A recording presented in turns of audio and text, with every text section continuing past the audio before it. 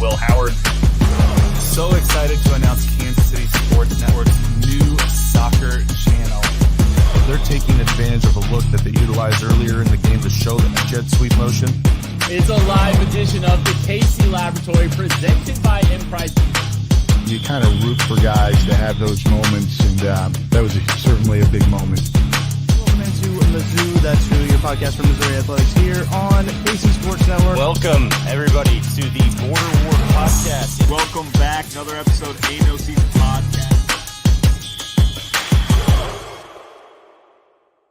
You are listening to KC Sports Network, proudly presented by Emprise Bank.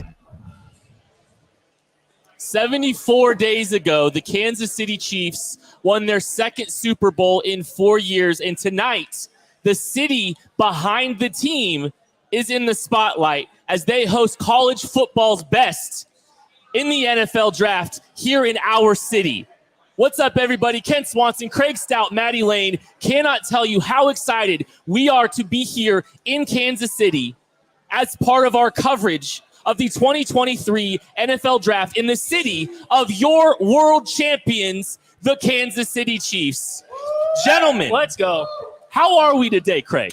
Boy, I'm not as hyped as you are. I know. You came hyped, but I think that's why he was focusing so hard before we started. Right. He was getting in the zone for that because, that was close to a Rand Swanson. That was close. Hey, you know, the vibes are immaculate. The energy's flowing a little bit here. Obviously, this is a big day for all of us. You jacketed back up, so I knew you meant business. Yeah, I'm already hot now again.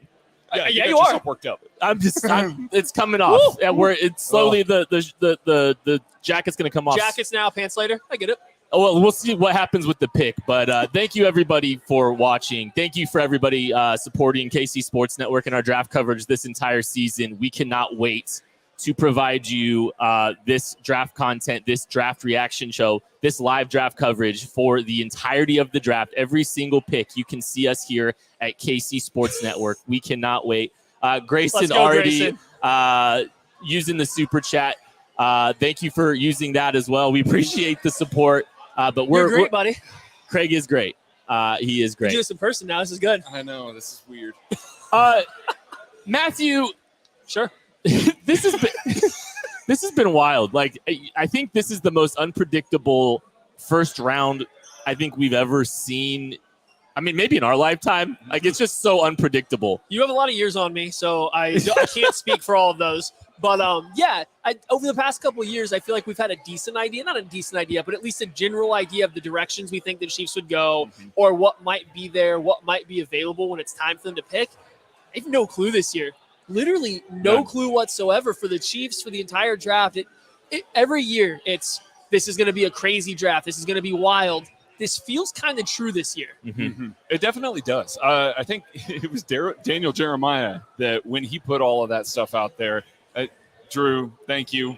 Really appreciate you guys using the super chat for that specific reason. But when Daniel Jeremiah made his mock draft, he said that he was very confident in pick number 1, and everything after that, he was a little bit iffy on all of that. And typically, Daniel Jeremiah is very connected here. So a guy that has been doing this for a very long time doesn't even know where pick number 2 is going. We've seen the line shift out of the blue right here. Big shift to C.J. Stroud now all of a sudden. This has been a wild sort of setup for day one of the draft. Typically, we can target maybe 15, 20, 23 guys that we're pretty confident that are going round 1. Do you feel that confident in that number of guys this year, Maddie? Yeah, I actually think I feel pretty good about the number of guys that are going. It's just of where they are and specifically where they're going, outside of the top 12. I feel like I can name 12 guys that are probably going to go in the top 12 and feel good. But as the rounds go on, it's just really hard to slot guys in. Yeah. And then it's picks 25 through 31 that I think get a little dicier. Right? I feel like there's still going to be the same amount of 20-ish players we all feel pretty comfortable of going in. It's just what's it look like after that? And obviously the Chiefs pick in that section of the draft, seeming they are 3-time world champions coming off their most recent one. So I don't know. It's a wild draft. We don't know where everything's going at this point in time, and we just have to figure it out. And if you believe everybody that's kind of leading up to all of this right here, you've got about 42 guys that are going round 1 today. That's kind of the way that this typically works. Is right. I see you, Matthew Bergeron. I see you, buddy. Yeah. Stealing my stuff. Right. But right here, the last couple of days, you hear all the rumors and everything like that, and a whole bunch of guys that maybe were fringe round one guys now all of a sudden vault into these round one locks, and there's just too many guys to be able to do all that. But it's going to be very interesting to see. Want to just hit this off the top. Obviously, Therese Paylor's impact on all of our lives here at KC Sports Network was very tangible. He was a great man. He was a great journalist, and he was a great friend to all of us. And we are excited and honored to try to help support his legacy and support the scholarships that are in his name. So we are doing a raffle. If you've seen some of the stuff that we have out there on social media, we are doing a raffle. The options to donate are in the description of this show, but $10 donations will get you entries into the raffle. Also, anything, you've seen the super chat here a couple times. All the super chat donations that you guys provide on YouTube over this entire weekend are going to support the Therese Paylor Foundation as well. So please consider donating. Please consider contributing those $10 increments. There's some links there. Will help go towards that. And you'll be entered in to win some of these wonderful raffle options, that we have. The Nick Bolton signed jersey, Drew Lock signed helmets, Kansas City Royals prize package, Frank Clark signed football, Travis Kelce signed full-size helmet, a Derek Johnson signed jersey, and Chris Jones signed cleats and jerseys. Some pretty cool prizes that we are giving out. You can donate through Venmo. You can donate through Zephy, and those $10 donations, those $10 increments give you entries into the raffle. So just wanted to make sure we hit that off the top. We are 8 minutes from the NFL draft beginning in earnest. The national anthem's being played. We can hear that in the background.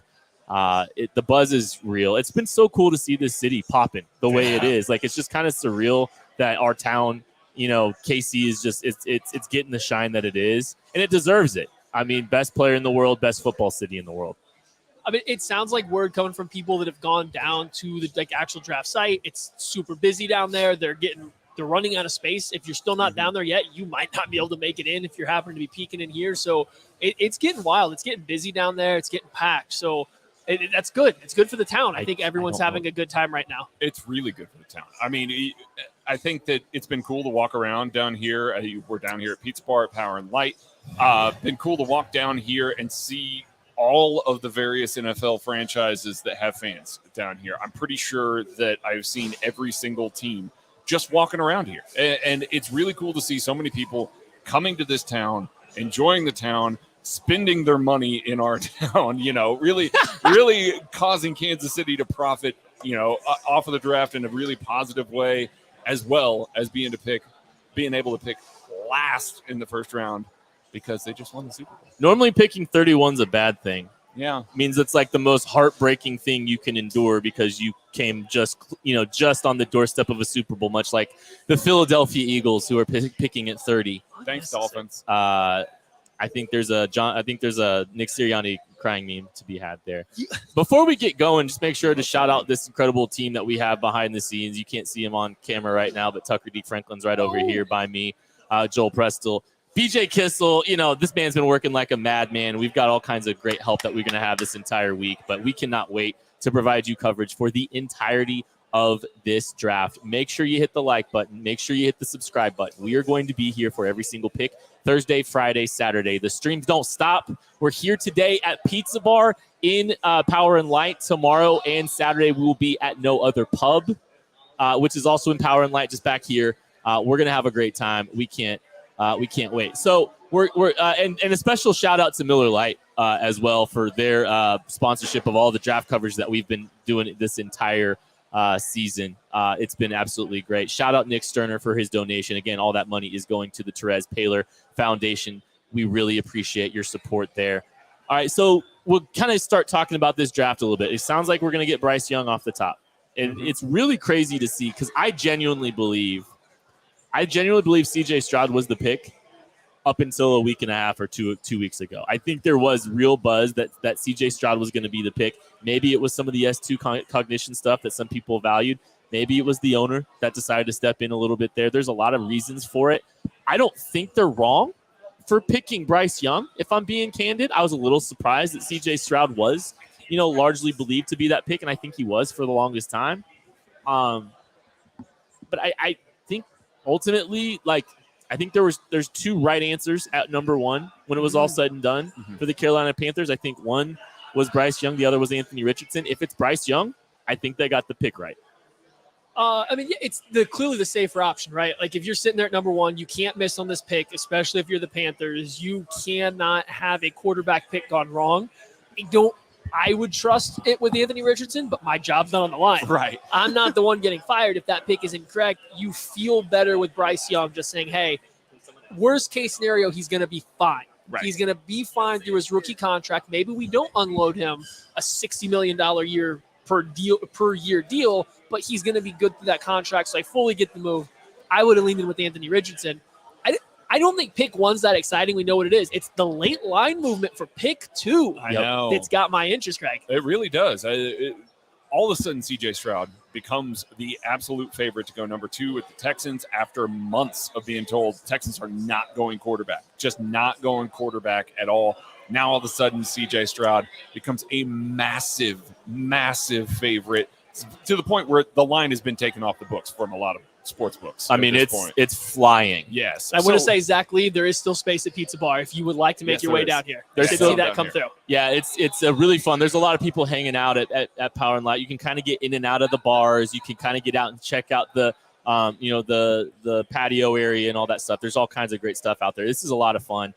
We've been having a lot of fun here as well tonight. But yeah, the CJ Stroud stuff is very interesting. The lines moved like crazy, and you've seen Tyree Wilson's name mentioned in talks to be the first pick or the second pick in the draft. Sorry, but there's been some talk about some potential foot injuries with him. Yeah, which is I mean, obviously that information is not something that the Houston Texans found out today. No.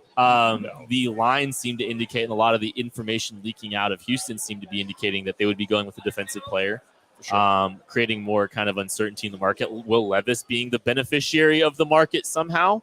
But you see Tyree Wilson, Will Anderson being linked to them more than you see CJ Stroud. And now you see the Houston Texans kind of saying, you know what, we're not going to mess around with the quarterback position. We're going to take a swing. We're not going to let Davis Mills play another snap of football for us. And I do wonder if that's partly predicated on the fact that they don't feel like quarterback's going to be available at 12. That they really like. It could have been in the lead up to all of this as they've gathered more information here that they went, okay, maybe the plan was we'll take Will Anderson and then we'll try and catch a Will Levis or an Anthony Richardson at 12. Fully expecting a guy like that to fall. Now all of a sudden they get more information. Hey, that quarterback's not going to be there, so their quarterback would be Hendon Hooker at 12. And maybe they don't feel comfortable with doing that. So switching away from that early round defender, knowing that they need a quarterback, knowing that they can't swap those two positions, it maybe makes a little more sense to take the quarterback first, take the defender second. And I also wonder if, to Kent's point, maybe that everyone felt that C.J. Stroud was going to be the pick at 1, and the Texans were very comfortable with Bryce Young. Yeah. When that flipped at 1, I wonder if there was just a level of uncertainty about C.J. Stroud. It was never they were out on him. It was just uncertainty, and that got picked up on by people that cover the Texans. It got spread around, and everyone bought in. Probably shouldn't have. I mean, look at the Texans team. Are they really not? They have it. They should take a quarterback, right? So maybe we shouldn't have bought in. Maybe that's our fault as the public for buying in. But maybe it just took them some time to really dig in on C.J. Stroud and determine that they were uncomfortable with him. But I actually want to talk about some of this. We got other line movement here. Down the stretch. Let's hit it. Will Levis is now minus 1,500 to go pick 4. That would be what the Colts currently sit at. He is now minus 1,500, and then Jalen Carter is minus 700 to go 5. Do we have what's the line on 3? It was not included in the tweet I saw, Kent, or I would have read it. It's got to be Anthony Richardson, right? Well, that's what I wonder. I wonder if we're about to get quarterbacks 1, 2, 3, 4. Boy. Maybe. I don't know. They skipped 3 for sure, and Will Levis going 4 is an interesting one because that's where the Colts pick. And there has been a lot of Will Levis to Indianapolis smoke. There has. But some people think it's definitely that. Smoke, that's a big number, though. And there's been a lot of discussion. There's things that we've kind of heard that maybe the Colts might be looking to move from 4 to 3. Mm-hmm. The Colts and the Cardinals in a small trade up. And guess what? The Colts go up, they secure their quarterback, and then the Titans can trade out if someone's hot to trot for Will Levis. The Cardinals could potentially benefit with a double trade back if that is the scenario. Could definitely happen. But the point remains, we're still looking at 4 quarterbacks probably being favored to go in the first 4 picks. And if you're a Kansas City Chiefs fan, that is incredibly great for you, because that means that if there is another quarterback needy team that is looking for a guy, pick 13, pick 18, something like that. I picked 2 teams that aren't looking for quarterbacks, but somebody in that middle range of the draft. Now it is Hendon Hooker. Now you're talking about QB5 coming off the board if you have another team that feels like they need to take a round 1 quarterback. That is huge for the Chiefs if that's the case. Yeah, and I don't know if it necessarily is a big deal. I mean, it's a big – they were always going to come off the board, right? The quarterbacks are always going to come off the board, but getting them done quickly, making teams start to jockey for Hendon Hooker position is probably the best way to go about it, right? It's probably the best thing for the Chiefs in order for that to happen. What's going to be curious to me, though, is Will Levis coming off the board this early, right? Like, assuming he's coming off the board this early, that's putting a lot of teams in between pick 4 and pick 31 that are now only selecting from position players, right? That's a long stretch of people. So I don't know. I'm not saying it's good or bad. I think they were always coming off the board anyway. It's just it's going to make the draft a lot trickier for the Chiefs, I think, to get a feel for. Whereas if a quarterback's falling, you can feel a lot better about one going for sure. Well, let's talk about the Titans at 11. A team that reportedly is looking at quarterbacks. Chaos. Looking a little bit there. Now all of a sudden the first 4 go off the board, and the Titans are not a team that trades up for a quarterback there, or the Raiders at 7. These are teams that desperately need quarterbacks, and there's going to be somebody that comes off the board. Now all of a sudden you've got a choice to make. Do you want to just stay the course, take a position player, or do you reach for that quarterback? I have some news here. The Arizona Cardinals and Philadelphia Eagles have agreed on the settlement of an issue concerning an instance of. Oh, sorry, I thought this was a trade. My apologies. My bad. That is just. You got me hyped that the Eagles were going to come all the way. Well, no, up here we go. There is something. There is something to it, but I did think it was a trade. But I will finish the sentence. Okay. The Arizona Cardinals and Philadelphia Eagles have agreed on the settlement of an issue concerning an instance of impermissible contact by Arizona during its head coaching search this past January. Wonder if it was a burner phone. The Cardinals self-reported to the National Football League that General Manager Monty Ostafort had a phone conversation with then Eagles defensive coordinator Jonathan Gannon in the days following the AFC Championship game to resolve the matter between the two clubs. The Cardinals and Eagles have agreed to swap third-round picks in 2023 draft, and the Cardinals receive Philadelphia's 5th-round selection in 2024. So there is a little bit of movement in the draft capital. Are the Eagles are trading pick 94 and a 2024 5th-round pick to the Cardinals and getting pick 66. Like, the Eagles moved up essentially from the back of the 3rd round to the very front of the 3rd round, and then also gave up a future 5th-round pick. And I do not understand in any way, shape, or form how this is the NFL solution to tampering. Didn't the Chiefs lose like an entire pick for this? Yeah. Okay. I was just checking real quick. That's interesting. Interesting choice by the NFL. It's good for the Eagles, right? They now have really good draft capital.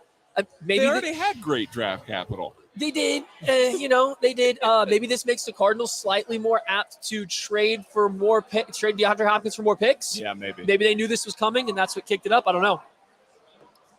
Kansas City's showing out. I mean, I'm looking at some of the views here. Yeah. Unbelievable what Kansas City is doing. Look out, Nashville. We're coming Nash for you. Nash who? Oh, boy.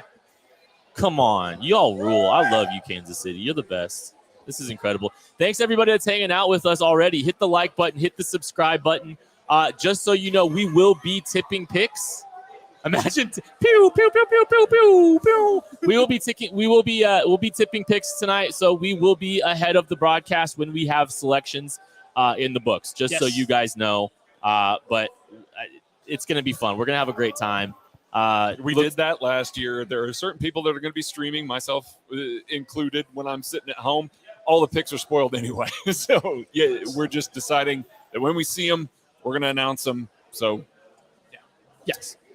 Hit the like button, hit the subscribe button, though. I appreciate it because we're going to be here all weekend. We are going to be here all weekend covering the NFL draft. Every single pick will be covered here by us. So thank you. Thank you, everybody.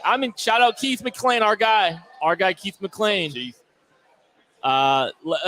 Shout out Twin, Sweden. What up? Oh, I love some Fig Newtons, though. Did you know I'm Swedish? I can see it. Thanks. We're getting ready for these picks to start flying off the board. We should. We have the news. It is official, I believe, by Shams Charania. Actually, Go off, King. Let's go. Shams is going to be the guy that's breaking everything. Oh, let's get it. Oh, I hope so. The pick is in. The Carolina Panthers are selecting Alabama quarterback Bryce Young What? at number 1 I am overall. shocked. I am absolutely shocked. I think everyone can throw their mock draft away now. I just rip it all up. Hey, This DJ got one right. This is a chaos that we have never seen. This is a betrayal unlike anything I've ever seen. No, it makes sense. High floor, as Maddie said. You're going to talk about a quarterback that's going to show up and give you a very stable presence from day one. Doesn't require the seasoning that a guy like Anthony Richardson's does.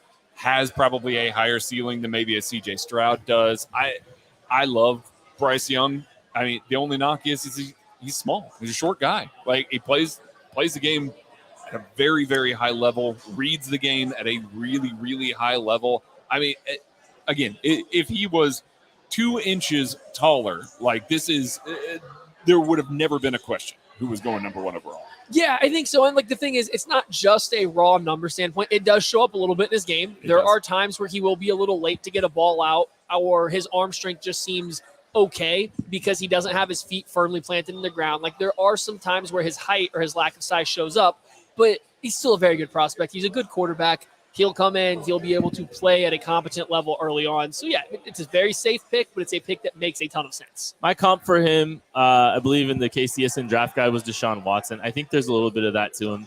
I don't think he has elite arm strength, but he's got good anticipation. It's the on-field for Deshaun Watson, please. But I see a lot of him in his game. Some of that pocket mobility, pocket movement, toughness, willing to deliver. He doesn't have elite arm talent, but he's going to hang in there. He's going to deliver throws. Tough. There's some escapability to him. He's difficult to bring down despite being a little bit on the shorter side, smaller side, slender side. I think this is, to your point, Matthew, this is this, even though he's kind of a risk, physically, I think this is the safest quarterback pick in this draft. You're seeing some of that strength right there, though. This is a good pick for the Carolina Panthers. I totally would have been on board with them swinging for Anthony Richardson as well. Yeah. I don't anticipate we're going to have to wait to hear his name called too long, but I like the move for Bryce Young, the first pick in the 2023 NFL draft, as technically it's not even started yet, but we are tipping the picks. Looks like Eric Stonestreet and Heidi Gardner, KC's finest, are about to love it. About to intro this. Heidi Gardner's from Ottawa, Kansas. Yeah. She's from my neck of the woods. You never know what kind of information you're going to get when you listen to the KCSN draft show here, because you're not getting that on ESPN. Let me tell you that right now. You're getting actual Heidi Gardner on ESPN is what you're getting. Yeah, we still know where she is. You're just getting Heidi Gardner adjacent in Ken Swanson. Content, yes. Yeah. You're getting information. You're getting background info. Yes, that's right. But hit the like button, hit the subscribe button if you're watching this. We really appreciate everybody that has been hanging out with us. Again, we are going to be here for every single pick. The pick is in for Bryce Young, the quarterback out of Alabama. We are moving along, and we'll be paying attention here to what happens at 2. Yeah. There's a lot of people that believe that CJ Stroud, it seems like the markets are shifting towards CJ Stroud. Just got here. Everybody still has their pants on. Yes, we do. Listen, there's a reason that these tables and the camera shot is at the height that it is right now. Tucker knows what's going to happen tonight. So, hopefully. Calling it. There's really, there's not a ton of doomsday scenarios for us here at KC Sports Network. There's a few. Sure. But we're not going to talk about those. Well, we might have to. So Bryce Young is the first pick in the draft. I know that the market has shifted heavy towards CJ Stroud. What if it's not? What if the betting markets? Oh, who's that guy? If you're hearing the pop in the crowd, it's just because Patrick Mahomes and Travis Kelce have showed up to celebrate. And Patrick's carrying the Lombardi Trophy with him. He is doing that. What a flex! Listen, he should have brought out both. I mean, let's be real. Yeah, Kelce should be carrying the other one. I hope. Yeah. I can't hear it, but I hope there are just boos ringing from 31 angry fan bases, because the way they set them up, like inside there's kind of like pockets, like they put them in cattle pens. Right. Each team's kind of sectioned off, and I'm sure the haters are furious right now. Oh yeah, yeah, we love to hear it. We love to hear it, Patrick they're Mahomes. scanning the crowd. There's so many people with their thumbs down. Oh, that has to be fun. That has to be such a good time for those two to be out there. Oh my goodness. Yeah, I wonder if Travis Kelce had a few Miller Lights. Oh, don't ask me to throw out a first pitch before he stepped out there, or if he kept things company manner a little bit more civil. I'm not sure. But thanks everyone that is watching. Hit that like button, hit that subscribe button. Okay, real quick, guys, just across the board, for the Chiefs specifically, what do you want them to do today? What do you want them to end up with? Well, we know where I want to end up with. Just remind the people. We want them to end up with Jordan Addison, wide receiver out of USC. At least that's what I want, right? Okay, take that back. Broderick Jones, tackle out of Georgia, is option number 1, but I think that's highly, highly unlikely. Jordan Addison seems a lot more reasonable. It would probably still have to require a bit of a trade up, but I think it depends on where we look. Nobody knows what's happening. A lot of mock drafts are having him in the second round, in the late 20s. He's kind of my most realistic preferred pick for the Chiefs to get is Jordan Addison. I think he kind of rounds out this wide receiver room almost perfectly. I would love Broderick Jones. Yeah. And, I mean, to be honest, 4 quarterbacks going early, yes, it's expected that they were going to go probably before Broderick Jones, but it helps. It definitely helps the case. I do think that you'd have to come up into the late teens for a Broderick Jones. I don't know if that is a price that's too steep to pay for this franchise at this point, but I do think that is a potentially elite left tackle. You get to keep Jawan Taylor at right tackle. You build the wall around Patrick Mahomes. We just saw him out there right now, moving around pretty well. I would like to keep it that way. So I would be just fine with the Chiefs allocating a lot of assets to go make sure that they are locked in at offensive tackle. I think anything's on the table. Trade up, stay at 31. I genuinely think everything's on the table for this team. I wouldn't mind seeing a trade up and going to grab a guy that you think can be a blue chip for your team. Yep. I think there's not very many in this draft. Let's address that. I think there is. There isn't, but I think it's worth kind of monitoring. I think Maddie, you said we'll start getting a feel maybe around the Titans pick for how this draft might go. Yeah, I think it's the Titans pick to the Packers. I think once you get done with that, the Titans and Packers pick, you'll have not saying you'll know who's going to be there for the Chiefs, but you'll have an idea of the direction the draft is going. Both those teams come out and go wide receiver, you're probably not getting one if you're the Chiefs. Yep. If they both go offensive lineman, you're probably not getting one. Now, maybe both of them branch different directions, and maybe they leave those positions alone. Now, all of a sudden, you're feeling pretty good. So plenty of stuff can still happen from that Packers pick on, but I think you'll start to get an idea of the direction this draft is taking place, where the runs might or might not have started by that point. And to that point, we saw that last year, where there were some defensive ends that came off the board a little bit early, and then there was a gap, and then another one, and then all of a sudden got into the 20s. Now Jermaine Johnson was still there. George Karlaftis was still there. It started to look very favorable of a board for the Kansas City Chiefs. They trade up for Trent McDuffie and then still sit and wait, and the defensive end still fell. So we had a pretty good idea there in the kind of late teens, early 20s. It's okay, we can kind of shape how this draft is going. This one just has so much pure chaos to it that it's going to be difficult to kind of put our finger on it. Wait, I'm really loving this full heel approach by the Chiefs this offseason. This leaning into WWE type bits. Oh, yeah. Coming out with the Lombardi trophy at the draft, the way that just Travis Kelce and everything's just kind of been, and Stone Cold have been treating everything. They finally have fully embraced the heel aspect of this. It seems like it's awesome. Good. Beat us. Everybody's gonna hate. They the should Chiefs. have. They should, but you have to actually embrace it. I feel in the past it was clear they were that, but they didn't want to embrace it yet. Yeah. It feels like some of the players are fully embracing it right now, and I love that. This is from Charles Robinson. We're already moving on a little bit because Bryce Young is the pick for the Carolina Panthers. They're technically on the clock still.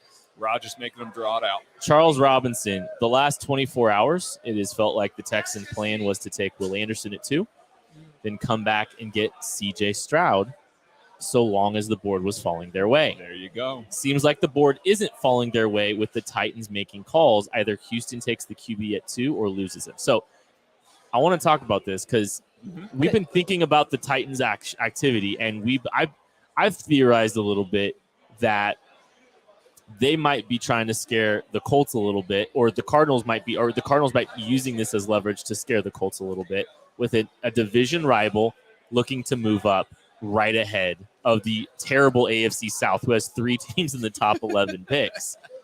And it's actually, this is another good point. The Titans' interest can work on both sides of 3. It can scare both teams. Yep. And so I kind of wonder if it's smoke from the Cardinals.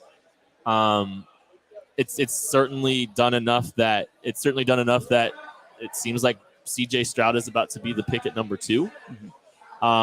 That's interesting to me. It is. And I mean, it makes perfect sense. Charles Robinson, as I just said there, Charles Robinson hits the nail on the head. They thought they could catch a guy there. And Concept is so bad. I hate that concept. So bad. I think the QB. Now, if they didn't execute it, then it's not a big deal. Right. Yeah. Sure. But even contemplating the idea of, hey, we like this quarterback at 12, but we don't like him enough at 2. What's the selling point? You're saying we don't like this guy enough to take him at 2, but we think he's bad enough that other teams are going to pass on him? The selling point is they think they can. The selling point is Will Anderson's really good at football. Well, but your point is, okay, the Cardinals, the Colts, the Falcons, all these other teams are going to think he's bad enough to not be on their team. But don't worry, guys, you should be happy he's on ours. Yeah. That's their pitch. I mean, get the logic. I do. Does it? But the thing is like, I wouldn't get too beat up about it, because what's the point if they don't do it? If they I just think entertaining it's a bad idea as well. Why not? They have the second pick. There's no risk in not doing it. Just figure out what you can and can't do. Because that means they didn't like CJ Stroud enough to take him at 2. They were contemplating not. I just think you can figure out what you do and go from there. Like, I mean, what you're capable of doing. Yeah. Also, NFL teams are dumb. Yeah, I think it's an incredibly dumb process to go about. Well, if you liked him, on both sides of that coin, though. If you liked him. But they weren't ever passed on Patrick Mahomes. They weren't going to lose CJ Stroud unless they did it, but they wanted to find out if they could try. That's all. And so I maintain contemplating it's a bad idea. If you think he's your guy, he's a quarterback, you go get your guy. You don't even play around with that. Like, what if the Vikings sell the farm to jump you and get him? You won't know that's happening. Why would you even risk that if you think he's good? Thanks everybody that's watching. Hit that like button, hit that subscribe button. Again, we're going to be here all week. We are going to be here all weekend covering this draft. Tonight we're at Pizza Bar here in Power and Light. Friday, Saturday, we are going to be at No Other Pub here in Power and Light, hanging out. Come hang out with us. We're having a good time. We're all having fun. People popping in and out of here. It's going to be a really fun environment, and the city is absolutely showing out. Of course they are. This is what Kansas City does. This is what we do, and you're seeing, Kansas City being put in the spotlight tonight and absolutely crushing it. This is very cool to watch. The pick is officially in for the Carolina Panthers. CJ Stroud is the pick for that. Not CJ, Bryce Young. Sorry, Bryce Young. Sorry, Bryce Young is the pick for the Panthers, as I mentioned 20 minutes ago. Preparing us to be here all week, as he just said. Yeah, no, that's clearly the path. We're taking a little bit to get to this Houston Texans pick. So that Panthers pick came in real fast. They announced it super early. I mean, we were like 10 minutes past it being announced, and they just officially got on the clock, according to Ian Rappaport. So we'll figure out where we're going from here. I think we're probably about due for the Texans pick here pretty soon, though. Now, to be fair, I mean, it may not have been something that was decided beforehand. It may have been decided beforehand. I think we all knew that it was probably Bryce Young, but Bryce Young may not have known. I mean, Eric Fisher, if you go and you listen to One-on-One with Jeff Allen and Mike DeVito, they had Eric Fisher on, and he talked about how the night before he did not know he was going to Kansas City. Like, that was not something that he knew. Like, it was in the lead up to all that when he's sitting in the green room and he's getting phone calls. Like, he thought that Detroit was maybe going to trade up to come and get him because he was a local kid. Instead, he goes to Kansas City. So it's not all, I think we take this for granted that, everybody knows who number one is all the time. It just happens, the player, it's a formality and all of that. It's not always the case. I mean, as recently as 2013 there. Yeah, no, that's definitely the truth here. Oh, we got the pick officially finally being announced on TV right now. By Raj. And yes, it is officially Bryce It's Young. officially Bryce Young, quarterback out of Alabama. Again, not surprising. We will be tipping picks all night. We will be out ahead of the picks as we are getting them via social media. All that kind of stuff. But Bryce Young, in Union Station. Boy, the green room view, that's the best green room view Goodness, it's gorgeous. you're ever going to see. That's pretty nice. Absolutely gorgeous. Of course the city's doing it like this. We already know. He should have gone and hugged Zay Flowers so he could have been taller. Ooh. Yeah, we should have got that side-by-side of Bryce Young and Anthony Richardson. But you're going to get a side-by-side of me and Sean Barber breaking down Bryce Young film right now. With Bryce Young and the production that he's had in his time at Alabama is just unreal. I love the way he keeps his eyes downfield. He's always looking for the big play, next play.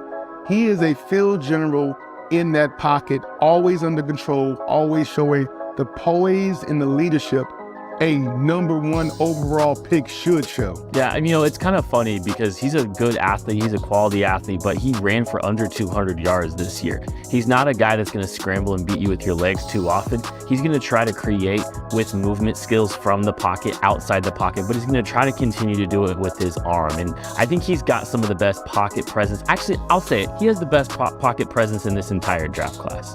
Definitely, if you ask me, he is the #1 quarterback in this draft class. Unfortunately, he might not get drafted #1 because of the one negative, and that negative is his size. Durability is something that is a real possibility. It's a real thing in the NFL. It's called not for long for a reason. And too many hits like that we just saw from Texas, and that young man on the NFL level might not get back up. Yeah, but I mean, and you see, he missed some games this year because of some injuries. But the things you see in this game, the anticipation skills are unbelievable. He's got complete command of that offense, confidence and control of what he's seeing, and he throws, a ball with anticipation and touch. He doesn't have to see it clean to throw it. He's going to be able to, layer passes and throw to a window that he sees because he knows what's going to happen and he knows what his receivers are going to do for him. Deep outs, able to hit all 9 sectors of the field. This young man's arm and his anticipation and his knowledge of the game is something that we saw on display the entire season. Calm, poised, he's a leader. He knows how to win, he's a winner. And those are the things, those intangibles that you love, that you have to be successful at the quarterback position. There's just little moments in his game that I see from just so many different prospects. Like there's some times where the way he kind of is able to, wiggle out of a sack and let guys kind of fall off him, even though he's not the biggest guy. It kind of reminds me of how hard it is for Joe Burrow to take a sack at times because of his just anticipation of pressure in the pocket too, and kind of developing a stable base to make sure he can elude. And then, you see some of the anticipation skills, the off-platform ability. There's little pieces of elite play, just littered throughout his tape. And, some people are going to question the arm talent. I don't have any concerns about whether or not he's going to be able to make every single throw that he sees in the NFL. Yeah, everybody. That's a little bit about the first pick in the draft, Carolina Panthers. Bryce Young is the pick. We have the second pick in the NFL draft. The Houston Texans are indeed taking C.J. Stroud, the quarterback out of Ohio State, with the second pick in this draft. I think this is a strong move. I think this is a smart move for them, just making sure that they're securing their quarterback of the future. They're not getting cute, trying to trade back in. They're just going to go get their guy right now, Maddie. So it's the only move, right? If you have belief in him, it's the only move. I think it's interesting how we got to this point, whether it was they were certain that the Panthers were going to take him and Bryce Young was their guy, whether something late in the process convinced him to go with C.J. Stroud, or whether it was a read on other teams.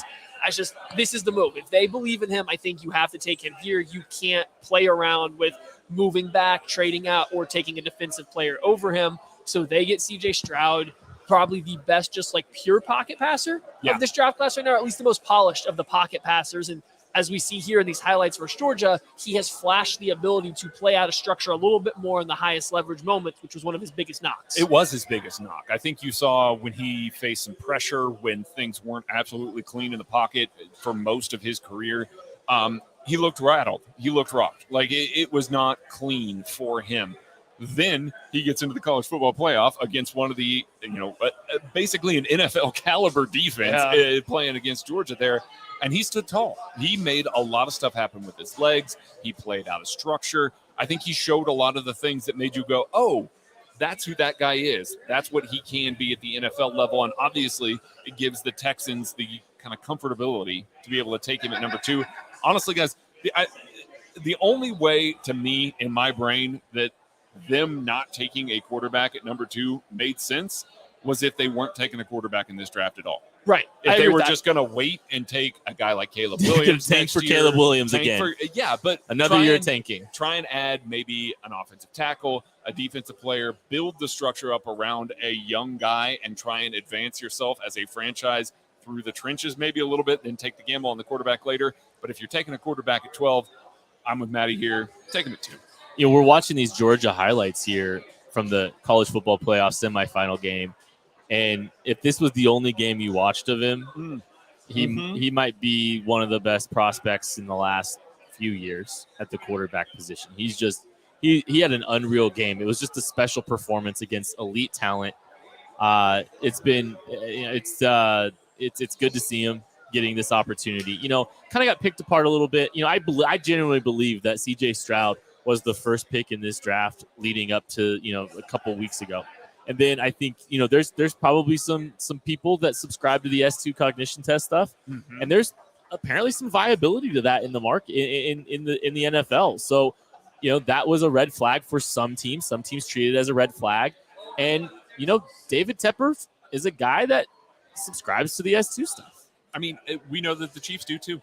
I mean, the Chiefs are one of the teams that does subscribe to that sort of stuff. It's a series of tests. It's not a singular test. Before we get too far into this, I do want to point out this sort of like picture wall photo booth thing that they have going on as these guys leave Union Station is awesome. I love it. I absolutely love that. But, from the S2 stuff, Trent McDuffie was a guy that reportedly scored ridiculously high on a lot of the S2 metrics. The Chiefs loved him. It obviously played out in a very good, big way there. It remains to be seen. All we've heard about from C.J. Stroud is one metric of the S2 test that he did not do particularly well in. Who knows? The rest of them he could have been great at. David Tepper still could be comfortable taking him. Who knows here? But, yeah. No, for sure. And, the way the test is administered, we don't got to go down too much far because people a lot smarter than us have been talking your ear off about the S2 test lately, right? But the whole concept is it's not so much about scores even. It's about how teams are using them. And even on top of that, there's only half the league is really even using it. Even further than that, we have data sets going back, 7 years, maybe? Yeah. So, what's we're not really locked in. We're not really set to the whole thing and everything like that. So it's it is what it is. I think it's kind of silly to get confused about that. If you have other questions, though, go ahead and let that happen. Go ahead and go with CJ Stroud. I'm trying to figure out what's going on here on stream for anybody watching. I don't know. There's a lot happening over here. It's fine. I'm just trying to figure it out. But yeah, CJ Stroud was the pick. I think it always should be. Pressure's on. Cardinals trading out or picking? Cardinals should trade out. I think they're trading out. Who's coming up? I think, so one of the things that we've heard is a small trade up for the Indianapolis Colts. Yeah. Moving up just in a small trade up to 3 just to make sure that they get their quarterback. And with the quarterbacks going 1-2 now, I think it makes a lot of sense for them to just, take a profit here from the Colts. And you might be able to trade back again if there's another team that wants to secure the services of Will Levis. Mm-hmm. I think it makes a lot of sense. So I'm keeping an eye on the Indianapolis Colts just making a small trade up from 4 to 3 to secure their quarterback. And if that's the case, I think the quarterback's Anthony Richardson of Florida. I think so, too. I think the other contenders, Las Vegas Raiders, Tennessee Titans. Yeah, so what does it do to the Titans? The pressure's on now. Absolutely. 2 quarterbacks are off the board. If there's one left, the Titans have to unload essentially everything they have to get up to get their guy. Make sure they get ahead of the Raiders.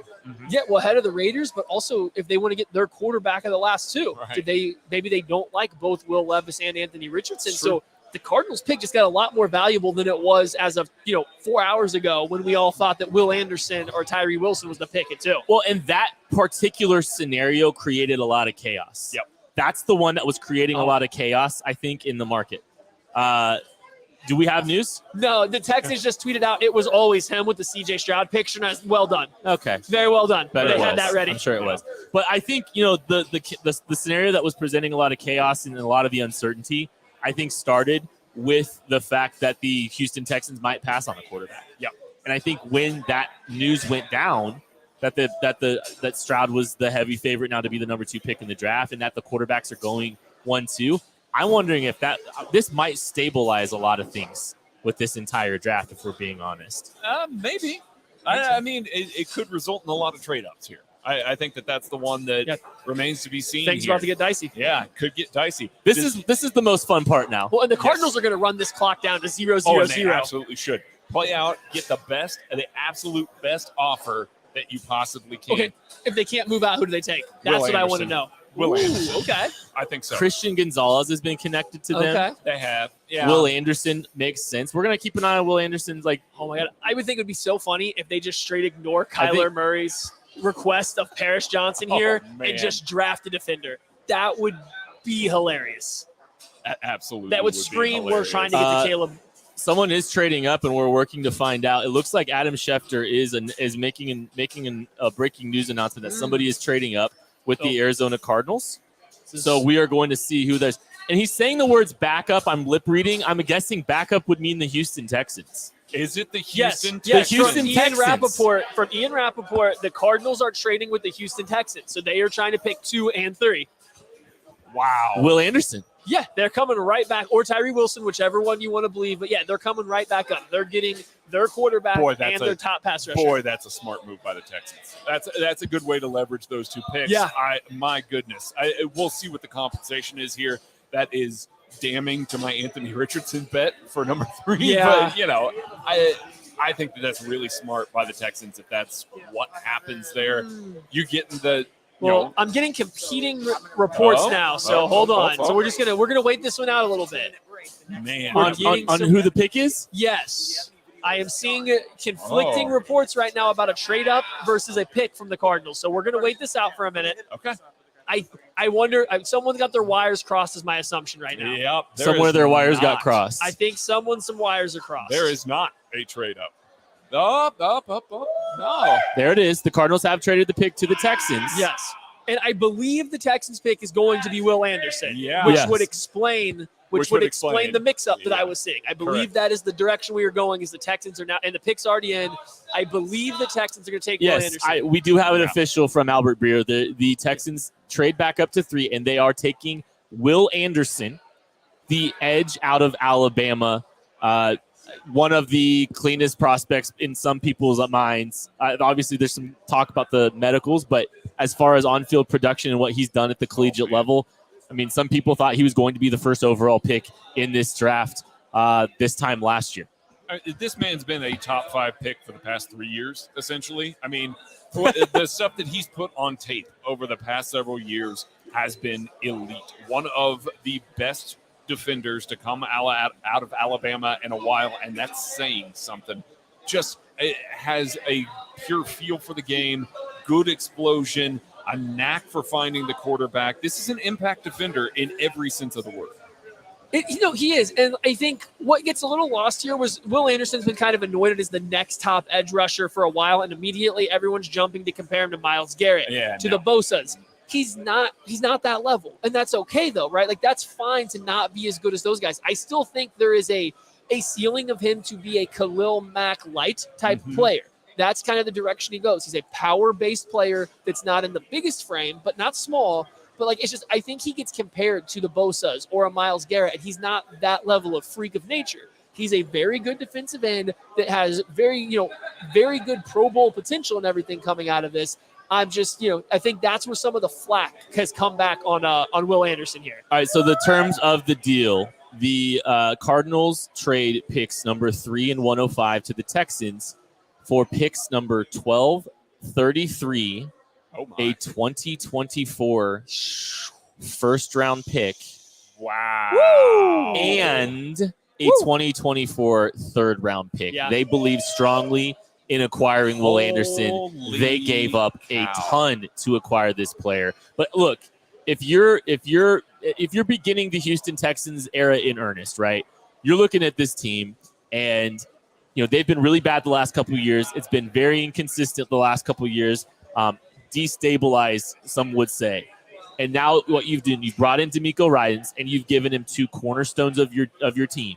You've given him 2 safe, solid picks, 2 and 3 to start the DeMeco Ryans era. A quarterback and an edge rusher is a fantastic start to this. Obviously, they gave a lot of draft capital up, but look, they've got a lot of draft. They've had a lot of draft capital to work with because they've kind of been playing the long game. They don't have time to play the long game anymore. There's no guarantees that they're going to go out and they're going to be able to get Caleb Williams. Go get 2 solid players that you believe are going to help support your new head coach and start a new era in Houston Texans football. And they badly need players like C.J. Stroud and like Will Anderson. Oh, huge, high floor, high character, good football play. Like these are cornerstones on both sides of the football. Like it makes all the sense in the world. That's just a lot of assets to be given up here. I mean, it is so much to be throwing at this. I get it. You can't pay too much for stability and for cornerstones like this. But man, that's a lot. I mean, that's 2 firsts. A second this year and a third next year. That's a lot of capital. That's a lot of capital. That's definitely a lot. That's definitely a lot of capital for them. So now I'm just intrigued at what the Colts are doing, right? I mean, like we know it's going to be a quarterback. It's true. It's just like which one? There's so much Will Levis smoke. Listen, the Vegas line shift on C.J. Stroud was correct. Is the Vegas line shift on Will Levis correct? Boy, maybe. I think maybe Vegas was playing off of the fact that they thought there were going to be 3 quarterbacks in the first 3 picks. Sure. And that Anthony Richardson was probably the guy that made the most sense to be the 3rd quarterback off the board. His hype's been so low, though. No one's talked about him since the combine. He blew up at the combine because he's a freak athlete, and then it just went quiet. We've heard plenty of rumors, though, that the Colts really like non-public Anthony Richardson. Listen, I hope for our guy Zach Kicks it's Anthony Richardson. I do too. He doesn't even dislike Will Levis. No, it's just hope for him. It's Anthony Richardson, and I hope for my DraftKings accounts. See, now I'm torn actually thinking about it. I want the good quarterbacks to not go to the AFC, so it would kind of be great if the Colts would take Will Levis. I have the pick. I also like Will Levis, so we're good. I have the pick. I have the pick. With the 4th pick in the 2023 NFL Draft, the Indianapolis Colts have selected quarterback Anthony Richardson out of Florida. I absolutely love this move for my DraftKings account. Congrats, also, wallets around. I love this move for the Indianapolis Colts and Shane Steichen. I think, look, he's the quarterback 1 for us. He's player 1 for us in the KCSN draft guide. And when we look at players like this, it's about the swing on the talent. And Anthony Richardson has unique alien-alike ability to be a top-shelf quarterback in the National Football League. You talk about the Josh Allens of the world, which is my comp for him. Josh Allen didn't have a complete season of SEC tape to deal with when he got drafted. So if you buy into the work ethic of an Anthony Richardson, you buy into the traits, which guess what? I think the traits are better for Anthony Richardson than they are for Josh Allen. They're bonkers. People don't realize how ridiculously fast, athletic that Anthony Richardson is. He's a better athlete, believe it or not, than Josh Allen. He has the top shelf arm talent. Obviously, it is going to take a lot of work for him to achieve his full ceiling, but I look at guys like Justin Fields. I look at guys like Jalen Hurts, I think Jalen Hurts' offensive coordinator last year, was it Shane Steichen? Was that right? Oh, yeah, it was. Is he the head coach of the Indianapolis Colts now? Yeah, he is. I think Anthony Richardson just got dropped into the absolutely perfect scenario for him to have success in the next level in the National Football League. An offense that's going to be tailored to him, that's going to best fit his skill set, is going to help him achieve his tremendous talent. I'm kind of frustrated that he's in the AFC because another alien has landed in the conference. Now, here's the thing. You mentioned the Josh Allen level athlete, which is he's going to draw all sorts of Josh Allen comparisons just because he's a good runner of the football. He's got good mobility. He's a huge dude. Josh Allen's relative athletic score was 9.67 out of 10. That is really good. Yep. That's pretty good. That's really good. Do you know what Anthony Richardson's was? More. 10. A perfect 10 out of 10. Do you know who you replaced as the 10? Who? Cam Newton. Cam Newton. Cam Newton was the 10. 1 of 1 as far as an athleticism standpoint. And as the NFL progressively goes further and further towards needing players that can play out of structure. We just got done talking about it with C.J. Stroud, that you look at the Georgia tape and him playing out of structure can convince a team to spend a pick like that. Anthony Richardson, what he can do out of structure, what he can do with his legs, what he can do with that arm, all of that matters so much more in today's NFL than it absolutely ever has. Colts are probably going to sit, not have to worry about him playing a ton this year. I'm sure he will play some at some point, but this is a long-term thing. This is a guy that you are hoping to cultivate and develop, and if he hits anywhere close to his ceiling, he's going to be a really, really good quarterback. And he's in the perfect spot to not even get to the ceiling, but just to have a safe floor. I mean, again, I get it. Not every player can automatically be translated to Steichen plus Jalen Hurts equals some level of success.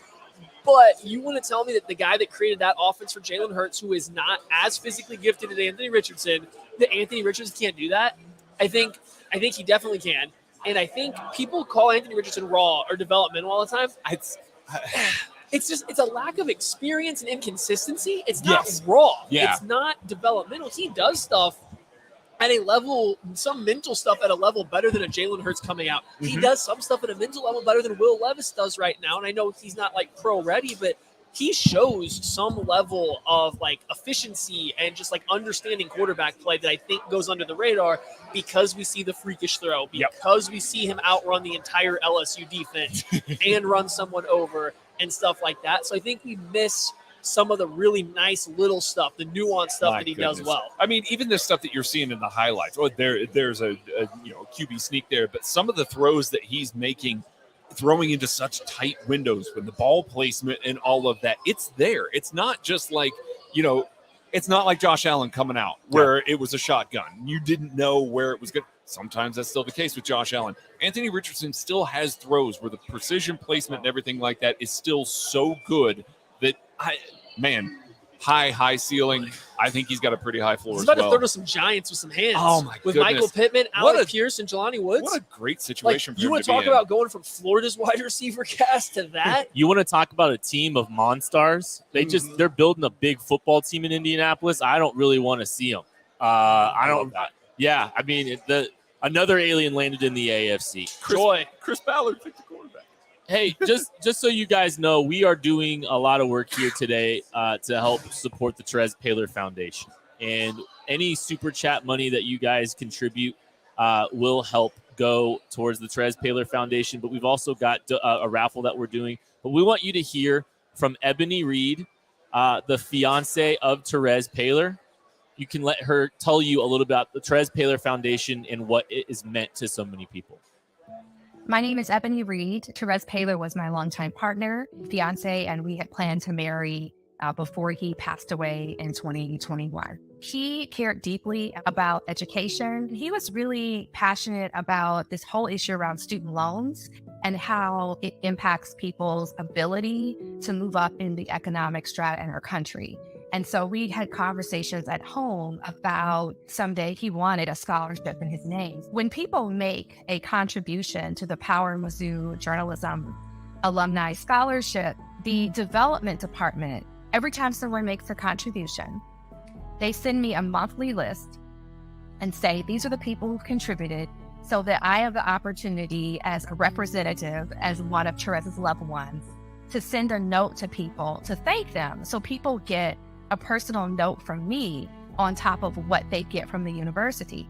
And sometimes people put special notes when they make their contribution. And recently there was a note that came from a dad from Texas. And he has a son that will go to Mizzou in the fall to study broadcast journalism. And in his note, he said, my son received a scholarship that waived out-of-state tuition. And that means so much to our family that we had to give back and support the Power Mizzou Journalism Alumni Scholarship in memory of Terez Paylor, because we read about him and we know who he is. And when I got the note from the development department, I said to them, 20 years ago, young Ebony was a student at the Missouri School of Journalism, and I had a scholarship that waived my out-of-state tuition.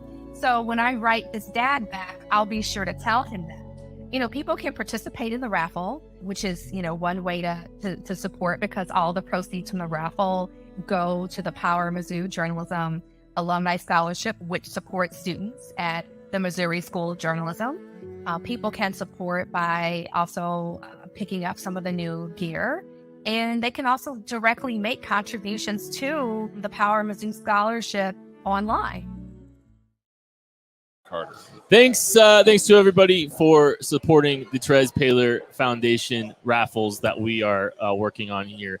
We are $2,000 from our goal, guys, and we want to blow that goal out of the water this weekend. Out of the water. We want to absolutely blow it out of the water. So here's what happens. We've got 7 great prizes that you can win as part of being a part of this raffle. You donate on Venmo. Every $10 is an entry into the raffle. You can donate on Zephy. There are links in the description of this show. We don't care if you jump out of the show for a minute to go do that. We would love for you to do that. Please go support the Therese Paylor Foundation. It's impacting young people all over the place. You can see the great prizes that we have available.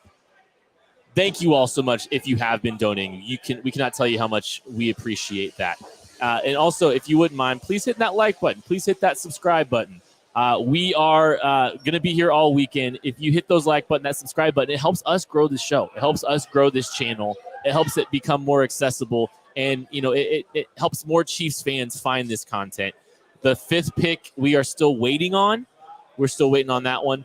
You guys, you know what? I would really like for us to beat the Therese goal like a drum. Like a drum.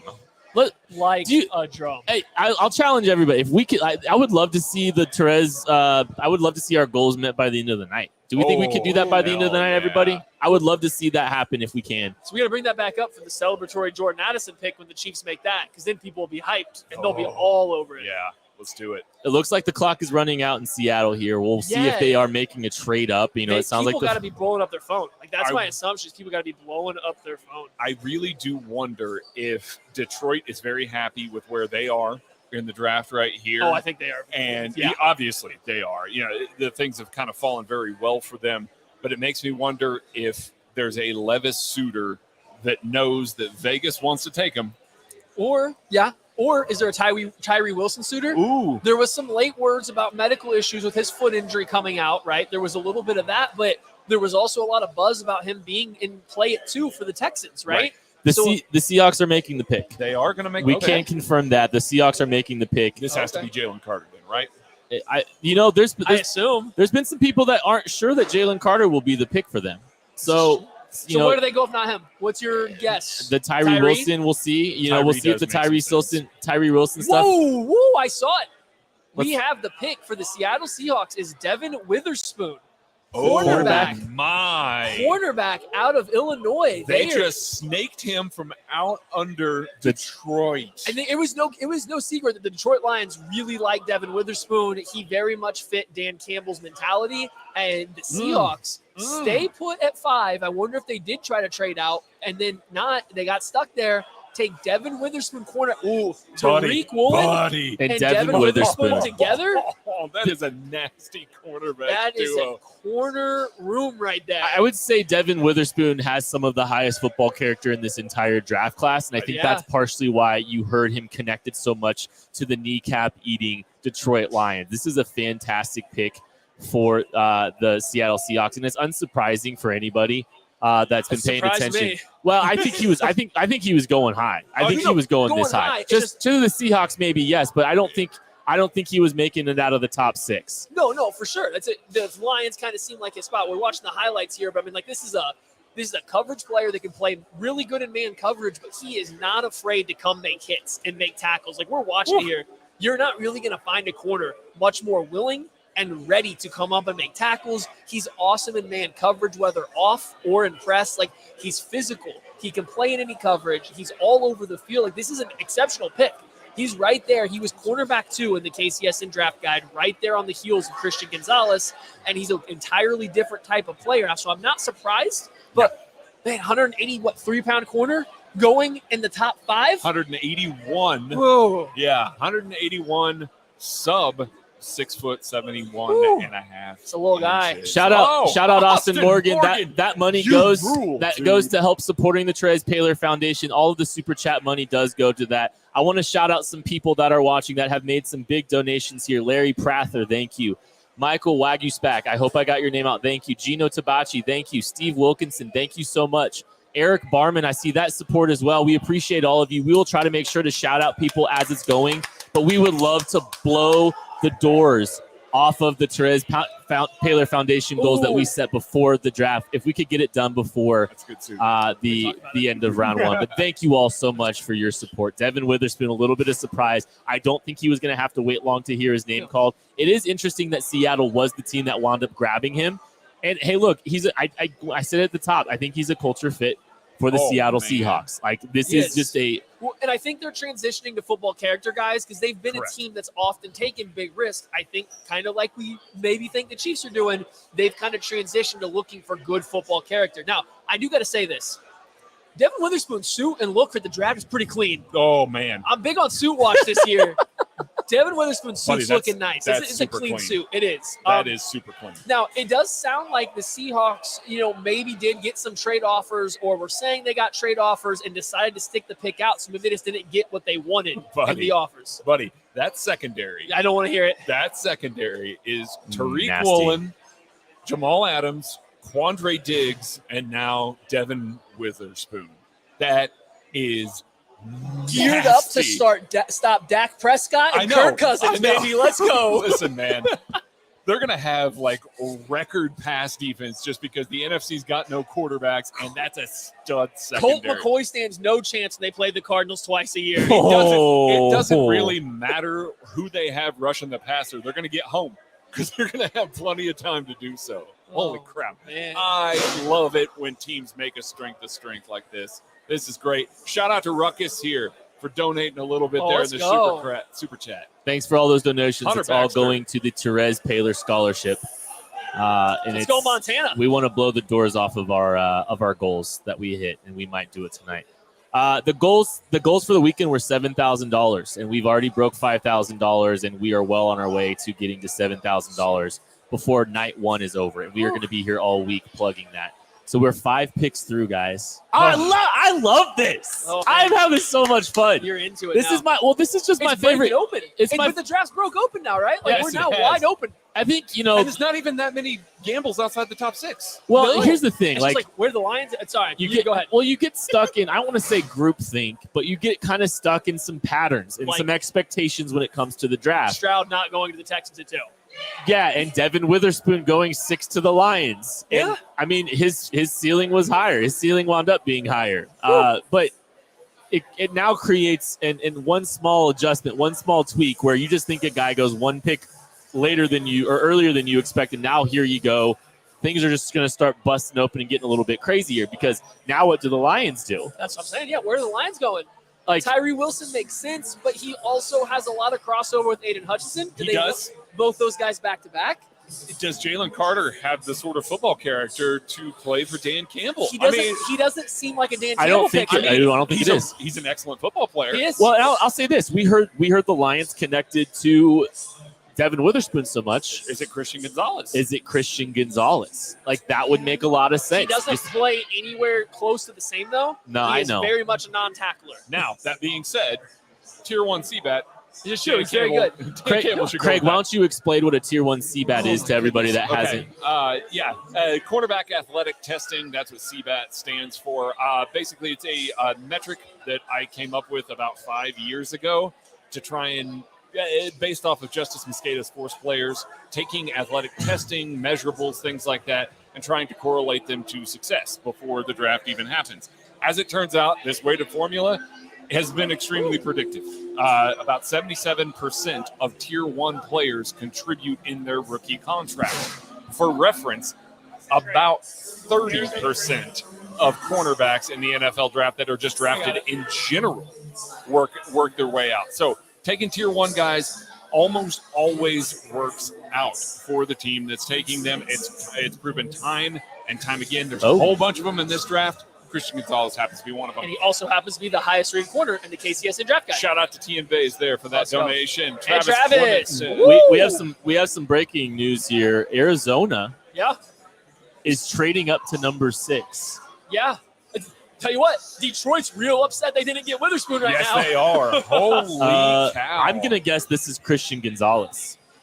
I'm going to guess this one is Christian Gonzalez. Or are they coming up to get Kyler's guy, Paris Johnson? Arizona reportedly gave up picks number 12 and 34 to make this trade back up to number 6. I mean, so Arizona's still came out of this when it's all said and done absolutely. with a ton of draft capital. And they have a ton of draft capital next year. Boy, is Kyler Watch on or what? It must be.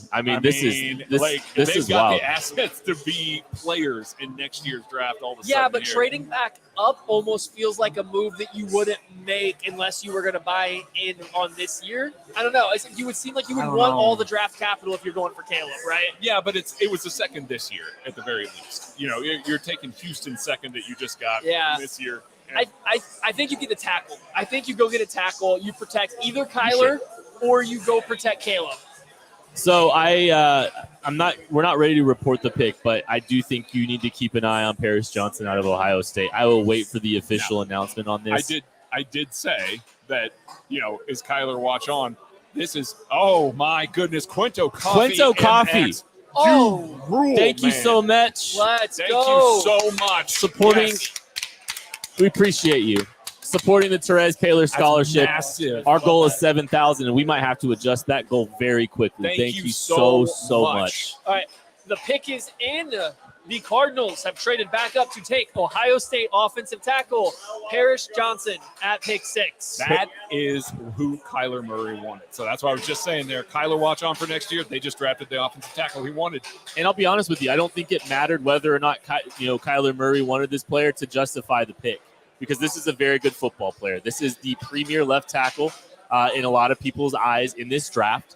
I don't think it's a bad idea whether or not it was Kyler's favorite player or not to grab this guy. This is a very good football player. He's had some positional versatility in his past. Finally played the left tackle position for Ohio State, and he had a very good showing in 2022 season, Maddie. No, for sure. And the concept was never bad. It was just interesting if you would want to load up picks to go get Caleb Williams in the future. But this doesn't prevent you from that. Either way, you now have your bookends on either side to keep Caleb Williams or Kyler Murray upright if you decide to go that route. Yep. He was the offensive tackle too in the KCSN draft guide. He was outed by Broderick Jones, just very close. But yeah, Paris Johnson Jr., great pick, comes in. I guess he's going to play left. They still have a left tackle right now, so I wonder if they're moving him to the right side. Maybe. I could see that maybe a little bit. He played right guard. He did play right guard, so he's obviously obviously comfortable pushing off of that foot, dropping into his stance a little bit there. So it makes some sense there. Had some of his best games against best competition there. Played really well against Georgia. More than held his own against Lucas Van Ness. I watched that game recently this week. So, I mean, it was awesome. Chad is shouting out Quinto. Love that. Give him his props. That's awesome. But yeah, he's excited. Yes. Shout out Kyle Tomlinson for a generous donation as well. Nice. We genuinely appreciate you, and thank you all for supporting that. So the KCSN draft guide comp for Paris Johnson Jr. was Andrew Thomas, who is really coming to his own as one of the better tackles in the NFL. So it makes sense. There is some growth to have in the technique of his game, but he clearly has the natural athleticism, size, 38,000-inch arms. So he's got all the talent in the world. So yeah, we can't say it's a good pick for the Cardinals either way. It is a good pick. And I think you have to go up and get offensive linemen. I think that's one thing. That's a trend. You need to make sure you're securing blue chip talent along the offensive line if you want them. And so this is the first offensive tackle off the board. And I think it's a great pick for the Arizona Cardinals. They move back. They go ahead and they shout out Jason Freed. Thank you so much. Thank you so much, my friend. Austin. I like the strategy for them. Continue to stack assets. Just continue to grab good football players. It's a little surprising that a defensive coach's first pick is an offensive tackle, but again, it makes some sense. I think they saw an avenue to make this happen. I think after the Lions saw their preferred cornerback go off the board there, they probably started calling around, according to our guy, Joseph Hefe, who writes on the KCSN Substack, KCSN Daily. You can subscribe, kcsn.substack.com. He's got his trade calculator that's out there. The Cardinals basically gave up about a mid-third, early third in excess, depending on the chart there. To give some context there, the Houston Texans paid in excess of about a mid-first rounder to move up there in the Rich Hill chart. I mean, that's absolutely bonkers to give up that excess pick there. But I feel like this is good quarterback value. tax. Yeah, Quarterback tax. quarterback tax. This is good value for the Cardinals. I have a quote from Jonathan Gannon on Paris Johnson. This is interesting. He says, "Pew, pew, pew, pew, pew, pew, pew, pew, pew." Explosives. You were waiting to get that off. I know. It's okay. Hit that like button, hit that subscribe button if you guys are watching. Genuinely appreciate everybody that's hanging out. Genuinely appreciate everybody that's been donating to the Therese Paylor Scholarship. You guys are incredible. It means the world. And you can win some prizes with this raffle that we are doing. We've got all kinds of prizes. There's 7 prizes, $10 donations. Increments get you entries into the raffle. We've got signed jerseys from Nick Bolton, from Drew Lock. We've got all kinds of great prizes. Like I said, KC Royals prize package, Frank Clark signed football, Derek Johnson signed jersey, Travis Kelce signed helmet, Chris Jones signed jersey and cleats. Thank you to everyone that helps donate as well. That means a lot to us. But yeah, hit the like button, hit the subscribe button, because we're going to be here all week covering the NFL draft, every single pick of this bad boy. We're an hour 20 into the stream. Oh, the juices are flowing. This is the most fun time of year for all of us. Like, we absolutely love doing this. It's just in time for the Raiders to ruin it. Oh, so this is just speculation, okay? There's nothing sourced about this, but a just outside the box Las Vegas Raiders type pick. Michael Mayer. Listen, he's a good football player. He's a good football player. Good football player. I would not take him here. I like the swing. I guess. But I could just see them going and getting Michael Mayer. Like, that just seems like a non-zero chance of that happening. So that again is absolutely not remotely sourced. That is literally just me throwing that out there as an idea. We're waiting to see if we can find out. Go. But while we're waiting here, who do you not? Jalen Carter. Yes, Jalen Carter. I am the same way. I don't want to see Jalen Carter in Vegas. And I'm I'm not going to bring up past issues, but the issues of Jalen Carter and the issues of the past of the Raiders in recent memory, I don't think they can do that. I don't think it seems like a responsible message to send. But are the people in charge of making this pick the same people that feel responsible for any of that past stuff? The owner is. Yeah? And that owner has had a stain on him for a while. That's true. Yeah. Boy, that's tough. Christian Gonzalez makes a lot of sense for them. It really does. Now, he's also a good football player. I wouldn't necessarily want to see him here. Who would you want to see here that's realistic? Michael Mayer. No, realistic. Okay, like Peter Skoronski, who I think has a chance to be a very good tackle and maybe a really good guard, but you're picking in the top 10. You're supposed to get a good player. I think the overall impact that Skoronski could have on this Raiders team with Jimmy Garoppolo and Josh McDaniels as the coach just isn't big enough to cause any concern. Do they go quarterback here? Do we think that Will Levis is a guy that they'd consider? I think Will Levis, technically, his skill set matches what Josh McDaniels likes to do, but I don't think just some rumors and stuff, the winds of talk, and I don't know if they're that heavily interested. I'm not saying no chance. His skill set matches up. I just don't think that's the way they're leaning. Now, the pick is in for the Las Vegas Raiders. Do we have anybody that's got it We're waiting to find out. Boy, they did a good job of really concealing this one. It's because it's going to be unhinged. Nah, it's going to be a I think it's going to be a normal pick too. I feel a normal pick coming in from them. We'll see.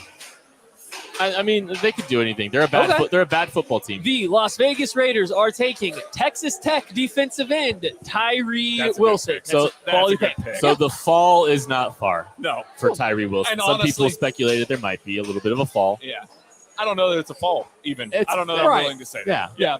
That's where he was going as of 3 weeks ago. And then all of a sudden he's like, hey, he's picked 2. And we're like, wait a second. Hold on now, guys. So, yeah, same thing. Listen, if anyone watched Big 12 football this year and you watched Texas Tech play, there was one guy on the field that dictated the game. When Tyree Wilson was on the field, it was hard to play against their defense. When he was off the field, their defense couldn't stop us. Right? So, that's all you really need to know. He, single-handedly slowed down the TCU Horned Frogs in, the first half of the game. By himself, he just was wrecking everything they tried to do until late in the game when the 6'7", 280-pound guy got gassed. I mean, it is hard when you are a defense that is built around one player to still have the kind of impact that Tyree Wilson did, because it is easy to scheme around that guy, to go away from that guy, to try and make sure that you don't allow him to impact the game. But boy, he still impacted the game in a big way. Chandler Jones gets to teach him how to rush. That's a pretty good guy to teach Tyree Wilson how to rush. Especially at that size. That's what I'm saying. The Dude, body types. Oh, my goodness. Like, he's not – Chandler Jones is not quite as heavy, but close. And he's For got sure. those long levers. For sure. That's a really good guy to teach him how to do the long arm and the cross shot. Chandler Jones, reportedly one of those guys that is a good locker room guy, a good teacher. Yeah. On the field. Well, you got to try to get home with 4 against the Chiefs. Yes, you do. And like we can laugh at the Raiders and all the stuff all we want, but they're still trying to beat the Chiefs. Yeah. Whether or not we think they can or not, and continue to build up on pass rushers, especially a guy like Tyree Wilson. He might be able to kick inside a little bit because of his density, because of his power. You can move those guys around a little bit. That's a quality pass rush to continue to build to try to get home with 4 against the best player in the world that they don't have an answer for and haven't had an answer for. And they still don't because they're going to be starting Jimmy Garoppolo, but this is a good pick. It is a good pick. It is a really good pick. No, this was a very good pick for them. You know, I kind of wonder if the Raiders were the one leaking that there might be some injury concerns with Tyree Wilson. Maybe. You know, Trying to get him to fall. Some people were speculating that there might be some kind of hurt. Yeah, I mean, but you're still if the medicals check out if you're going 7 still. Sure. Yeah. No, I mean, 280 pounds of the foot injury is enough to cause pause, I think, on its own. I mean, like, foot injuries for big guys don't go away easily, right? So, like, that makes sense. But just they're still playing David Long Jr. and Duke Shelley at corner right now. So, like, you know, the pass rush has to get home for him. Yeah, it does. That's why Christian Gonzalez would have made some sense there, too. Yeah, and I mean, super producer BJ Kissel back here pointing out that not only is it Chandler Jones that can help train him, yeah, they've also got Max Crosby. Oh, yeah, no, they definitely have Max Crosby. Yeah, I didn't mean they didn't. I was just his body That is type reminds me of Chandler Jones a lot. Was all I was saying. Even if you kick him inside and you're rushing Chandler Jones, Max Crosby, and Tyree Wilson, it doesn't really matter. Oh, just gonna leave Jerry Tillery out of there like that? It doesn't really matter who your 4th pass rusher is in that scenario. They'll just rush 3. Ian Rappaport says the Raiders select Texas edge Tyree Wilson. They are comfortable with his healing foot, so they do feel comfortable with the medicals. I mean, clearly they feel comfortable with the medicals. Breaking news there. But that is the pick there. There's just continue to build on that pass rush. I mean, it's good business, if you ask me. All right, where are the Falcons going? What are our thoughts? Where are we thinking? Is it Bijan time? I don't think it is. I think, oh, man. Ooh. I think Bijan going 8 makes things a lot more interesting because there's a lot of Jahmyr Gibbs buzz. So now maybe teams are a little bit more aggressive trying to make sure that they acquire Jahmyr Gibbs. Correct. I would like Will Levis to go off the board sooner rather than later to force Hendon Hooker into round 1 a little earlier. And maybe I feel that too, but I'm also wondering, like, I'd almost rather, or I want Levis to go to the Titans, so it takes him out of the wide receiver market and true. the offensive line market. That's true. Them going to the Falcons doesn't impact it. God, that suit that Tyree Wilson has is so nice. He has got the floral suit with the chest open. He's deep V. I mean, the man. He showed up. That's suit number 1 right there. He's a big man in that suit. Absolutely. There's a big man in that suit.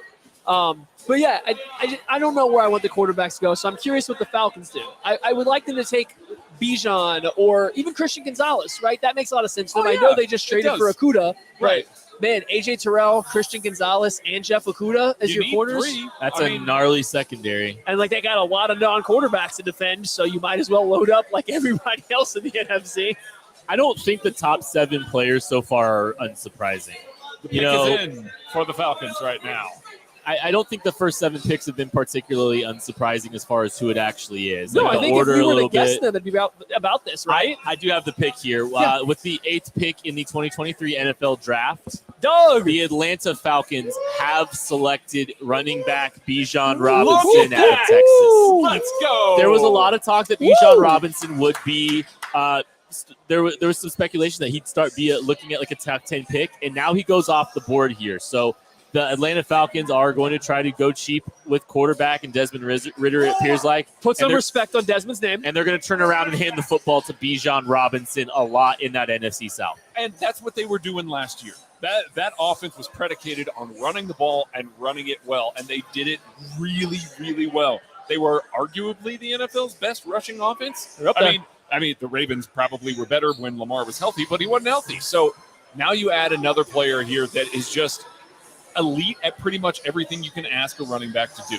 And it makes perfect sense to try and go out and get this guy. I mean, listen, the Bijan discourse has now gotten to the point where not worth a round 1 pick because he's a running back. He's a really good football player. And again, one of the 5 best football players in this draft class. Yes, I know positional value. I know the argument. I don't disagree with that. But you make the pick. It fits your offense. You make the pick. You got better. I mean, positional value no longer matters. He's on the team, right? So it's over. We don't have to talk about it anymore.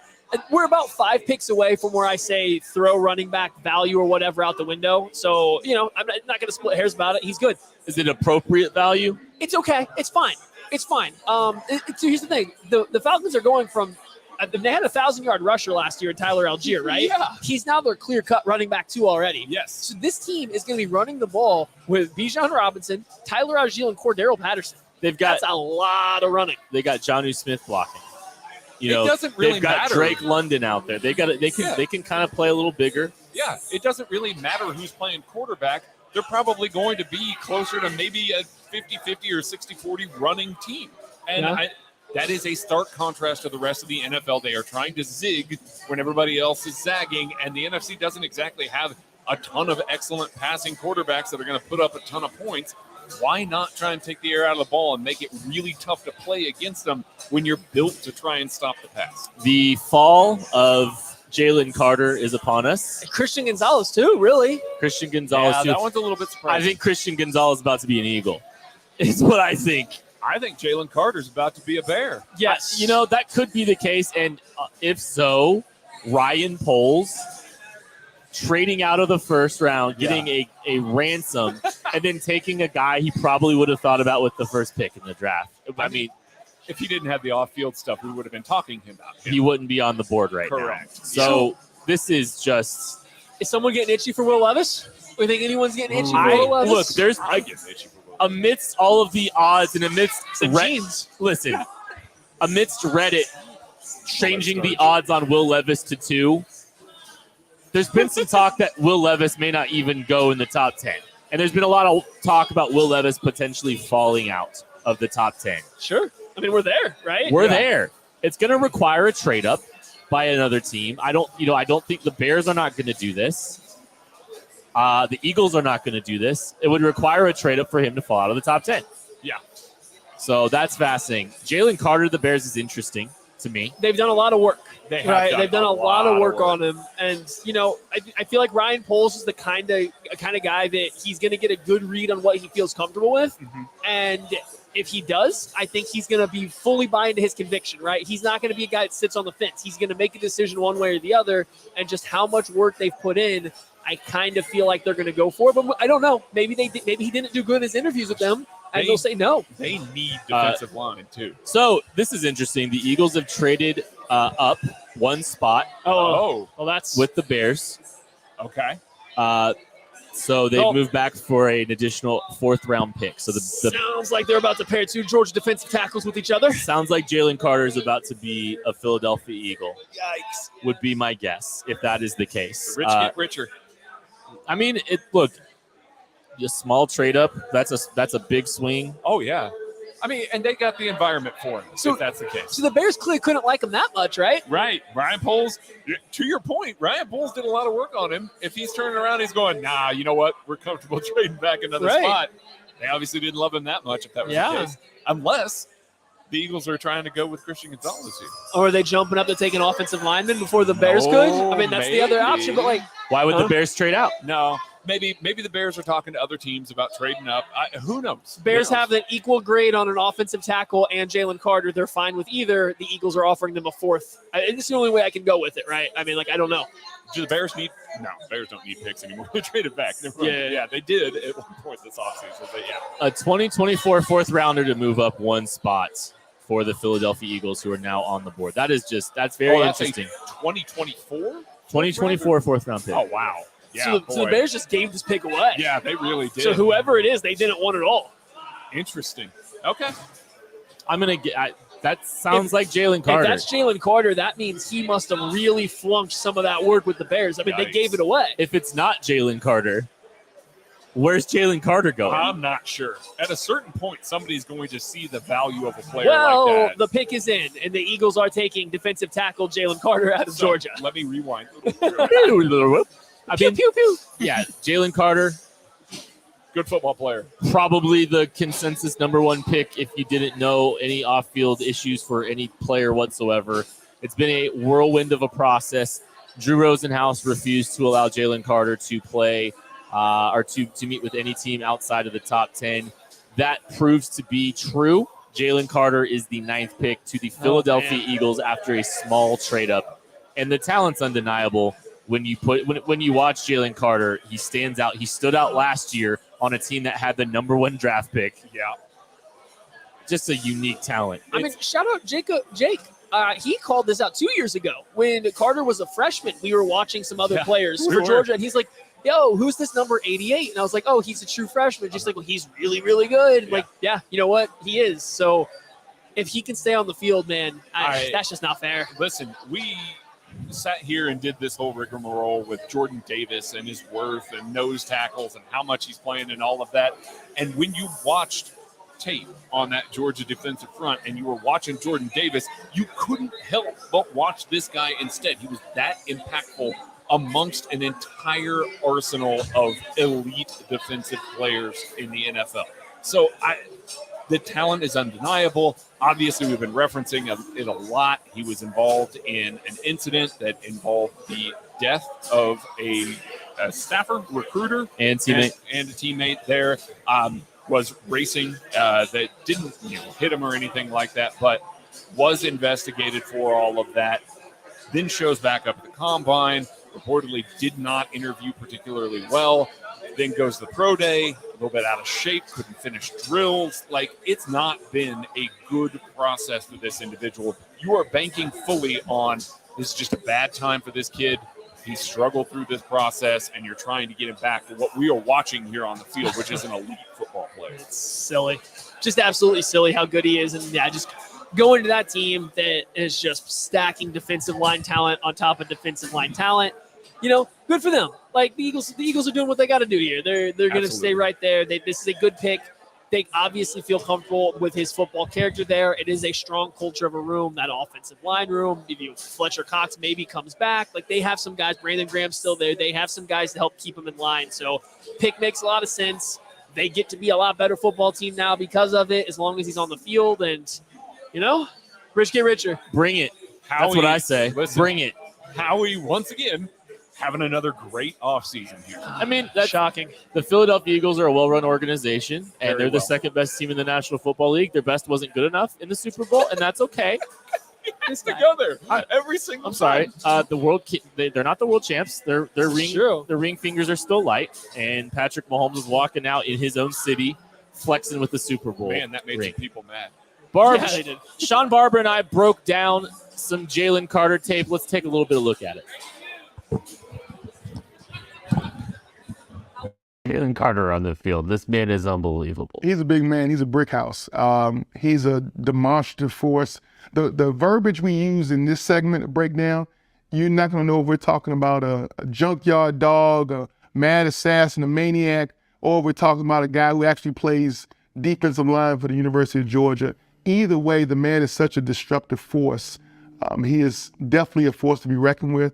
And I think that no matter what has happened on or off the field, there's going to be teams salivating to get a hold of one Jalen Carter. Some coaches will say when Jalen Carter doesn't want to be blocked, he's not going to be blocked. That's just the kind of talent that he has. He's got the size, he's got the athleticism, the fluidity. I mean, he's got, fluid hips for the position. His hand tech's great. He's able to, run uncovered from defensive line or offensive linemen trying to block him. He's got a variety of hand techs, and he's got extremely strong hands that sometimes even if, you might get hands on him initially, he's going to get them off of you. It's just an impressive package. It's good against the run, good against the pass. I mean, there's not a lot of holes in his game. Yeah, definitely demands a double team, no matter if it's college or pros. His skill set is going to demand to be recognized and be dealt with.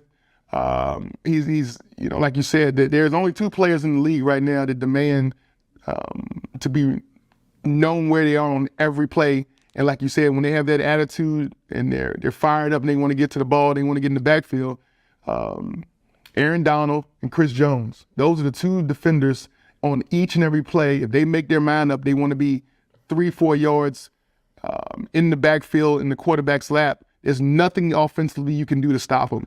And what we see from this film, this guy has the same techniques and the same abilities as those guys. There's definitely some Chris Jones to him. I even just looking at that arm over right there just now, like that's Chris Jones. But you also like some Fletcher Cox to him a little bit too. Yeah. You got a little bit of Fletcher Cox with the way he wins quickly, which, does remind me of Donald a little bit. But, I look at, a guy doing this at 314 pounds. That's insane. Like we talk about Aaron Donald, he's under 200 pounds. Chris Jones plays at 305, and we've got, Jalen Carter playing at 315, disrupting the way he does. Yeah, this young man is going to be impressive. There's going to be a lot of guys trying to find ways to stop him. There's going to be a lot of offensive coordinators up late having nightmares about number 88 playing across the line from their offensive line. But man, he's a great mixture of speed, power. He just has a nasty attitude, and you just love it. Obviously, he's surrounded by Georgia by some other great athletes, so it's very tough just to isolate him and to prevent him from making plays. But what I'm seeing from this guy is a guy that loves football, loves contact. Hit that like button, hit that subscribe button if you're watching KC Sports Network's coverage of the 2023 NFL Draft. We are here every single pick of this draft. Thank you all so much for hanging out with us. We have the 10th pick in the draft. It's a doozy. It's a doozy. This is one of the. I think this is the biggest surprise so far with the 10th pick in the 2023 NFL Draft. The Chicago Bears have selected Darnell Wright. Let's go. The tackle out of Tennessee. A little bit of a surpriser on this one. He was mocked to the Chiefs at 31 as recently as today. Daniel Jeremiah's final mock. Yeah. Darnell Wright, a true right tackle, means they probably like Braxton Jones over there in Chicago. But this is a guy that can plug and play on the right side immediately for this football team. Yeah. Oh, yeah, go ahead. No, you go right ahead. I think that's where you have to start with it. Is he is a right tackle. They feel comfortable with Braxton Jones playing left tackle, so that's where you get the value in Darnell Wright. I wouldn't have done it. He's down my tackle list, right? Like I would have seen if someone could switch before I would go this route. I think Peter Skoronski's already played over there, so why not take him? But he kind of fits their mold. They want to be a little bit more of a running team. He can come in and play right tackle on day one. He's pro ready. He's mean. He's nasty. Like I get it. I get it.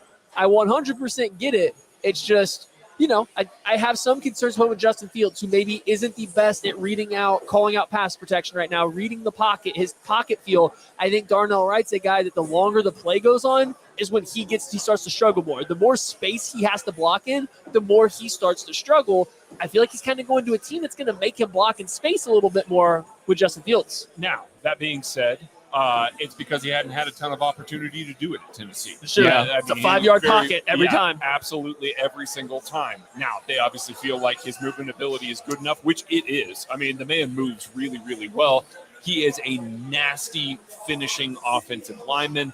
Guy that basically, as soon as Matty turned on his tape for the first time, was showing me some Darnell Wright, I fell in love. I really did. 7 snatch techniques from one game. Oh, my goodness. It's so fun to watch him play football. He puts so many different defenders in the dirt.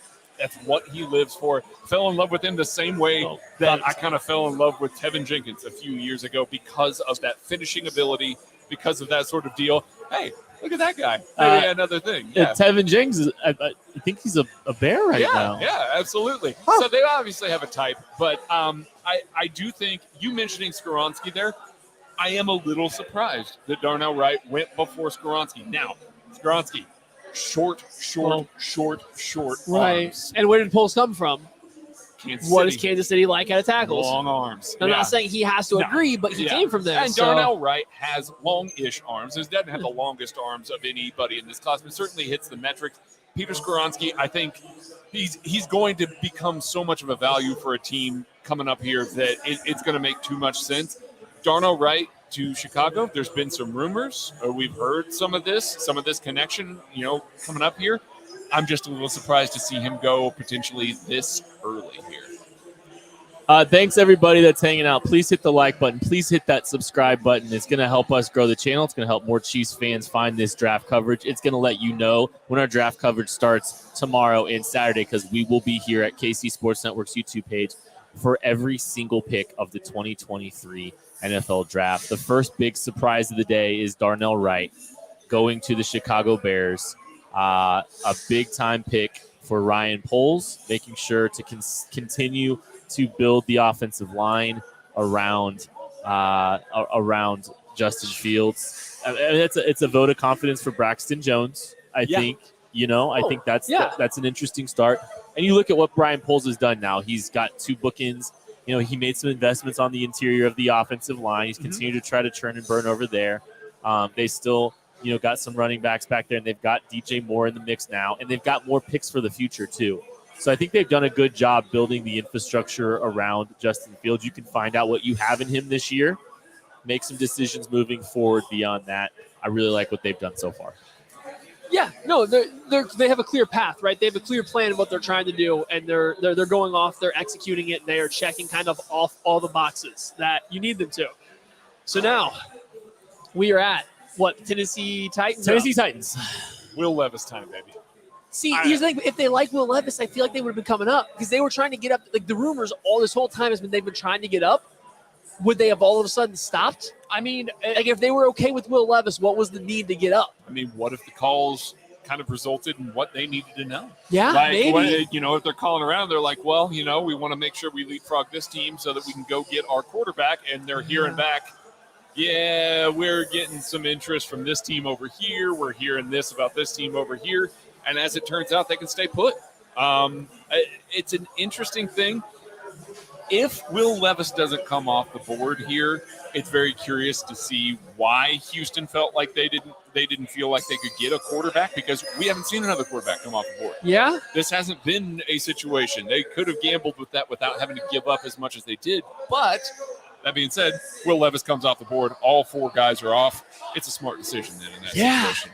This is interesting. Yeah, we're in interesting territory now. Levis has fallen a little bit farther down than we thought. Will Levis puts mayonnaise in his coffee. He fits in Tennessee. He eats the banana peels.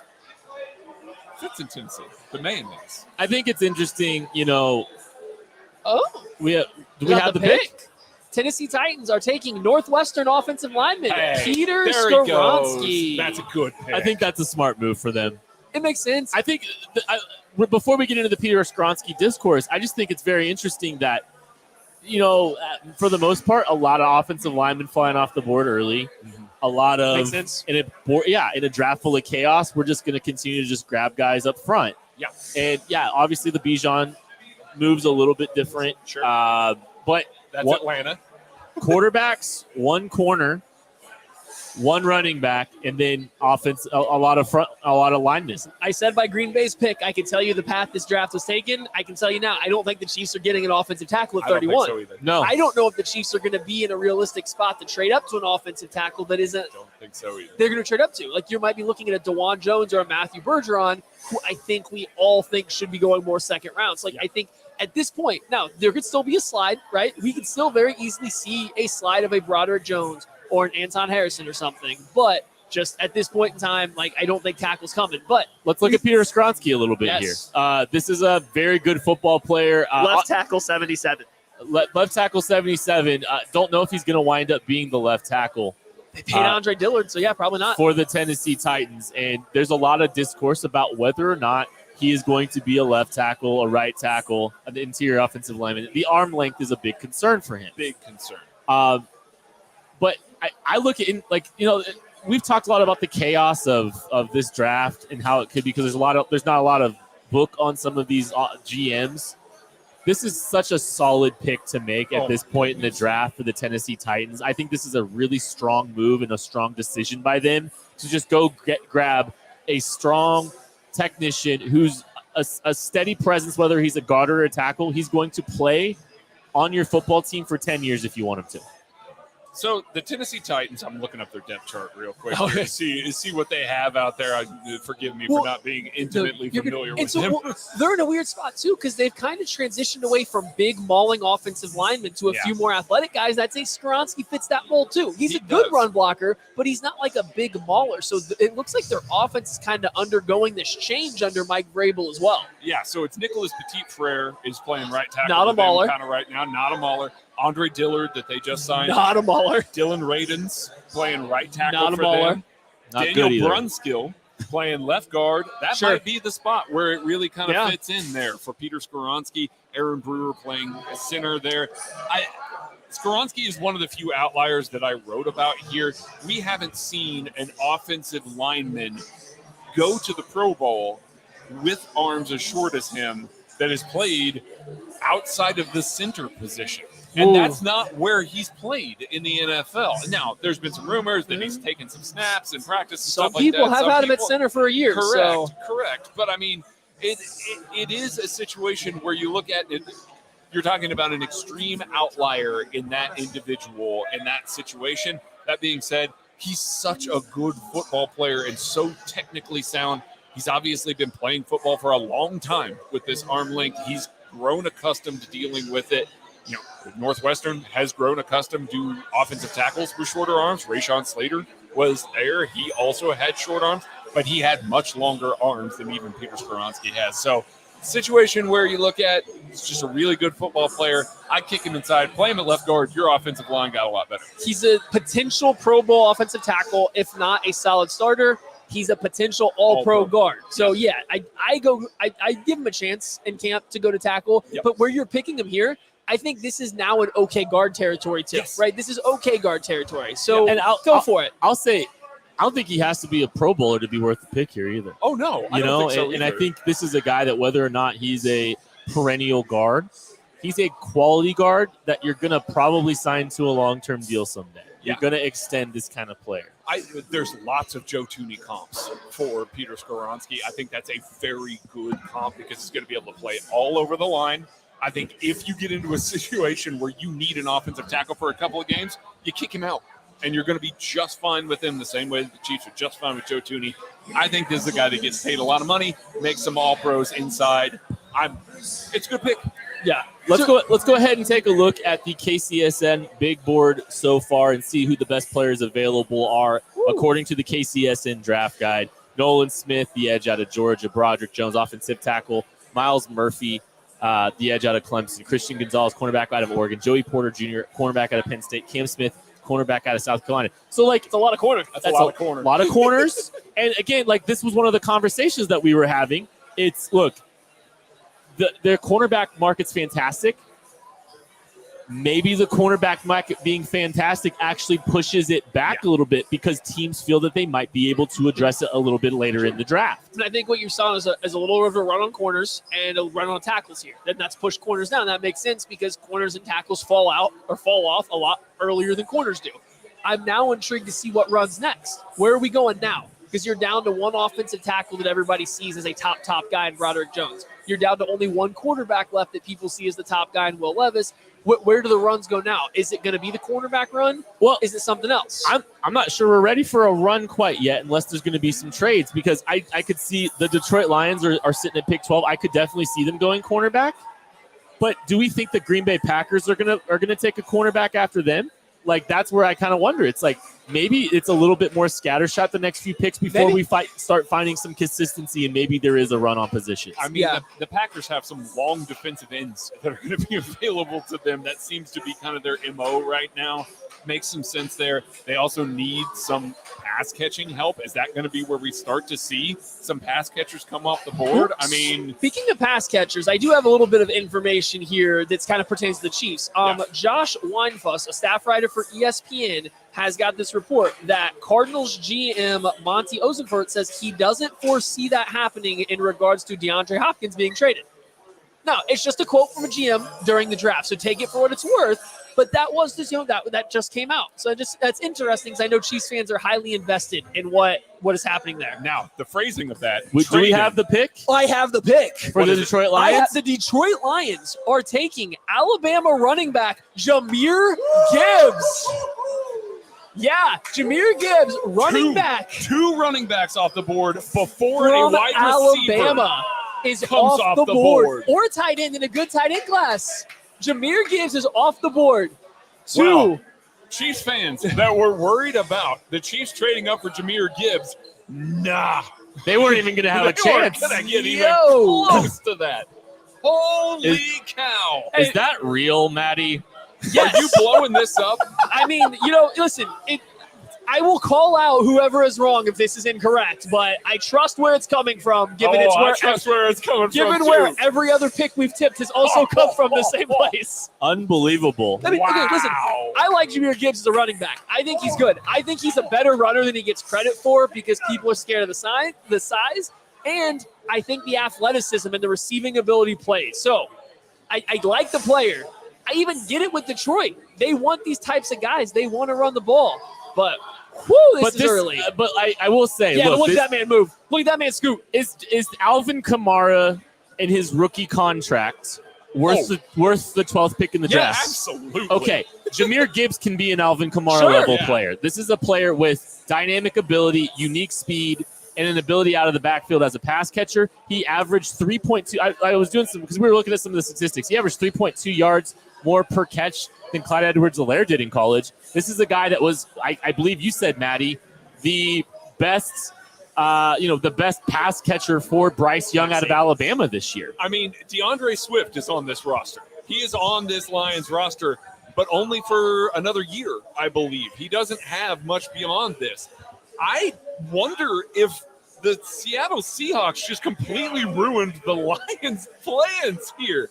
But the Lions were scheduled already to pick later in the pick 18? So not that much farther away. We started to hear a lot. Did they want Gibbs at 18? Okay, that's my wonder. And their board did kind of maybe get wrecked. Yeah, but maybe they feel comfortable with the cornerbacks that are going to be available following to them at 18. That's true. The run on cornerbacks hasn't happened yet. They think there's edge coming. They think there's some tight ends coming off the board here. And if that's the case, maybe they just feel comfortable saying, let's just make sure we don't mess around with losing on Jahmyr Gibbs. We feel comfortable being able to get somebody else here at 18. Jahmyr Gibbs is a very, very good football player as well. I mean, again, where positional value, it's out the window now. The pick's already made. This is going to make them fun on offense. Really fun on offense there. Home run hitting ability, pass catching ability, lines up as a slot receiver at times, so not going to just line up in the backfield all the time. He's going to kick out to the slot and run routes and run them pretty well too. I am just shocked, absolutely shocked that people behind us are just now figuring out the pick here. Absolutely shocked. Two running backs come off the board before one wide receiver or tight end comes off the board. Unbelievable. We're here at Pizza Bar in Power and Light. I'm a huge shout out to Miller Lite for sponsoring all of our draft content this year. It's been absolutely great to work with them. But we're here at Pizza Bar, and there's a guy sitting back there in a Barry Sanders jersey who just lost his mind in a good way when the pick was announced for Jahmyr Gibbs. This is fun, man. This is why we love the NFL draft so much. A huge surprise here at pick 12. There's the bomb. And honestly, I think there's got to be some level of comfort that they feel with what they're going to be able to get at 18. They just felt a little bit uncertain. They feel like they're going to be able to get a cornerback here after these picks kind of start falling off. The Green Bay Packers are on the clock. First wide receiver, first tight end, the end. They have Smith-Njigba makes a ton of sense to Green Bay. But they hate wide receivers. I know they do. It would be funny to see the second Aaron Rodgers is traded from the Green Bay Packers that they draft a wide receiver in the first round. Oh, that would be amazing. Could be a slight little jab at Aaron Rodgers on the way out in a very contentious situation. That would be a fun wide receiving core between Jackson Smith-Njigba, Christian Watson. Like that, that's a good young wide receiving core for Jordan Love. Yeah. You got running backs back there that can handle the rock. Like that would be a fun situation. Maybe an offensive lineman. Bakhtiari is probably going into his last year. Yep. Josh Nijman on the right side is signed as tender. They're showing their draft room right now, and they are going nuts. They are so excited. Interesting. The Detroit Lions draft room is unhinged right now. They are so hyped. excited.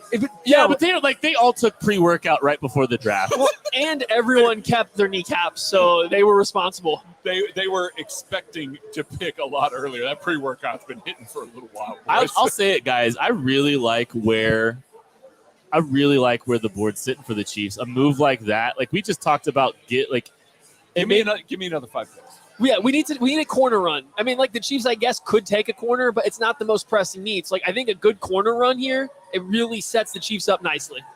Yeah. I agree with you. I agree. It's looking good. We're trending the right direction. Yeah. I concur. I feel good about where it's at, and maybe it's not a position we're pigeonholed to, but I think there's just a lot of players that there's a chance that a good player we really like in striking distance. Even Lucas Van Ness is on the board. Yeah, still. What's happening there?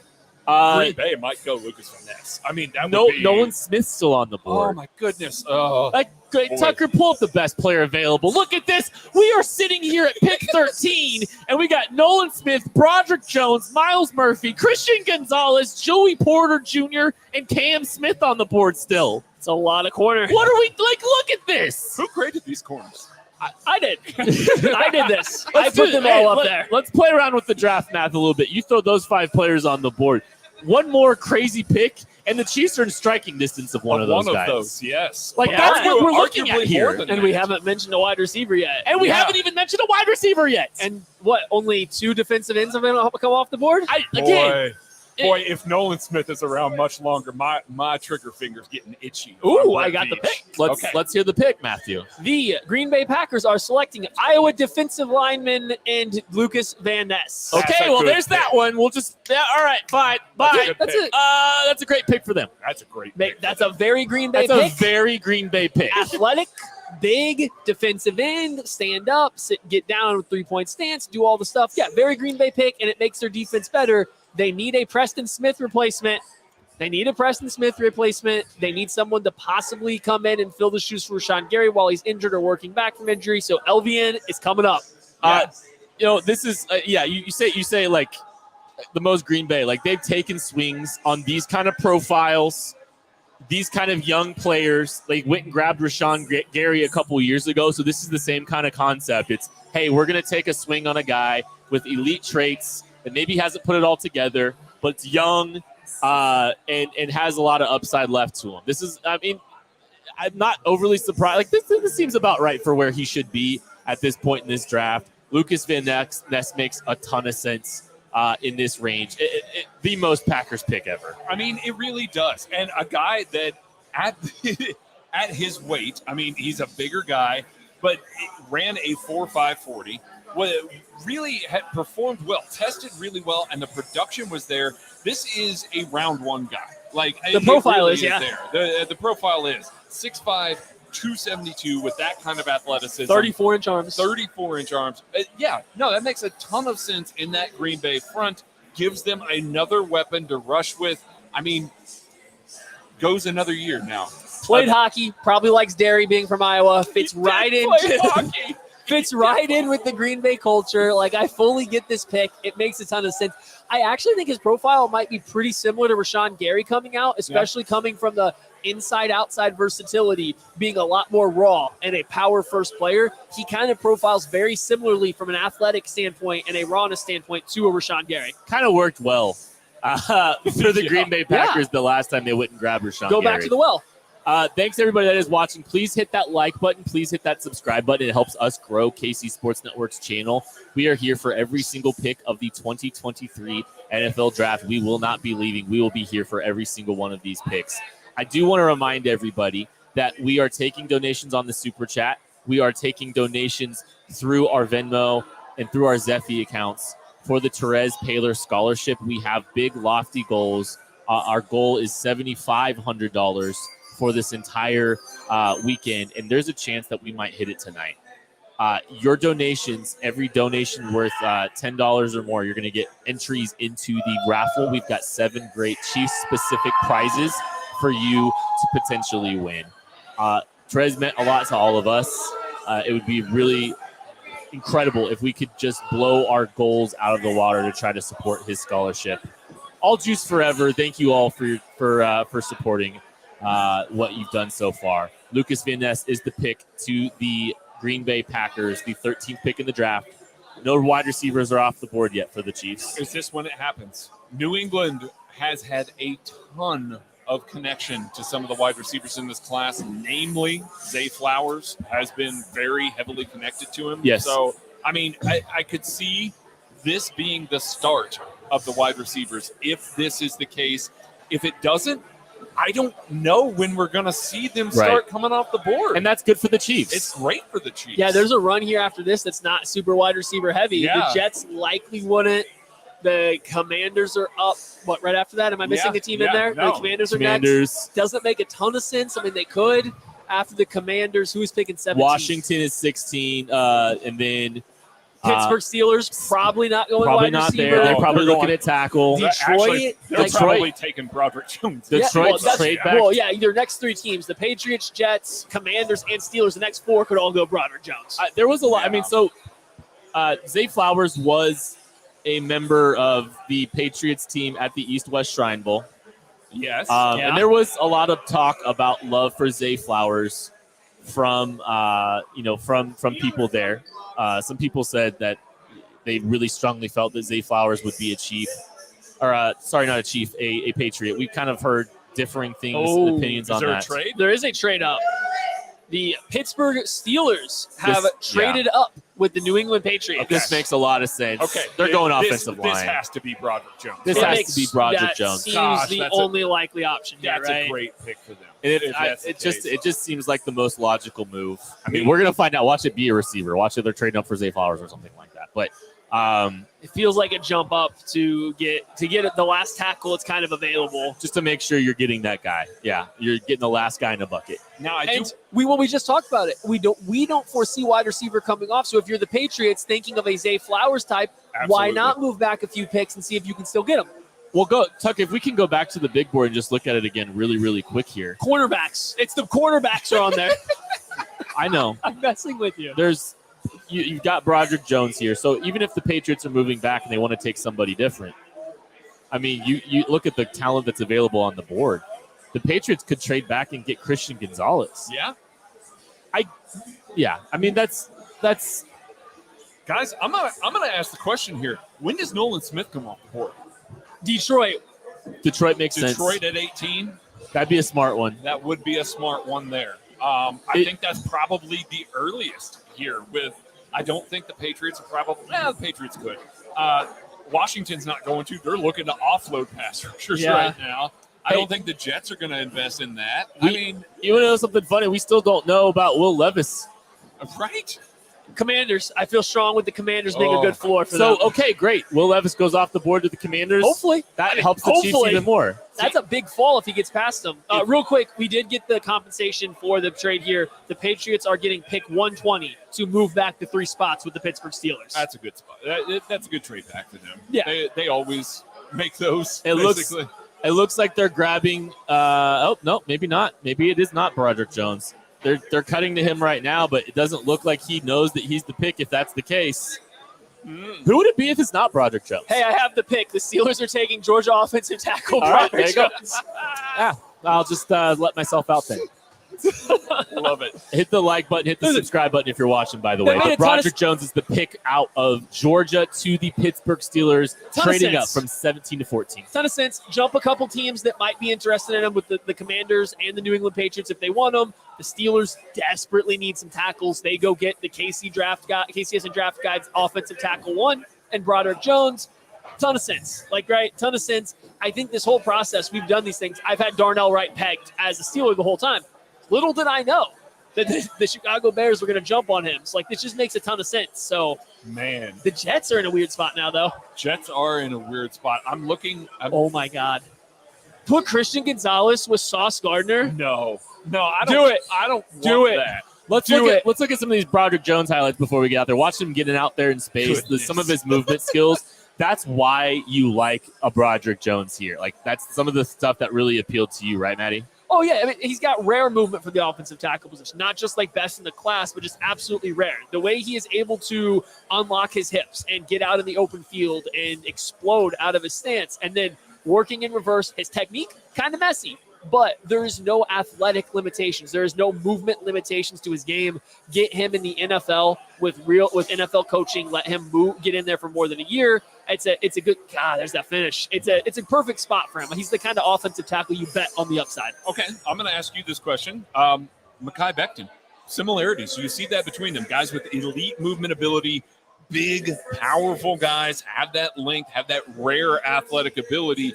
Do you worry about that translation, or are you looking at it from the standpoint of this is the Steelers? They know how to develop offensive linemen. No, I don't think there's that much correlation. Mekhi Becton moves really well for his size.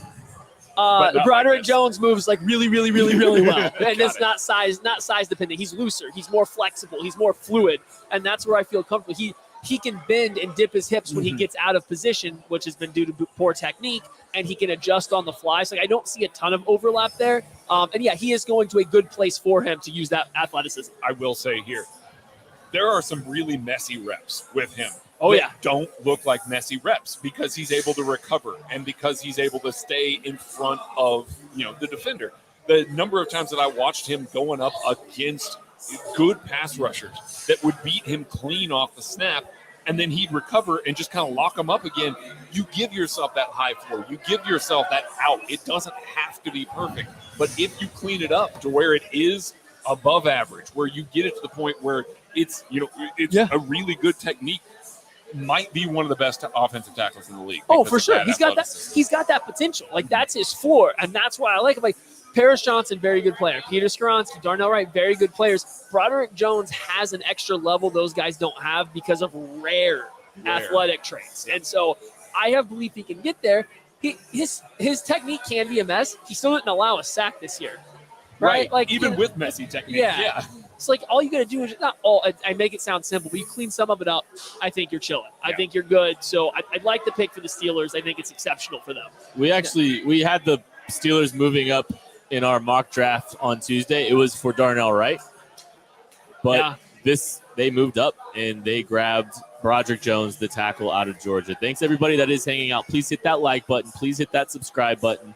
Appreciate everybody that is being, that has been supporting KC Sports Network, is helping us support the Therese Paylor Scholarship. Your super chat donations will do that. Your donations on Zephy and Venmo, which are listed there's links in the description below, help you raise money for the Therese Paylor Scholarship. The New York Jets, Aaron Rodgers' New York Jets, are on the board.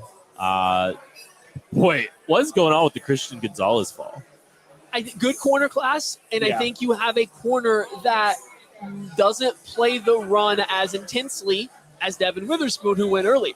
I don't know. That's all I got. Like, that's all I can come up with because he's a good corner. He's a great corner. Here's raw coverage skills. He's going to walk into the NFL and cover guys better than Devin Witherspoon. Yeah. It's just he won't do some of the other stuff, right? And so that's where I guess you have questions. If I'm the Jets, I'm having a really hard time not putting Christian Gonzalez and Sauce Gardner on the field together. I really am. Gosh, that's terrifying. I really another player on that New York Jets defense that would be really good. They get Aaron Rodgers. I mean, you add that guy in there, you're giving yourself the chance to contend with the pass-happy teams in the AFC that are so damaging. So many quarterbacks that are there. You add another potentially elite corner to go with Sauce Gardner. You've raised your quarterback floor. That's about all you can ask for out of an offseason for that franchise right there. They were good. That was a good football team last year that was just plagued by terrible quarterback play all year long and injuries. I think that they're a playoff team with Aaron Rodgers. You add Christian Gonzalez to there, they start to get a little scary to me. I'm looking here and I'm just thinking they could use a pass rusher too. Sorry, go ahead. No, you go ahead. No, I was just gonna say they could also use a pass rusher. I was just trying to think over their roster. Nolan Smith has to come off. They need some help, and with Robert Saleh, he would make a lot of sense. He kind of fits that type of player, what they like to do. Yeah. But so would Miles Murphy here. Man. I mean, like they got options. I think. They've got to be really happy with where the board's sitting for them. If we're being honest, like I think if you're a Jets fan or if you're Joe Douglas right now, you got to be pretty happy with what's going on. Especially if Mekhi's coming healthy. Like if Mekhi's in good shape and he's coming back, you have enough at tackle that I think you're okay. So like you really can just kind of go BPA here and just figure it out. Yeah. Will Levis's fall continues. I mean, obviously, no teams are. The thing is, like, no teams are trading up for him. No. Right now, it doesn't look like. Right. It's true. Washington seems content. I genuinely think that for us personally in the KCSN draft guide, there was 3 quarterbacks and then Will Levis. There was a gap between what we thought of the top 3 players and what we thought of Will Levis. Sure. And it's an older prospect. There's been mixed reviews on how he's handled some of his meetings and some of that kind of stuff. He's too jacked. He's too jacked. There's like people are complaining Call that that he's in the weight room too much, like Matty Lane. He can't throw to his left because he's so jacked. Like, I can't swing a golf club. Yeah, you and Will Levis are so much the same. I've He seen says you. he'll start eating bananas, No. peel and all. but that's just. I can't think that's room interesting. Like if there was a real team that was just clearly interested, you'd think they'd be trying to move up to make sure that they got him. Yeah, but the tackle run did just happen. So, like, what if? I mean, like, I'm just putting myself in the Washington football team shoes. There's no running back on the board left on the board that you would take here. Right. Now you've lost all tackles, but you're not. The Jets aren't a threat to take them. Right. So why, if you're the Washington football team and you like them, there's no risk to standing pat. Jets have to be sitting Unless here the Jets calling trade out. everybody. Trade Unless up the one Jets- spot. Yeah, and maybe that's what's going on right now. Yeah, I think. Or somebody comes up, hey, maybe the Rams are slightly intrigued with Will Levis and on the phone trying to get up. They don't have a lot of capital, but maybe they're searching. I think it's a little too early for that. I mean, I'd like 10 more listen, picks. My Nolan Smith radar right now is on. Like, I wonder when this fall stops for him. Yeah. It's, he's a good football player. He is, one of those guys that just makes a ton of sense for basically every single franchise. Just a potential cornerstone guy, tone setter, locker room leader, all of that stuff.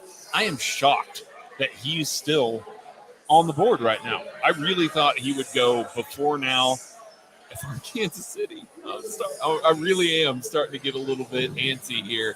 If he makes it past, who the Jets take here? Oh, I don't know. Okay, they're all happy right now.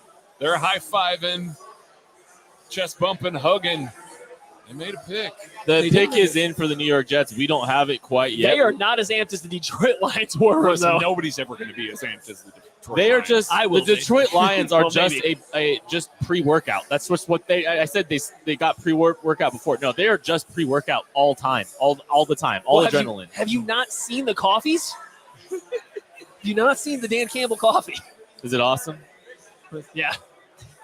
It's a 4-shot Americano essentially, right? Yeah.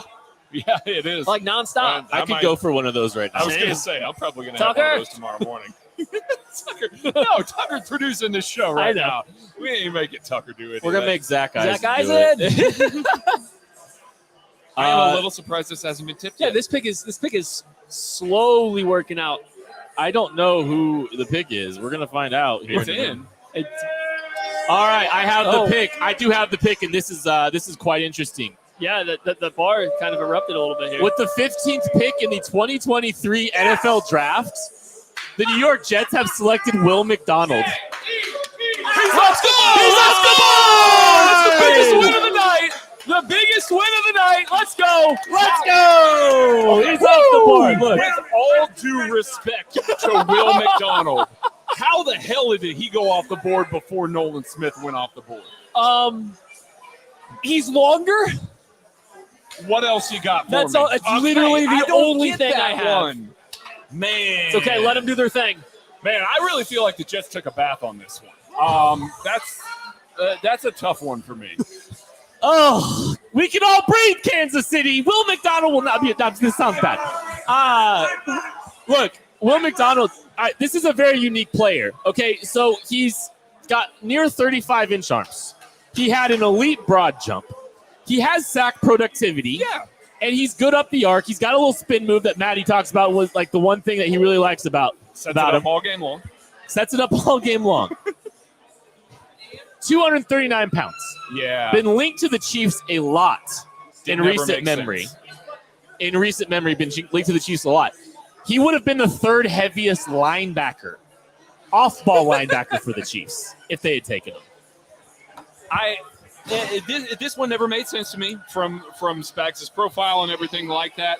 I mean, yeah, He is a pure pass rusher. I'm not sure that I get it amongst the Jets defensive line either. They typically try and go with bigger dudes. I mean, Jermaine Johnson didn't do super well either for them last year. Like, it was kind of an up and down rocky road for him. So, like, I maybe they just struggle with the position right now, right? Maybe. Robert Saleh's struggling to figure out how to get these guys in to what he wants. Now, okay, we're going to say all this. Will McDonald has a very good athletic profile as a speed rusher. He's got a trait. He shows bend. He shows explosion. He is one of the most explosive bendy pass rushers in this class. There's a very clear way he wins. The problem is he spends 3.5 quarters speed rushing, and when he doesn't get home, he just disappears from the game. He doesn't create pocket push. He doesn't really create constant pressure off the speed rush. He's just doing it to set up the inside spin. The thought process is that when he moves outside instead of this, 4-eye technique spot where he had to play. That bend on that play, yeah. Had to play a lot. Like, there's traits to play with. There's certainly traits. It's just, it takes a long time in a game for you to feel his presence most times. Yeah. And that's a struggle when you can't defend the run at all for me. And when you contrast that with another Big 12 pass rusher that we saw there, which, Tyree's a much better football player than Will McDonald is, you feel Tyree's presence throughout the entire game. It is there from snap one to, basically when he peters out, whatever it is that the gas tank runs out. This guy is a very late in the game rusher, a guy that's just going to kind of wear them down with his speed over and over and over again until he finally can hit that spin move. This board is great for This is going so well. If Will Levis comes off the board here at Washington, Maddie. Oh, my God. That's what I'm waiting for. That's about as perfect as you can get, because I'm struggling to find a spot outside of that, right, for Will Levis.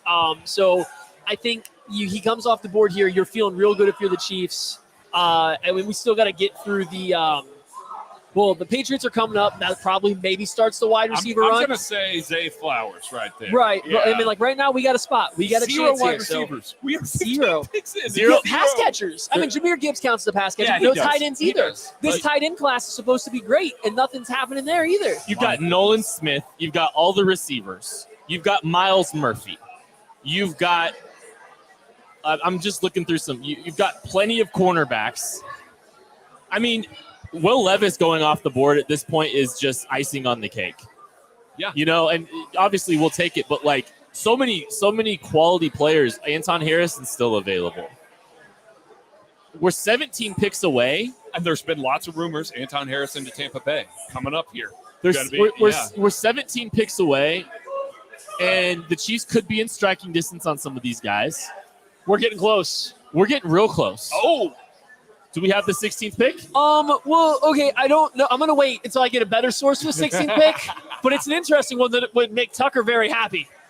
It is in. No, we got it. Mississippi State quarterback Emmanuel Manny Forbes to the Washington Commanders. That is the lightest cornerback drafted since 2010 ever in any round. I'm not talking round one. I'm talking any round. The lightest cornerback to be drafted there. Good football player, but this man is tiny. We spent so much time talking about Jordan Addison and his weight. This is why you feel comfortable with Jordan Addison at his weight, because corners like this are coming into the NFL right now. They're going round one. Did I miss the Christian Gonzalez gas mask video? I'm sorry, I don't see it. What does Emmanuel Forbes do better than Christian Gonzalez? There's better ball production. There's better ball production, but Christian Gonzalez actually made ball production this year at Oregon not being thrown to like ever. Correct. What's the difference between the two? Christian Gonzalez weighs more. And is more athletic. Maybe Emmanuel Forbes is good on the board. But I'd so if we're talking about fit, the kind of length ball production that Emmanuel Forbes provides behind that pass rush is a really, really good fit. And I think people like this kid because he's not afraid to tackle, even though he's on the slender side. He's willing. He's got high football character the way he plays the game. He's got elite ball production. He has an NCAA record 6 interception returns for touchdowns. So you're getting a guy that flips the field, that changes the field, and you're putting him behind a very good pass rush and a very good defensive line for Washington Commanders. I mean, conceptually, I get why, I don't understand why Christian Gonzalez keeps falling down though. Yeah. I would have. Yeah. Bill's got to be looking at him and considering it, right? Ooh. Right? Yeah. They only have tiny corners. They might want one guy with some size that can play press. I mean, they really have been searching for that guy for a little while. I mean, I think we all remember them trying to take Jaquan Williams a couple of years ago and trying to turn him into a big physical corner. That did not work. So, I mean, man, I am a little – I figured Emmanuel Forbes was going round one. Don't get me wrong. It's not an out-of-the-ordinary pick here. It's the fact that he went before a guy like Christian Gonzalez. And, I mean, hey, man, even maybe Cam Smith. Like, I think I like Cam Smith a little bit more just for what he can do. And maybe I'm looking at that in the Chiefs lens, and I'm looking at a guy like Emmanuel Forbes and going, yeah, Steve Spagnuolo wouldn't like that guy. But, boy, it's just a little bit shocking that he went before that, still around one corner. Hey, go ahead. I want to talk about something real quick. So I was looking through some Twitter mentions just now, and someone said, camp offensive tackles is in shambles. You must be a wide receiver or tight end guy. Well, okay, so here's the deal. I'm team good football player falling to the Chiefs or falling into striking distance for the Chiefs. Okay, and when I'm looking at we're looking at some stuff here. You're going to have to sacrifice a pocket or two to have a good football player fall to you. So if the tackles fall off the board and there's a run on tackles and every one of them falls off the board, so be it. I think if you're a Chiefs fan, you're rooting for a cornerback, a run on cornerbacks at some point here. I think that's probably what you're rooting for. Yeah. But that means a good edge could be in striking distance. A good receiver could be falling to the Chiefs at 31. Yeah. There are good scenarios that are presenting themselves to the Chiefs. If you are so hyper-focused on one position, I get why you might be a little concerned about the board. Sure. But if you're looking at just options and scenarios for the Chiefs where they could move up, where a good player is going to fall to them at 31, I like where they're sitting because striking distance really begins here in a couple picks. Pick 18. About pick 18. Right. Well, and so for me, when I'm doing this, I definitely think it's better to have whole entire position groups left at this point in time rather than it is to have a couple of each position. Yes. Correct. I don't think it does the Chiefs as much good to have one tackle, one wide receiver, two defensive ends left as much as it does to have entire position groups because that's going to make it easier to trade up for the guy that you want the most or to get the guy that happens to slide down and fall a little bit more. So, I think the way this draft is going right now is perfect. If you are offensive tackle no matter what in your belief, Anton Harrison is still technically on the board, so you do still have an option for that position, right? So, there's still multiple pathways the Chiefs can go. We're getting close to the time where they'll be coming up. So, I think this draft is going really well for the Chiefs so far, especially considering I think we all assume Will Levis is going sometime in round one still. I do think so. So he's going one time before 31, and I think that's where it gets interesting. Correct. It's when he goes. Yeah. Minnesota, maybe. Maybe Minnesota. Tampa Bay, maybe. Maybe, but whenever he goes, I think is going to matter because we're now looking at trade back scenarios. Correct. You're looking – or trade up, scenarios. You kind of said, okay, trade back, but I got the pick. You have the pick for the Patriots. For the Patriots. Fall for Christian Gonzalez has ended as the Patriots take cornerback out of Oregon, Christian Gonzalez. Great pick. Great pick. The Bills or the Bill Belichick and the Patriots don't Cole Strange this one. They take a very known player at very plus value compared to the consensus board, which is a little abnormal for them. So very good pick. Great pick by the Patriots. I don't know what the fall of Christian Gonzalez's deal is. I don't know if there was something that popped up with character, whatever it is. The Patriots have been unafraid to take risks on players at the cornerback position in recent memory, and it's paid off very well for them because Jack Jones last year was available to them in the 4th round, and he had an outstanding rookie season for them. So here's some look at Christian Gonzalez. Just an unbelievably fluid, athletic cornerback for the position. Still extremely young. I believe he's 20 on draft day still. Yep. So a very young player. Started his career at Colorado, then transferred to Oregon. Had a rough game in this Georgia game we're looking at. First game of the year, transferring to a new team. Yeah. And it's not like he was challenged a ton, and when it was a lot of off-play action stuff. So, there was some ups and downs to his game, but, super athletic. Craig said it earlier. Tier 1. Tier 1. You watch him chasing down a running back. I mean, And his play got better throughout the year, it right? absolutely Like, did. he got better and better throughout the entire season. So, Yeah. good pick. Yeah, it's a great pick. Tier 1, Seabat, that's the first Tier 1 guy to come off the board there. Historically, these Tier 1 guys, when they go in round 1, guess what? Do they do good? About 15% of the time, they turn into all pros. I mean, it's not even a Pro Bowl. It's not even a pity, vote or something like that. They're all pros, consensus all pros. And it's time and time again, you take the gamble on traits and athleticism, length, size, all of that pays off dividends here in Christian Gonzalez.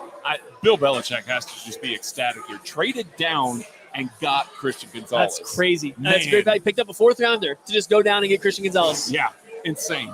That's one of the best picks that they've made in recent memory in the first round. That's a great decision by them, just being able to go get a guy like Christian Gonzalez. Long, athletic, young, upside is ridiculous. Just a fantastic pick. Thanks, everybody that's hanging out. Please click the like button. Please click that subscribe button. It helps us grow this channel, and you can make sure you're catching up with us for the entirety of the draft. We are here for every single pick. We're always looking at it from a Kansas City Chiefs perspective. The way we're looking at it right now is the board is sitting absolutely perfectly for the Kansas City Chiefs. You're thrilled with the fact that 2 running backs have come off the board. I'm thrilled that Will McDonald's off the board. I don't think he made sense. I never thought he made sense for this football team. Literally the only guy that couldn't talk himself into today. He's even turned a corner on Jalen Hyatt. And he just could not get there for Will McDonald. I'm really open to about anything. And I think there's just a lot of good football players that are available. There's a lot of scenarios that are playing very well for the Chiefs here. All the receivers, no receivers off the board yet. That's huge news for this football team. That's one of the biggest positions of need that we see for them. And who knows? I don't think Detroit's going to take a receiver. I don't think so either. This could be where Nolan Smith comes Makes off the a lot of board. sense. Boy, this would be a smart move. If he does not come off the board here, I'm really... Medicals? Medicals, yeah. We know that there's a little bit of that there.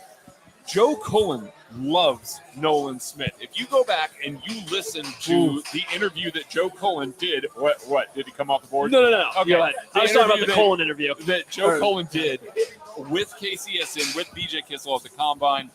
He sat there and he was talking about, obviously, we like certain guys that are pass rushers and certain things like this. But when you have a guy like Nolan Smith that is X weight, X length, and then he rattled off every single combine thing that he did that day, just off the top of his head. Then he goes to Georgia's Pro Day, and he works out with Jalen Carter, Nolan Smith. This is a guy that the Chiefs have had a lot of one-on-one time with their defensive line coach. If he falls very much farther, I mean, you make a trade up for that. I'd do it in a heartbeat. Yeah. I'm literally tweeting this out right now. Like I caught the back end of that conversation. I would trade up for Nolan Smith right now. I would do it right now, too. I think this is just potential elite football player, high character, plays the run exceedingly well. Steve Spagnuolo and Joe Cullen would love that dude. Well, and some of you might ask, okay, so you just got done talking about a sub 240 pound linebacker or edge rusher in Will McDonald. Sure. Why would you want to consider a guy like Nolan Smith? Nolan Smith plays the run completely differently than not Will even close. McDonald. Nolan Smith is an almost elite run defender. I think the first thing that I said when I turned on Nolan Smith tape, I sent these guys a message that said, watching him play the run reminds me of Frank Clark. The violence, the way he reads it out, the way he splits doubles teams. It's not just stacking all of that mass and trying to stack the edge on that. It's splitting blocks. It's playing smart. It's attacking everything. Things. It's everything. It reminds me of watching Frank Clark defend the run. And, he's also a really bursty, elite speed rusher. So much athleticism there that hasn't really been unlocked, part because, like Travon Walker, he played this read system at Georgia. So he's not really getting to pin his ears back. Right. But the athleticism is super rare. So, it's crazy. Yeah. Thanks, everybody that's watching. Hit the like button. Hit the subscribe button. We are very much officially in Chiefs trade-up territory. This is the range where you could start seeing the Chiefs. We've kind of heard that the Detroit Lions might be willing to move back from their spot at pick 18. So we're going to kind of hold on to see whether or not this is a spot where they wind up moving up. They are still on the clock. They have not made a pick yet. The pick is in. The pick is in. I don't have it. It's just not on the TV. The pick is in for the Detroit Lions, and we will get it as soon as we possibly can here. But our own Michaela Bennett tweeted out from a source, Chiefs window to move up is anything after pick 22. All right. I got the pick. It's better than Jahmyr Gibbs. It's better. The Lions are taking Iowa linebacker Jack Campbell. A linebacker off the board before a wide receiver. Jack Campbell, the linebacker out of Iowa, is the Lions' second pick to pair with running back Jahmyr Gibbs. Dan Campbell has stepped straight out of 1996, and he does not care who knows about it, everybody. Listen, Jack Campbell's a riser. He tested freakishly athletic. His instincts for the position have been on display for Iowa. Yeah. Great between the tackles linebacker. He showcases athleticism to get sideline to sideline. But boy, if he does not look rough in space at times to be a first-round pick. This is a surprise. And you talk about him out in space a little bit. It is a little bit of a surprise out in space. Despite the fact that he tested through the roof at the NFL Combine. Like, this was a guy that the athleticism maybe doesn't, pop the same way on tape. But you just see a solid football player. Yeah. Like, he's just a solid, steady football player. And I'll just, theorizing here. I'll say a little bit about Jack Campbell, then I'll theorize some things a little bit here. Jack Campbell, actually surprisingly good instincts, just run and coverage. Doesn't always get to where he needs to get or hasn't, but the athleticism tells you he might be able to more than you think. He doesn't always, but the instincts continue to shine. He makes plays on the football in pass coverage, and he's just really sound in the run game. An excellent communicator, a really smart football player. Yeah, everything that you expect out of an Iowa linebacker that you've seen over the years, and they've come into the NFL. They've been a little bit of a linebacker factory. Now, they've been guys that maybe have gone, day 3, but they've stuck. They've hung around the NFL for a long time and played a significant role in this. Now add elite athleticism on top of that IQ, on top of what he can do, what he can process, how he can run a defense. It makes sense why the Lions would like this guy.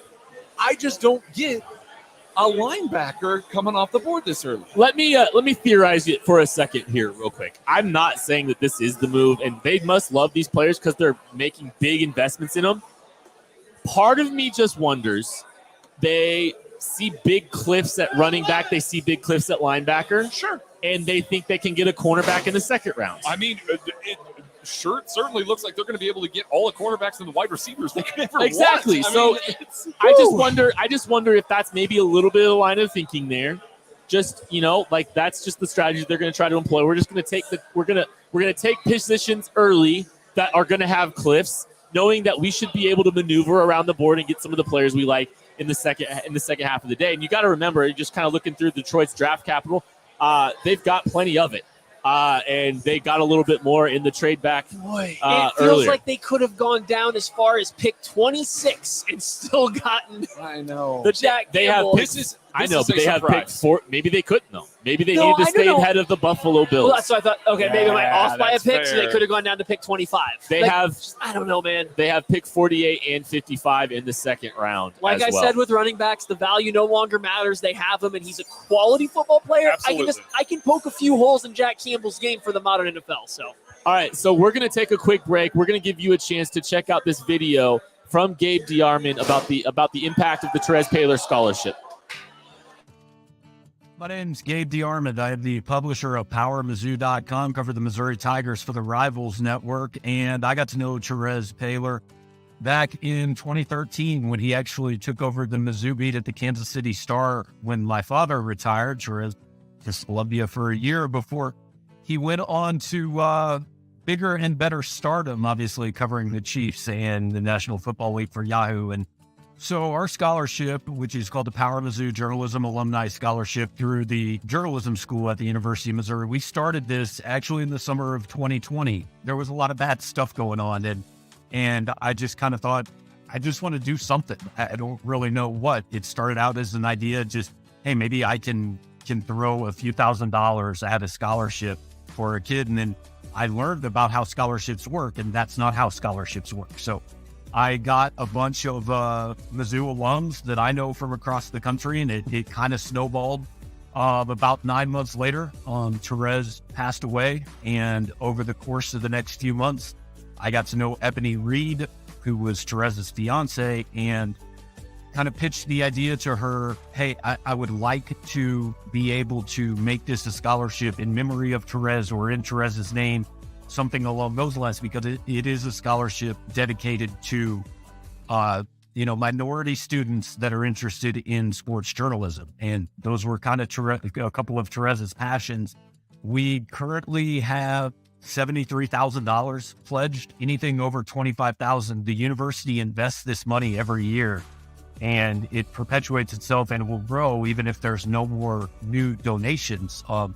A portion of that goes to a different journalism school student every year. Our scholarship is up year round, and literally you can donate $10 if you want. Everything is appreciated. Just Google Howard Mizzou Journalism Alumni Scholarship. You can donate directly online.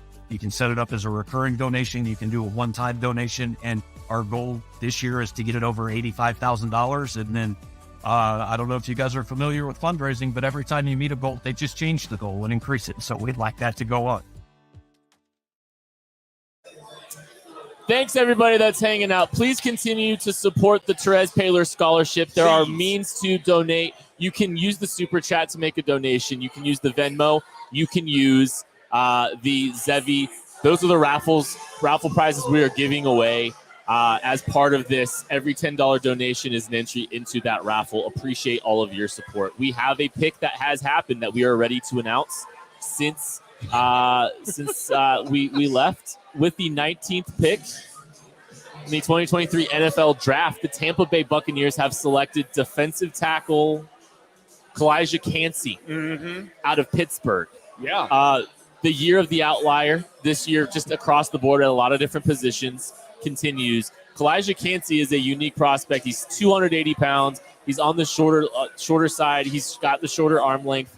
Not the biggest guy, but an undersized defensive tackle out of Pittsburgh has worked well before.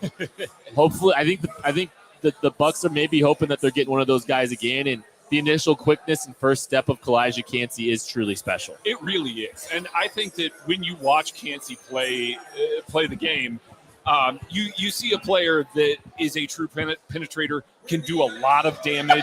Can really Maddie's finding out on air Kancey to the Tampa Bay Buccaneers here, buddy. Let's go. Yeah. So anyway, yeah, let's go. Let's get it. That creates a lot of. Tucker's out there playing for the Tampa Bay Buccaneers now. Same size and everything. Same arm length, height. Creates a lot of havoc, though. I mean, he is. Sure. He is a damaging football player to a one-gapping front. He's going to get to sit and play next to Vitavea. It's good fit. It's a really good fit. Wait, say that in again? Vitavea. Okay. Vitavea. Okay. Vitamix. That's a 7-letter full name, and you're still kind of iffy on it. Listen, man. So, okay, no. Tommy Adewale. You missed the syllable. The fit's very good, right? Yeah. The problem is you shouldn't have to explain the fit of a first-round pick. No. This is called the Clyde delay rule. When you have to explain the fit of a first-round pick, you're not off to a good start. Yeah, I mean, I'm probably the highest of all of us on Calijah Kancey. Yeah. I really do like watching him play. I think he's a very destructive football player. I can see his path to success. There are shout out to Steven Steiner for that 1999. Steven! Thank you, buddy. But I can see the way that he can create havoc and win in the NFL. It's not like he's now just all of a sudden having to play against guys with longer arms than him. He's always had to play with guys like he has 30 and 5/8 arms. This has always been a problem for him, and it does show up on tape. I'm not saying that it doesn't. He does see some guys that are able to keep him, off of him a little too easy, but he wins with that first step. He wins with that explosion often enough to where guys can't get their hands on him, and that's where I think he can still do damage in the NFL. Certainly going to get to play next to another very damaging guy on the interior there that's going to create a whole lot of focus. He's going to see a lot of one-on-ones here. So I really do think that this is a good pick, good fit. I understand the pick. I don't know why he's coming off the board ahead of Nolan Smith, though. I'm just pounding the table for Nolan Smith. Well, openly. Nolan Smith is a clean prospect on the field, easily. Yeah, he's a clean prospect off the field. It's the medicals, and he is coming. And size. I mean, he's an outlier thing. But if Will McDonald's going to go before Nolan Smith, I think it's medical. Maybe he's Bindier. He rushes Bindier. There's proof of concept for his flexibility while rushing. But yeah, I mean, I agree. I think that Nolan Smith should be well off the board. So yeah, let's go ahead. All right. So according to KC Sports Network's Michaela Bennett, the range for the Chiefs to be getting trade up, like just their options at trade up, start at about 22. That makes sense. There are 2 picks until 22, and we're looking at the best players available. You've got Nolan Smith, you've got Miles Murphy, Joey Porter Jr., oh my goodness, Cam Smith, Keely Ringo. What's that position there at the bottom? What position does that guy play? Jackson, Smith, and Jigba at wide receiver. Did you guys expect him to still be around here at No. pick 20? No, I thought he would be off the board. Yeah, I thought him and Zay Flowers would both be off the board. Yes. So no wide receivers off the board. We are about to see Seattle going to take one? The Chiefs might be able to get their wide receiver one. Man. They might be able to get their if wide they want to receiver trade one. up, yeah. I mean, that's what we're looking at. And I'll just kind of doing the draft math here a little bit on what would require the Chiefs. Like if the Chiefs are looking to trade up, if Baltimore's looking to trade back, Chiefs need to give up pick 31, pick 95, and maybe some future assets to get up to 22. Yeah. So, that's about what you're looking at this point, if 22 really is the ceiling. So you really do get to keep pick 63 here. Yeah. I think that's the part that matters the most here. You can still make a small trade up here, get a guy that you didn't think was going to be on the board, and then pick 63 is still there. They could potentially do something where they're doing some pick swapping. Yeah, we've seen Brett do that. They've done the 2-for-2 trade. Like with Breland Speaks trade up in Brett Beach's first draft, they gave 2 picks up and then got 2 picks back. They moved up and moved back at the same time. They could do that, and that would be, a 5th round pick and a first 23 in a first or 22 in a first round pick back, and giving up 31 and 63. I don't know how I feel about that one. Just depends on the player. There's some players that I do it for. But I would be more interested in maybe dipping into some of the future assets, throwing a 2023 third or 2024 third out. Brett Veach, this is the point that I wanted to make when Kent cut me off last lab episode. This was the point. Brett Veach has never traded future draft capital. He is in the first round. Because he did it for Bo Peep Keys. He did it for Bo Peep Keys. But not in the first round. Yes, not in the first round. Okay. That's it. He's just not traded for future draft capital. It's just not a move he's normally made. It's something we talk about is using next year's draft capital. He just hasn't been willing to do it early in the draft, nor has he traded for future draft capital either, I don't believe. The Seattle Seahawks do weird things. I want them to do something weird again. I'm hoping so. I don't know, man. They should get tight ends. Everybody else in front of them has been doing weird things. This feels like maybe the weird thing for Seattle to take a good football player. Boy, slapping Zay Flowers in there in that offense would be cooking. That would be cooking. So would a tight end, though. Man, Michael Mayer here. That would be a good one. I mean, the Los Angeles Chargers have to start the wide receiver run, right? That we have heard that they like. Or Dalton Kincaid. We've also heard a lot of people say tight ends are going before receivers. That's and true. We've seen 0 tight ends. We're Chiefs fans, right? So we're focused on the wide receiver position. Right. But where's the tight ends going to? Hit that like button, hit that subscribe button if you are watching this. We really appreciate everybody that is supporting us. We are waiting to find out the 20th pick in the 2023 NFL Draft. On KC Sports Network's Michaela Bennett has said the draft essentially starts at 20 for the Chiefs. Anything that was happening, the most likely trade-up scenario seems to be starting at 22 for them. We are getting very, very close, and there's only a couple picks left for the Chiefs here. Getting into that realistic striking distance. Every receiver's on the board. Every tight end's on the board. We're getting to a point where we could kind of start counting almost. We could almost start counting the players. Shout out to Jimmy Despain. Thank you, Jimmy, for supporting KC Sports Do we have Networks. the pick of the litter at this point? I mean, right. I mean, I'm a couple picks away from giving you 9 players and going, I mean, pick one. It might be a situation where Brett Veach doesn't feel like he needs to trade up. This is true. Like, he may be looking at the board going, I know who that's going to be. I know where that's going to shake out. we don't feel like we've got to spend future assets to get the guy or get one of the guys that's high on our board. Yeah. Unless you have a guy clearly separated from the rest, right? You're going to be tearing it out. The pick is in for the Seahawks. So now we wait. We wait and see. We will find out. While we're doing that, just a couple, damn it from behind me. Couple things. You heard a damn it from behind. Couple things real quick. Just so you know, if you will be getting some tax forms, if you have been donating to the Therese Paylor scholarship raffle, you have the pick. Yes. I have the pick. The Seattle Seahawks with pick 20 in the 2023 NFL Draft have taken Ohio State wide receiver Jackson Smith. So the wide receiver run begins. Yes. Yeah. And this makes sense. Okay, so for the Seahawks standpoint, makes a lot of sense. They have two outside wide receivers in Tyler Lockett and DK Metcalf. They now get a slot option with Jackson Smith and Jigba. He's, the underneath target. He pairs well with DK Metcalf and Tyler Lockett, taking the top off.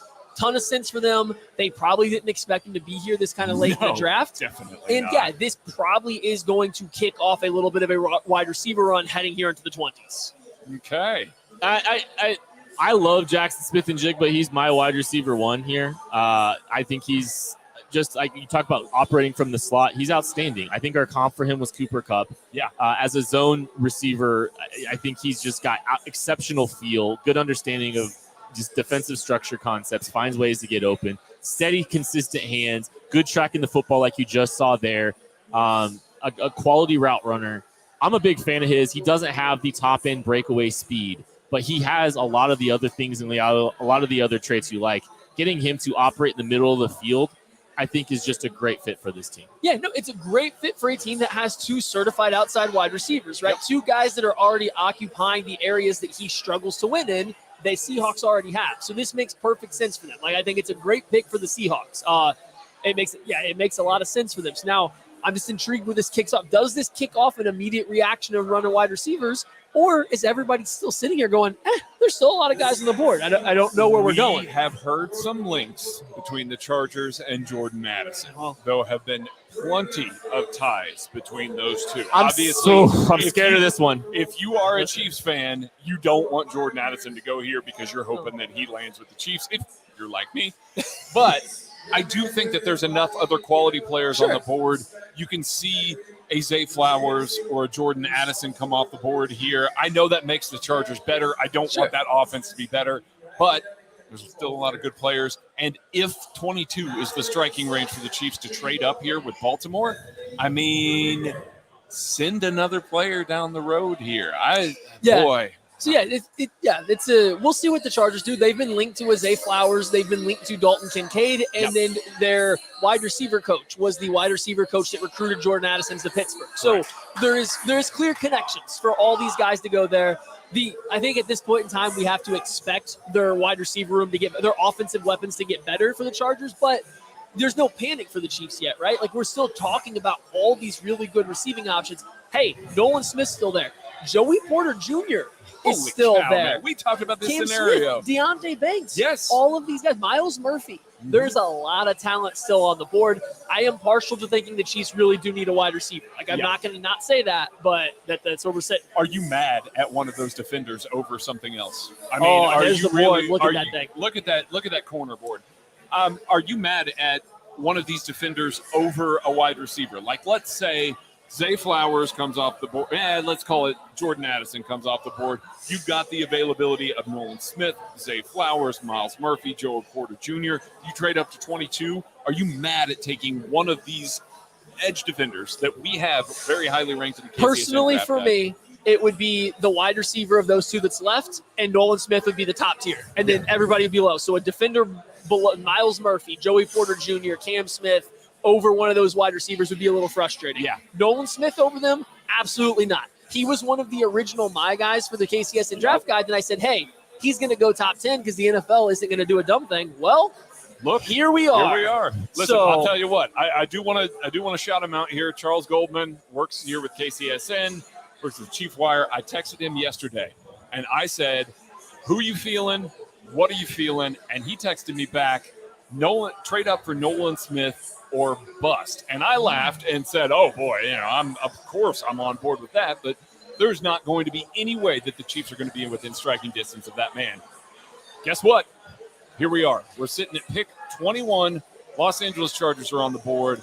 Boy, this is striking distance. This is a big pick. This is a big pick. It's a big pick. I'm hoping for something kind of off the rails. I'm hoping for Dalton Kincaid. I did tweet this out just now. It's not panic if the Chiefs trade up at this point. I think it's conviction. So if you see it's a strong conviction and a belief in the player, because I think they probably are thrilled with how the board's fallen for them. Oh, yes, they have to be. And so if they're going up to get him, there's a strong conviction in the player that they're going up to get. So that's what I'm kind of just I'm paying attention to. We are waiting the Chargers pick. We will let you know as soon as that happens, because this is fun, everybody. This is so much fun. This is so much fun. Thanks everybody that's watching. Hit that like button, hit that subscribe button. The Chiefs are in striking distance. We appreciate everybody hanging out. So many of you, over 1,400 people hanging out with us right now. Awesome. Cannot tell you how much we appreciate all that. Throw some ideas, leave some comments, and tell us who you think the Chiefs' first-round pick is going to be. This is a lot of fun, and we are awaiting news on a very important pick in this entire puzzle for the Kansas City Chiefs, as the Los Angeles Chargers are on the clock, and we are waiting to find out their selection. So who is the last player you want to see the Chargers get? Like, right, who makes the Chargers the best that we as Chiefs fans don't want to see them get? Jordan Addison. Jordan Addison, I think, would be probably my number one guy that I don't want to see go there. I know they have receivers. I know that offense is really good. I just think that he makes another option, and therefore too many options for the Chiefs to line up and feel comfortable with. They are constantly hurt at wide receiver. It is a constant prime Rambo. Yes.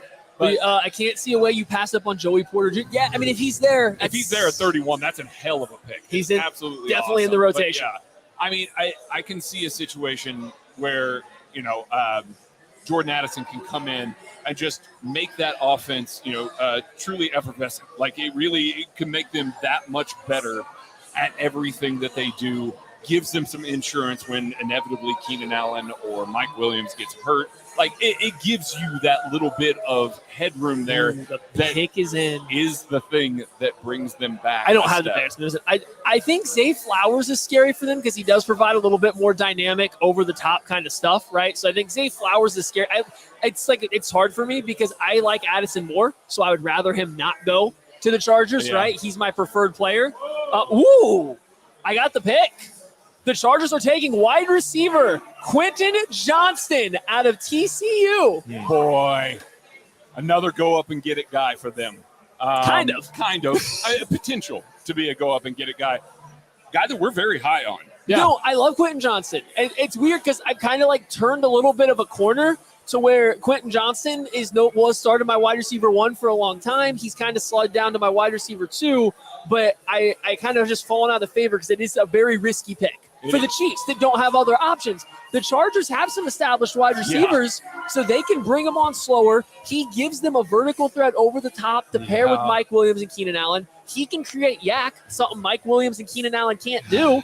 He makes sense there. The fit is really good, and that is a player that a lot of people wanted the Chiefs to take. And that one hurts a little bit. It does. It does. I mean, this is a player we kind of thought might have a chance of slipping there at 31. It's a little bit of surprise that he wound up being wide receiver 2. Now we're actively rooting against him. We hope those drop issues. No, I think he's a good football player. There's obviously some concerns. There's some red flags we would have talked about if he was a Chief. His 3-cone was one of the worst ever. He's got concentration drops. Yes, some concentration drops. There's probably some questions about whether or not he's going to be able to consistently translate a full route tree. But I think he's a guy that you can get him running vertically down the field if you get him running open, and if you get him on some routes across the field, being able to catch the ball and run after the catch. That's a scary proposition. He has the highest ceiling of any of these round 1 guys. And I don't think that that's in question there. Does not play like a big wide receiver, to Maddie's point there, but has the size and ability to do that if you can train him to do that. You're going to put him in a room with Mike Williams and have Mike Williams tell him how to play like a big receiver. You might be able to get a guy that can posterize some dudes a little bit more, play strong at the point of, at the catch point there, but has this athleticism, has this true yak ability. Good football player. Not as scary to me as Jordan Addison because I do think it's going to take some time for him to get on the field, get comfortable in that offense, get on the same page as his quarterback. It would have been the same thing with the Chiefs. Would have had to be eased in a little bit more. But that being said, they don't need him to. Man, Josh Palmer, Quentin Johnston, Mike Williams. That's good. And even Keenan Allen once he goes. That's a lot of big dudes. That's a lot of big dudes. That's a basketball And you know who's really good at throwing the ball to a very specific spot for a big dude? Justin Herbert. Herbert. Pick makes some sense. I get it. It actually makes a lot of sense. And like I said, I soured a little bit on Quentin Johnston because I think the risk was there, and he was a really good athlete for his size. He wasn't just this straight up elite athlete. But now the more I think about it, and now that it's real, him with the Chargers really stinks. They've developed wide receivers pretty well. We're at pick 22. We are at pick 22, which is, according to KCSN's Michaela Bennett, the range that the trade-up starts. I'm gonna read this out from a very reputable source here. Maddie Lane, KCSN. Oh God! Oh, wow. That's a questionable source. But okay. Listing out his players: Jordan Addison, Zay Flowers, Nolan Smith, Miles Murphy, Joey Porter Jr., Cam Smith, Anton Harrison, Michael Mayer, Brian Brissett. That's a lot of players that I'm very, very fond of. I am about as big of a fan of Brian Brissett as it is, and his slip behind Nolan Smith is also one that it's worth paying attention to. 9 players. That was 9 players that was listed off, right? That's 9 players that I have. There's probably a gap in there between 2 of those groups. I could probably split that up into 2 groups. Sure. But those 9 players, I think, are separated from everybody else involved, right? That's 9 guys. Will Levis is still available right now. Like, you know what I mean? I think you're rooting for Will Levis to fall off the board here at some point. I don't think it's the Ravens. It's not going to be the. I said at some point. I know. I said at some point. I know. But yeah, man, boy, this board is phenomenal for the Kansas City Chiefs. They said it was going to be wild. They did say it was going to be wild. There are several of these players that I thought had no chance of falling to this point. You know, a lot of guys like this we've been talking about as like doomsday scenarios that have gone off the board before the Chiefs have even had a chance to trade up. Like, there's a lot of positives with what is left here. Brett Veach is going to potentially navigate this board really well for the 3rd year in a row. I mean, like, yes. I don't want to take credit away from him. Yes. Sure. But the NFL has given him a lot of work here. A lot of help this year. But, I mean, if they go up and specifically the Lions. Sure. Absolutely. We broke down some Quentin Johnston tape with former NFL linebacker Sean Barber. Let's take a quick look at that. 8 yards per reception for Quentin Johnston. He was a big play waiting to happen in the Big 12, Barber. Well, I like it. Every catch we see is a contested catch. He sticks with it off of tip balls. He runs down, he's finishing plays late in the down, finding holes in zones. He never gives up on the play. I think what we do remember about TCU football is they were coming back from behind a lot of times that season. And sometimes, hey, if you're the star receiver, it's hard to keep motoring and keep going and keep, out there battling. But this young man, he's a big target. And not only is he a big target, once the ball's in his hand, he is tough to get down. Yeah. We see it over and over again after first contact, yards after contact, double digits, touchdowns after the initial hit. I love what this man does. He's a body of work. He's a big body. And there's not many receivers, I think, that have the type of body control he has. You look at that spatial awareness that he has, and it kind of compares a little bit. They're obviously different positions, but you see, Travis Kelce in the middle of the field, he's got a good understanding of where defenses are at, where they're at. So he's kind of got some good spatial awareness with his back to the defense. I think Quentin Johnston has the same thing you've kind of seen in some of these plays where he's just got good spatial awareness of where defenders are closing on him, and he kind of understands where he needs to break out in order to continue to extend these plays. I think that's something kind of unique for a guy that's 6'4", you know. There's some little receiver ability to him after the catch that's kind of unique, you know, some good footwork, good change of direction ability once he gets the ball, once his ball, you know, feet are stopped, you know, he's able to kind of churn and burn and get those things back up again and into space. And, you know, he found space a lot of times, you know, in that TCU offense. Sometimes just, you know, sitting over the football and, you know, making smaller defenders, you know, try to bring him down, and they had a hard time doing it. Yeah, he's a big body receiver, and he plays big. He high points the ball. He doesn't mind having defenders around him. He loves that contested ball. And we're going to see that over and over again in his film. I think that you make the route simple, and then you tell the quarterback, hey, we're a better athlete than the guys who guarding us. Get the ball in his zip code and watch this guy go with a tremendous catch radius, make phenomenal plays on the ball.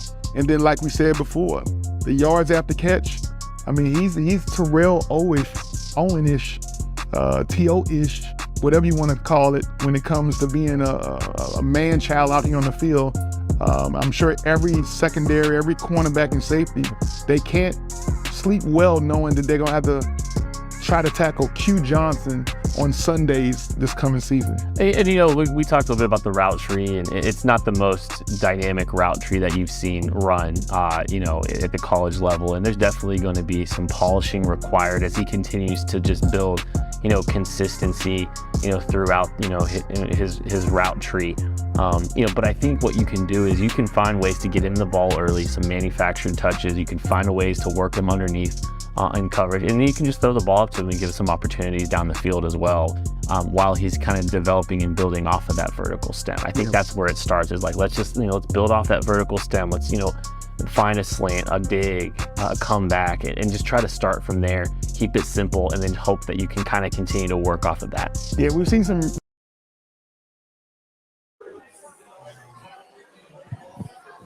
The pick is in for the Baltimore Ravens at pick 22. Another receiver is off the board. The run has continued.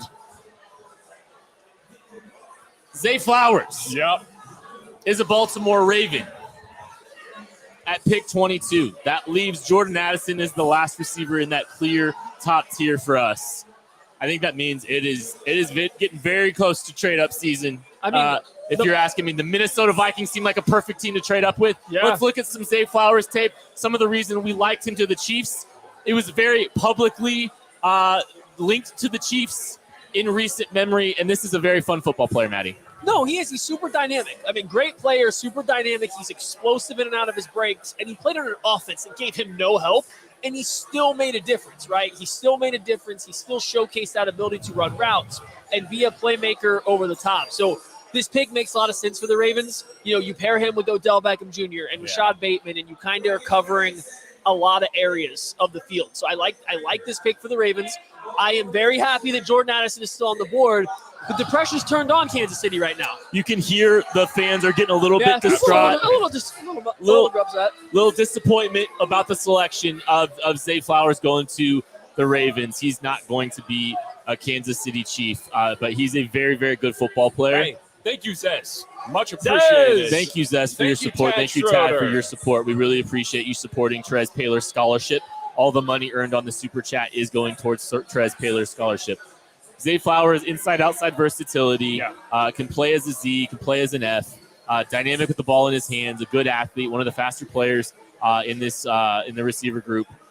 Quality football player, and the third receiver off the board here in the 20s. Absolutely. Okay. I think the thing that is the most impressive about Zay Flowers is he kind of builds up speed through the transitions. It makes him faster through his route tree than maybe it looks on, you know, when he's running a 40. Like, I think people expected him to run a little bit faster because he gains so much separation. When he puts his foot in the ground, when he's turning his hips, when he's pivoting through things, he accelerates through it. He actually gains speed through it. Reminds me a little bit of how Tyler Lockett, you know, a player that you look at his time speed and you say, oh, wow, I can't believe that he didn't run faster than that. Tyler Lockett, another guy whose hips seem to be just fluid enough to where he can run through that, and great deep ball tracking. Thank you to Scott Schwinn for making a $100 donation. Scott, thank you so much to the Trez Paylor Scholarship. We really appreciate all of your support and all your help. Boy, that's a tough one. It is. You're sitting now at the end of the receivers. You at are. that first tier receiver. So if you want one, you're probably going to have to go get one. So I got some news on the Cowboys draft show. One of their TV reporters had mentioned that the Chiefs and the Raiders called Dallas inquiring about a potential trade up, which would have been at pick 27. Dallas Cowboys said no, they don't like the trade.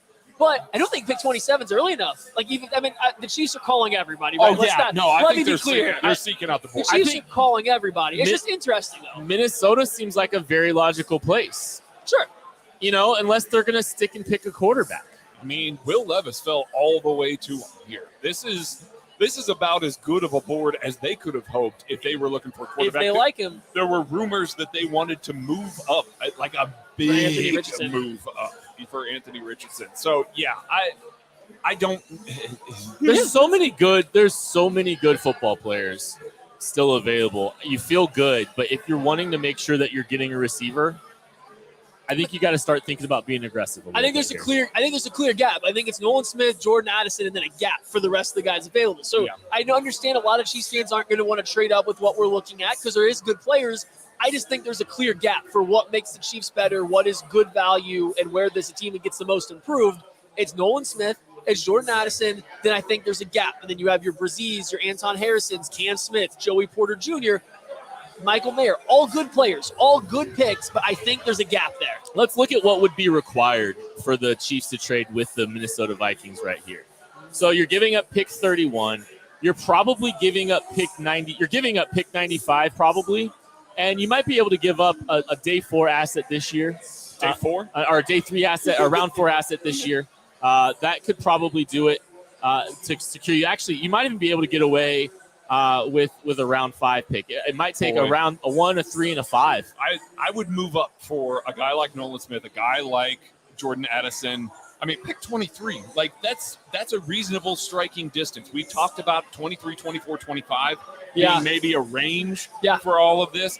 The New York Giants are probably looking at wide receiver as well. Yeah, I think if you're the Chiefs, you got to jump them and the Bills if you want to feel comfortable. And so, again, the Cowboys pick doesn't make a lot of sense because it's behind both those. Right, unless they're not looking wide receiver. You can't know that.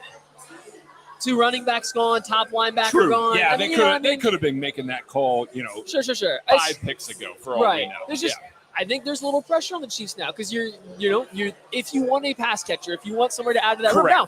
I guess this is going to tell us what the Chiefs think about their wide receiver room or their likelihood to land a DeAndre Hopkins potentially future. There's the thing. Josh Norris had kind of tweeted out earlier that there was some rumors. D-Hop going to the Baltimore Ravens. Baltimore Ravens now have Odell Beckham Jr., Zay Flowers, Rashad Bateman, Nelson Aguilar, Devin Duvernay, Isaiah Likely, Mark Andrews, J.K. Dobbins. Like, that's a good set of weapons. I don't know that they're going to spend any other capital to try and get DeAndre Hopkins there. A team that was rumored to be in on him.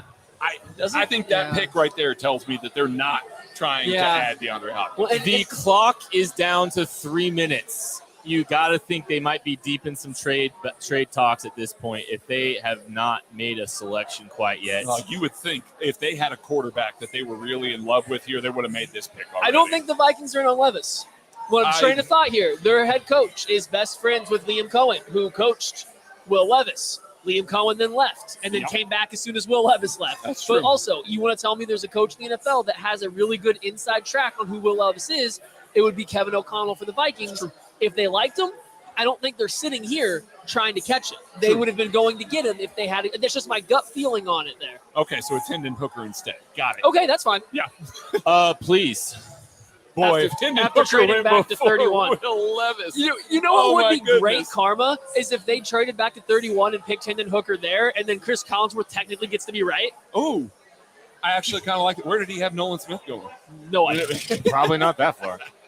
We are just so close to. I mean, the Chiefs are full on in range where they could make a move. My goodness. The board's looking good for them. Sweat now. Would love. I mean, that's just the lights, Matthew. But we would love to get a couple more quarterbacks to fall off the board, and cornerbacks would be great as well. Like, if we're being honest, either of those would be fantastic. I mean, yeah, you could suffer a little corner run, even if you were cool with adding a corner here. You could see a couple come off the board and still be comfortable if you're the Kansas City Chiefs. I'll say this, with the fact that the Minnesota Vikings have a minute left on the clock and they haven't made the pick yet, makes me think they're drawing this all out. The media is slowing down and a quarterback's about to get selected. It just kind of like, if we've been watching a lot of drafts in our life, it kind of feels like that. Aaron Ladd did tweet a couple minutes ago that there's no need to trade up now, so I don't know if he'd heard something about maybe a Jordan Addison falling off the board at this point, or if he was just tweeting about, Quentin Johnston and maybe he was a big Zay Flowers fan. And Zay Flowers. We're connecting dots to Kansas City, right? The wide receivers that Kansas City has been talked to, linked about, or For anything sure. like that. Quentin just Johnson both went trained off with the him. board. Yeah. Zay Flowers trained with him. Yeah, I get Maybe it. the Chiefs don't like Jordan Addison. The at all pick either, is in for the Minnesota Vikings, so they have made a selection. They have. And they're going to time. Okay, so let's the Minnesota Vikings have taken wide receiver Jordan Addison. Okay. Oh, my goodness. There's the wide receiver run. So the wide receiver run has happened. There is no real round one wide receiver option, in our opinion, that is left on the board for the Kansas City Chiefs. There's a lot of good football players left, There though. absolutely is. So the Chiefs will not be addressing the receiver position in round one.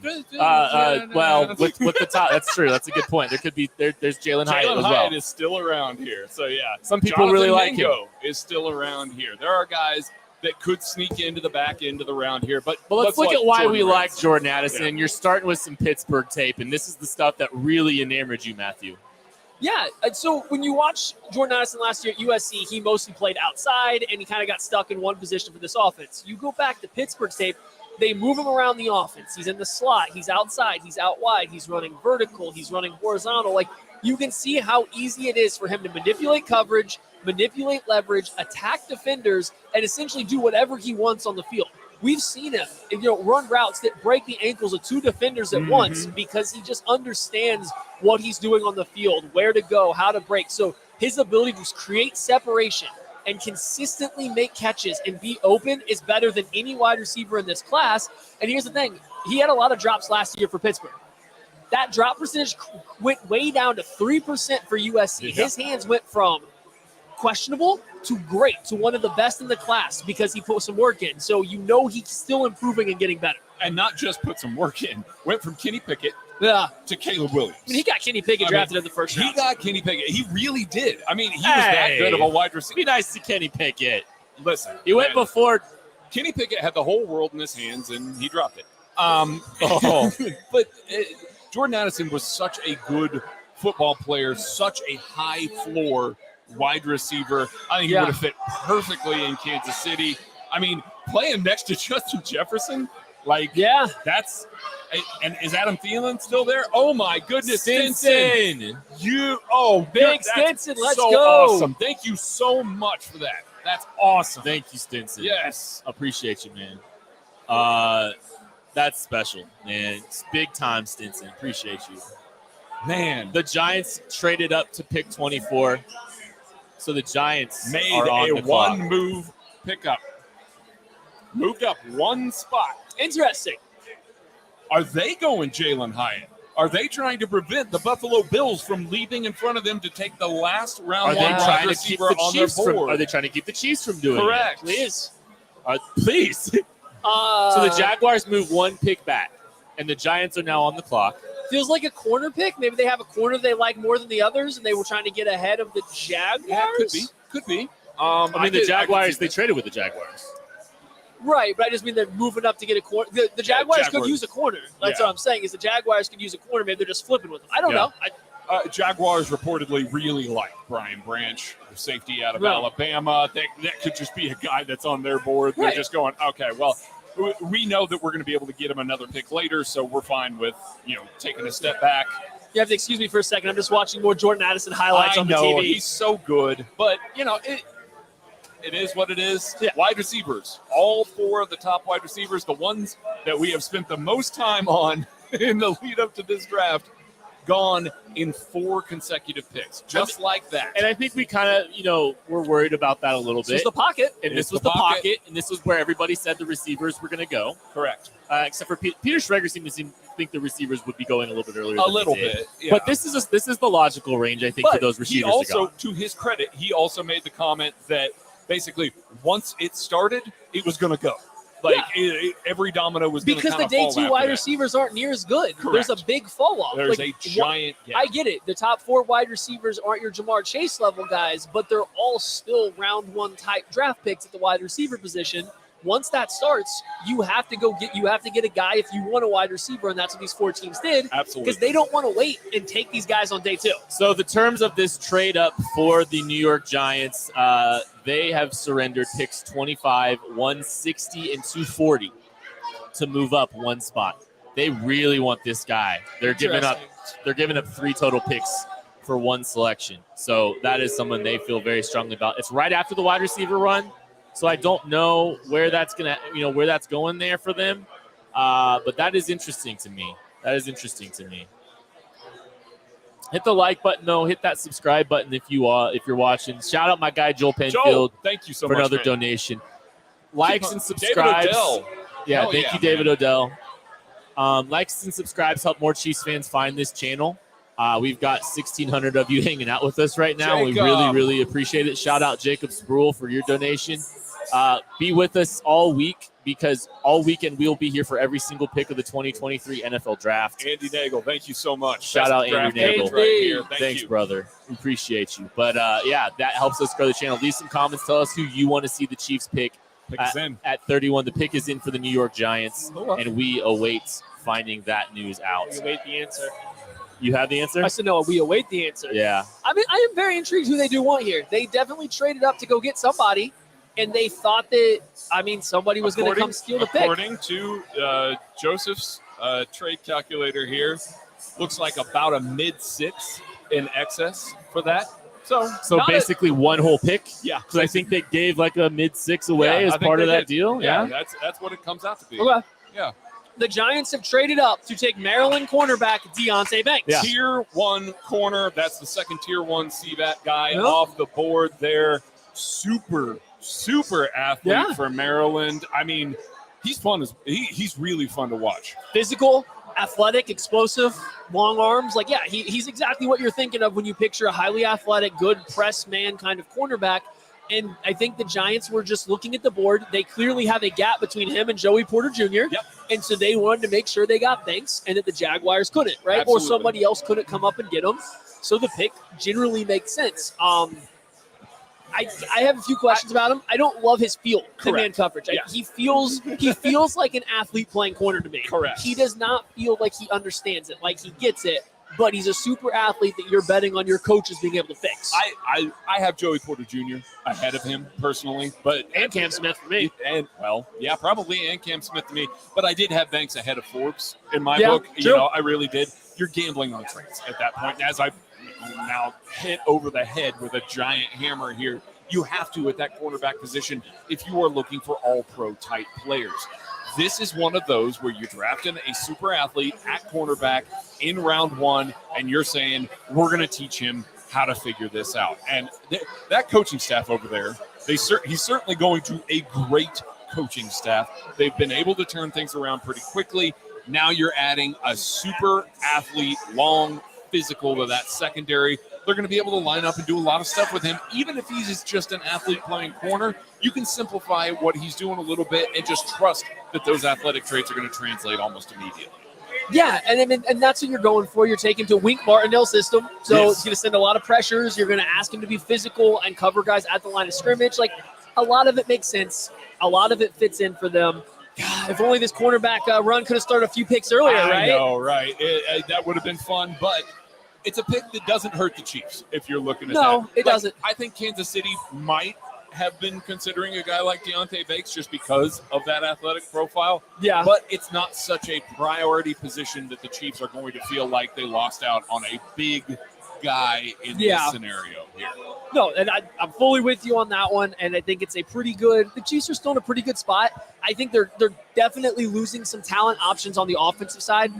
It's mostly looking at defense right now, and I think a lot of Chiefs fans are – I think a lot of Chiefs fans are okay with that. I'm a little more hesitant. I think they've lost a little bit on the offensive side. I don't think they have replaced everything they've lost there, and they didn't lose as much defensively. That's harder that you can't replace, right? Right. So I kind of was leaning more towards the offense for the Chiefs, but hey, the talent is there for the defensive end right now. Time Rambo. Hey, Rambo's that's back a great again. call. Let's Remind go. people about the app. Yes, get the Let's go. KCSN app. BJ was handing out shirts earlier today for the KCSN app for the people that showed up with the app. And yeah, we're dealing out shirts there. The app is awesome. You're going to get the most recent updates for all the podcasts. You're going to get links to all of those, audio, video. You're going to get basically when articles post. You're going to have links at your fingertips for all the KCSN stuff there. So please go do that. The Buffalo Bills have traded up. Interesting. Jacksonville trades down twice in a row. So Jacksonville trades down twice, and the Buffalo Bills are now on the clock. Is this Nolan Smith? For the Bills? Maybe. Why they not? Got Von Miller. You keep adding pass rushers. They have a lot of DNs though, I think. They do have a lot of DNs, but after Von Miller got hurt last year, that pass was rush rough. sucked. Okay, so here's the thought. The Dallas Cowboys have been linked to The Kansas City Chiefs. the Dallas Cowboys have been linked to linebacker, Oh, gotcha. and one linebacker's off the board. Yeah. Drew Maybe Sanders? they're looking at Drew Sanders or Trenton Simpson. Yeah, are Drew they? Sanders? Yeah. It'd be Drew Sanders. It'd be Drew Drew Sanders. Sanders.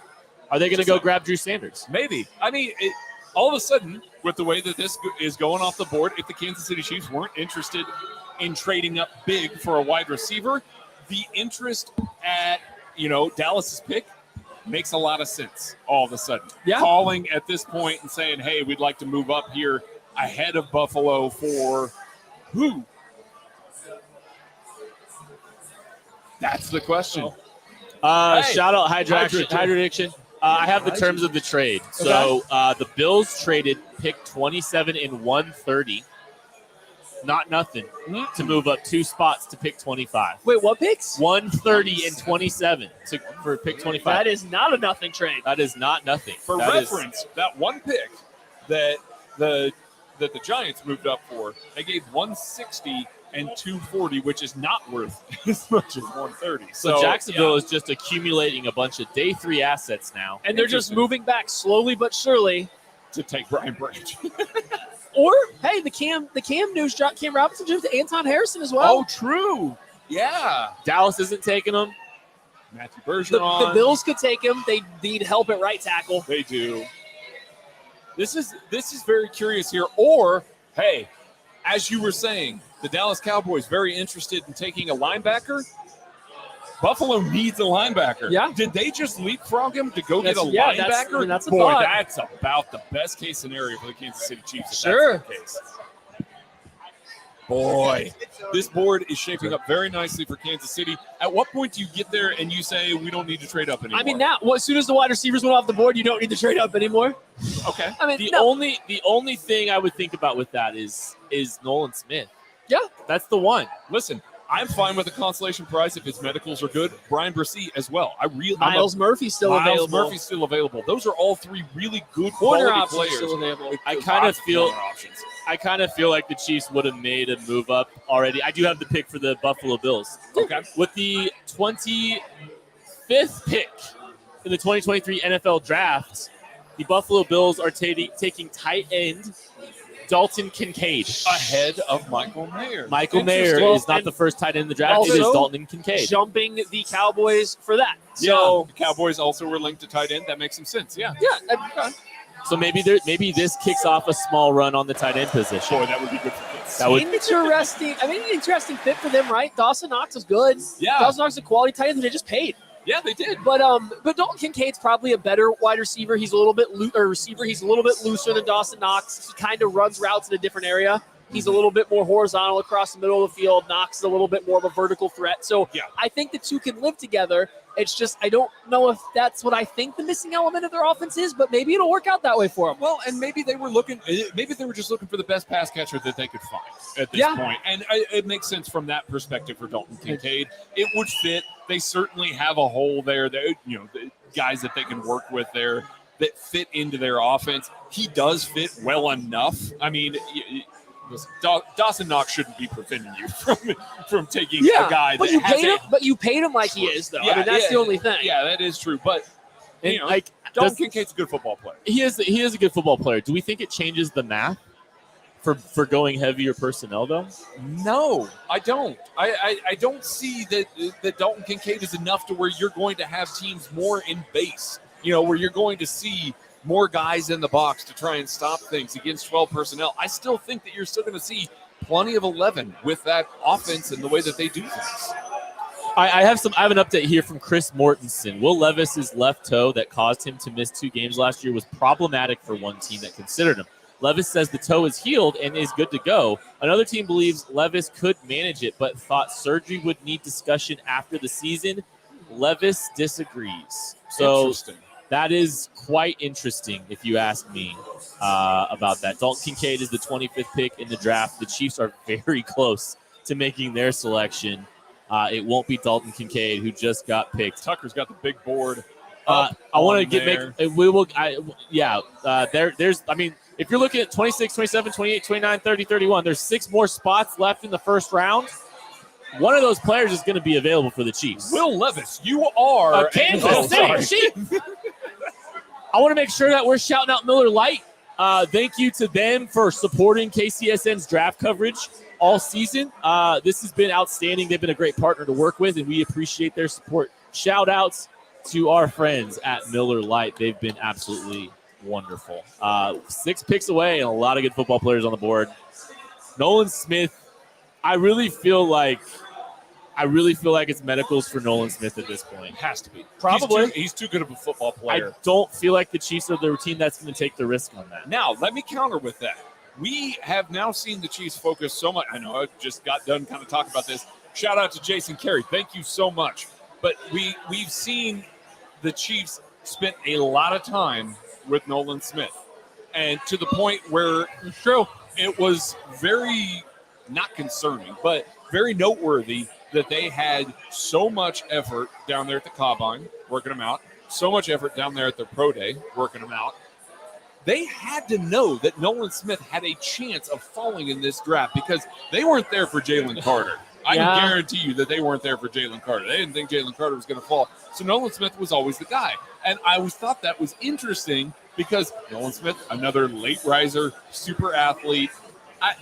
It definitely feels like they've paid some attention. They have paid attention to Nolan Smith. They've been monitoring the situation the entire time. So, even if the medicals aren't wonderful there, they certainly have spent a lot of time on the field with him, specifically their defensive line coach. The Dallas Cowboys are on the clock at pick 26. And we are monitoring this situation. I wonder if another tight end goes off the board seems here. like a Mayer or Drew Sanders pick to me. Michael Mayer would make a ton of sense here. Yeah, Drew Sanders does too. I know there's been a lot of buzz about him, just kind of putting him and does anything really matter when we have Mahomes? Shout out, Jacob. Shout out, Thank you for your support, Jacob. That $20 goes to the Trez Paler Scholarship. Once the season starts, no, it probably doesn't matter that they have Patrick Mahomes, but it's fun times on the draft night to get a player that you clearly see a path to making the team a lot better. And the board was shaping up really well for the Chiefs around the pick 22, and it's still looking pretty good. We've definitely had a couple spots now where we're like, well, okay, like now we see some stuff. The Cowboys are not taking a tight end here per sources. Michael Kelkin. Interesting. Well, I would guess. Okay, so I'm just forecasting here. If they're going to take Sanders at this point, then you had the Jacksonville Jaguars picking at 28. 27. Sorry, but the whole Dolphins thing is throwing me off. So if they're going to take Brian Branch, then you've got the Cincinnati Bengals, who will be ecstatic that Michael Mayer fell to them. Per Michaela Bennett, KC Sports Network's Michaela Bennett, the Dallas Cowboys are looking to trade down. Oh, well, now? Yeah, we got a report earlier that they were getting offers and then they had declined a couple. So I'm interested. Maybe the Chiefs saw the value of it and they're sitting there going, "Hey, listen, take it or leave it." Maybe Dallas was wanting Dalton Kincaid.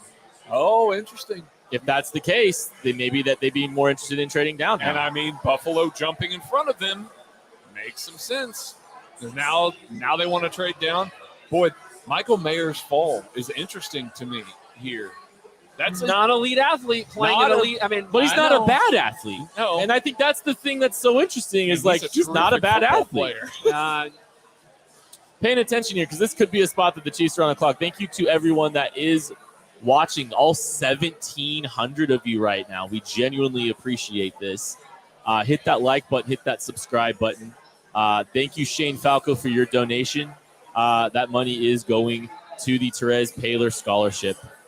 We are waiting to find out the news on this trade here, or on the if the Dallas Cowboys are indeed trading. Boy, I don't think the Chiefs have to trade for us to be happy with a player that's available. No, but I'm trying not to get greedy with Nolan Smith on the board. I think we're to the point now where it has to be good value for the Chiefs. Like we've seen some of these trades as of late here where it's been not good value for the trading team moving up. I don't want that at this point. I think the board is too good. Kansas City can stay put. Yes, I love Nolan Smith. I would love to have Nolan Smith there. Primetime Rambo again. Hell yeah. Bobby Velasco, thank you. But I don't think we're sitting in a situation where they need to give up more than the pick is worth. And maybe that's why Dallas turned down the trade. Maybe that's why things haven't formulated as quickly here, because teams are looking at the board and going, yeah, we're fine with staying put. We're fine with letting this all play out.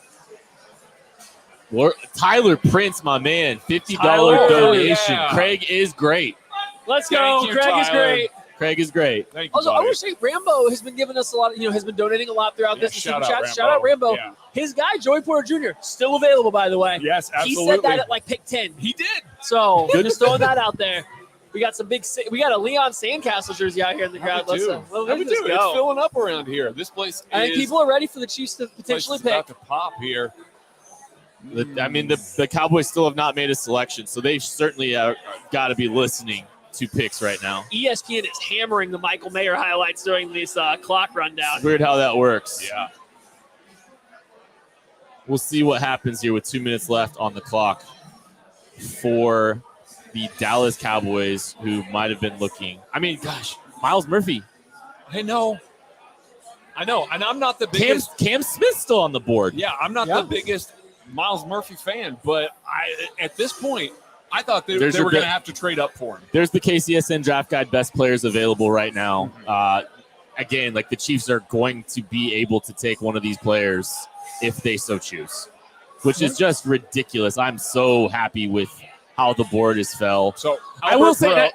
Yeah, go ahead. I will just say, like, one thing you got to kind of keep in mind here when it comes. Shout out Kevin Harvell. One thing you do kind of have to keep in mind here, and tempering your expectations a little bit, is sometimes when it's so glaringly obvious that the player available, like you start questioning some things. Shout out Ryan. You start weathering, like, Nolan Smith, it might be medicals, right? And some of the Miles Murphy, it might be something, because Brian Miles Bresee Murphy's is definitely medical. Brian Bresee is definitely medical. So we get so excited about some of these picks and some of these players, but sometimes it's just the medicals. Sometimes it is just the medicals. And so they are happy. We're going to temper the expectations if one of these players is not the Chiefs pick, because there could be more answers coming about some of these players falling. Thank you, Albert Wilkinson. Albert! We don't need another nickname for me. The great one. I like it. Albert Breer, by the way, regarding Dalton Kincaid, they were looking for a replacement for Cole Beasley in the slot. They're viewing Dalton Kincaid as a big slot for them. So there you go. To your answer about playing heavier personnel, it'll still probably be 11. Yeah, sounds like he's a receiver. Yeah. It's fine. I get it. I get the connection there. Good. Yeah. All right, we are trying to find the pick for the Dallas Cowboys on I this have one. seen it. Wait, it has been deleted. We will hold. It has been deleted, which is the player it was is good that it has been deleted. So yeah, someone had tweeted out that it was Nolan Smith. So we will see what happens. Interesting. Yeah, that would be pretty. Okay, so I have the pick. The Dallas Cowboys have selected defensive tackle Mozzie Smith. Oh, okay. Okay, that makes some sense for them, actually. It makes a ton of sense. That helps the Chiefs there. Yes, I understand the confusion with the Smith action here. Yes. Someone probably got tipped Smith and assumed Nolan and was wrong. Corrected himself quickly. I would have guessed Nolan Smith too. Sure. Yeah.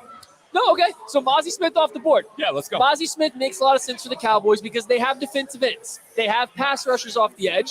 What they're missing is some girth in the middle.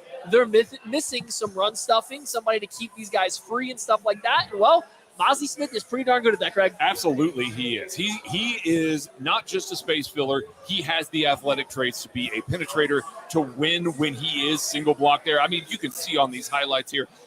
I know that people don't get excited about rundown stuffers and things like that, but Mazi is a little bit more than that. He can move around into a 3-tech. He can play as that 0 or 1 and still push the pocket a little bit, still create some havoc in the passing game. Shout out to Jedediah West for trusting Beach there. But Mazi Smith is a terrific player. Shout out Chris Wolf there. Chris. Yes. But a terrific player on the interior there.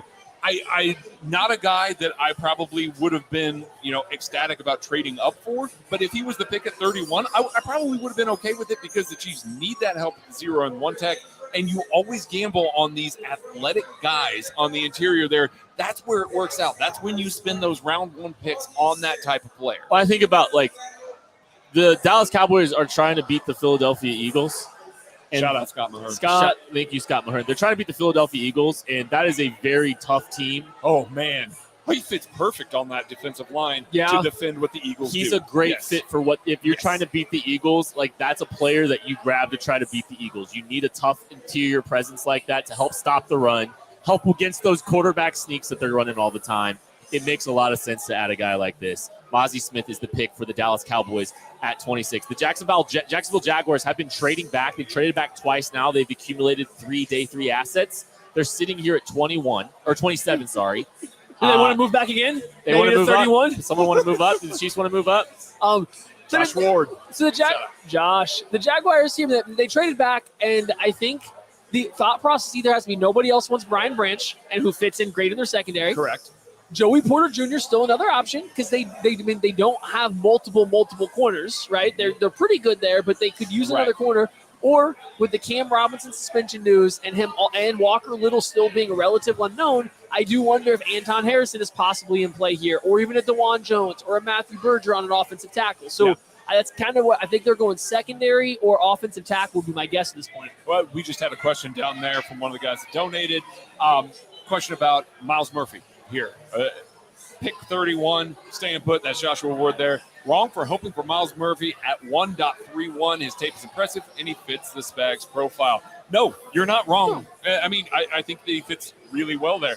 I think you've got to teach him how to play the game, but you're banking on traits at that point. You're going to be sitting there, and you're going to be saying, hey, listen, that guy's got good get off. He's certainly got the ability to affect the passer in a big way. You just got to teach him how to read things out a little bit better. I think you saw teams focus really hard. To primetime Rambo again. Rambo, let's go, buddy. Yeah, but I think that you saw teams last year leave him as an unblocked conflict defender and reading out the mesh point. And he didn't do a particularly good job of doing that. Now, and he didn't take over games too. I think that's my big thing. As I watched Clemson, you never felt like Miles Murphy was taking over a game. No, you felt like Brian Bresee would take or over it would be game. a flash here and then a flash there and then a flash here, but he never was stringing together a chance to take over a game, even versus some questionable offensive tackles. Absolutely. But in the same vein, that athleticism, that size, that profile, I'm willing to chalk it up to, hey, Brent Venables left. They didn't have a guy that was there to kind of train him up and do all that. Give him to Joe Cullen and have him work. I'm happy, more than happy, with Miles Murphy at pick 31. I thought that this team was going to have to trade up for a guy like that. Getting him at 31, home run pick. Would you be mildly frustrated with him over Nolan Smith or Brian Bresee? A little bit, just because I'm a bigger fan of both of those guys. I know what's happening with Brian Bresee. It's medicals. I totally understand it. He had a hell of a year on himself with the medicals and everything he went through. I feel like we can say it's medicals with Nolan Smith. I think we can probably say it's medicals with Nolan Smith at this point as well, which those are the sorts of things that when we're sitting here, it's like, oh, well, why didn't they take that guy? He's clearly a better football player in medicals. That's where I just temper your expectations a little bit, because this is the point of the draft and this is the point of the weekend when you start to find out a little bit more truth about the situations of some of these guys. The context that the NFL might have that we don't starts with guys like, well, why is Nolan Smith not here? If Nolan Smith is 100% healthy, he's not here. He's not here. He crushed the interviews. He's a high-character football player. He plays with football character. Oh, my goodness, yes. He's a good football player. Yeah. He's better than some of the guys that have been selected today. Yep. So it's something. He might not be cleared medical. And if that's the case, we've seen the Chiefs be a little bit more careful with the medical choices that they're making. They want Johnson, KCSN laptop sticker. Yeah. My God. Yeah. Please hit that like button. Please hit that subscribe button. Why don't you tell us all who you think and who you want the Chiefs to take? And we'll be posting some of those as it happens. Okay. The Jaguars have selected offensive tackle Anton Harrison That makes sense. out of There you Oklahoma. go. You were absolutely right, buddy. With the Cam Robinson news coming down the pipe, this has been in the works for a couple weeks now. The Jaguars have knew this suspension was coming. It didn't get till media until just a couple days ago. Yeah. So this was a pick they probably did a lot of work on. Makes a ton of sense. Maybe that shows not perfect, belief in a Walker Little, or not a belief in Cam Robinson long term. They get some protection for Trevor Lawrence. Good pick for them. For the Chiefs, just real quick here, this is kind of big. I think we all think he's the last tackle that deserved to kind of go in the round 1 range. I don't think we're thinking Bergeron or DeJuan Jones should go in round 1. That kind of takes one whole position out that I think a lot of Chiefs fans like. And this, along with the wide receiver thing that happened, is kind of why you wanted to consider trading up in case you wanted a position on the offensive side of the ball. Absolutely. And you watch here Anton Harrison on these highlights. He's playing left tackle. He's number 71 here. You can see the way that he moves. And I think that's what's always tantalizing. I know I'm speaking for myself, but I know I also speak for Maddie a little bit here when I say we like guys that can move on the offensive line. Like guys with good footwork, guys with that athletic profile. That's what we try and kind of fall in love with a little bit. And Anton Harrison has that. He certainly can move a little bit, can do all that. Now, this is a little bit of a gimmicky offense. Even with Lincoln Riley, it was a little bit of a gimmicky offense. So translating that to the NFL is tough at times, and I think that's why maybe some teams were shying away from him a little bit. But the movement skills, the length, everything else with him, maybe short of how he can anchor and handle power, is truly really, really good. So I do think the Jaguars got a good football player here. Dougie P builds through the trenches a little bit, gets a guy with some length. I mean, everything kind of lines up to make a lot of sense for why the Jaguars would make this pick. No, it does. It's a pick that makes a lot of sense for them. And so, yeah, I think it's a quality pick. It's going to give them a nice, safe floor because it's going to allow Trevor Lawrence to go back out there and keep playing at the level that he does. So, yeah, good pick. We saw what happened when he had time to throw last year. They were good. They were a good football team. And now they've added Calvin Ridley. Yes. So, I mean, it's good. Yeah, they didn't need to go wide. They added the wide receiver last year. So, yeah. Yeah. Okay. I think with the suspension, it continued to make more and more sense for them. Cam Robinson gone. And trench players are never a bad thing to add either. Especially, I think this is a quality player in the back end of round 1 to add. The Chiefs are four picks away. Yeah. The Chiefs are 4 picks away. This has to be Michael Mayer. Shout out James Grisham. James Grisham. Thank you.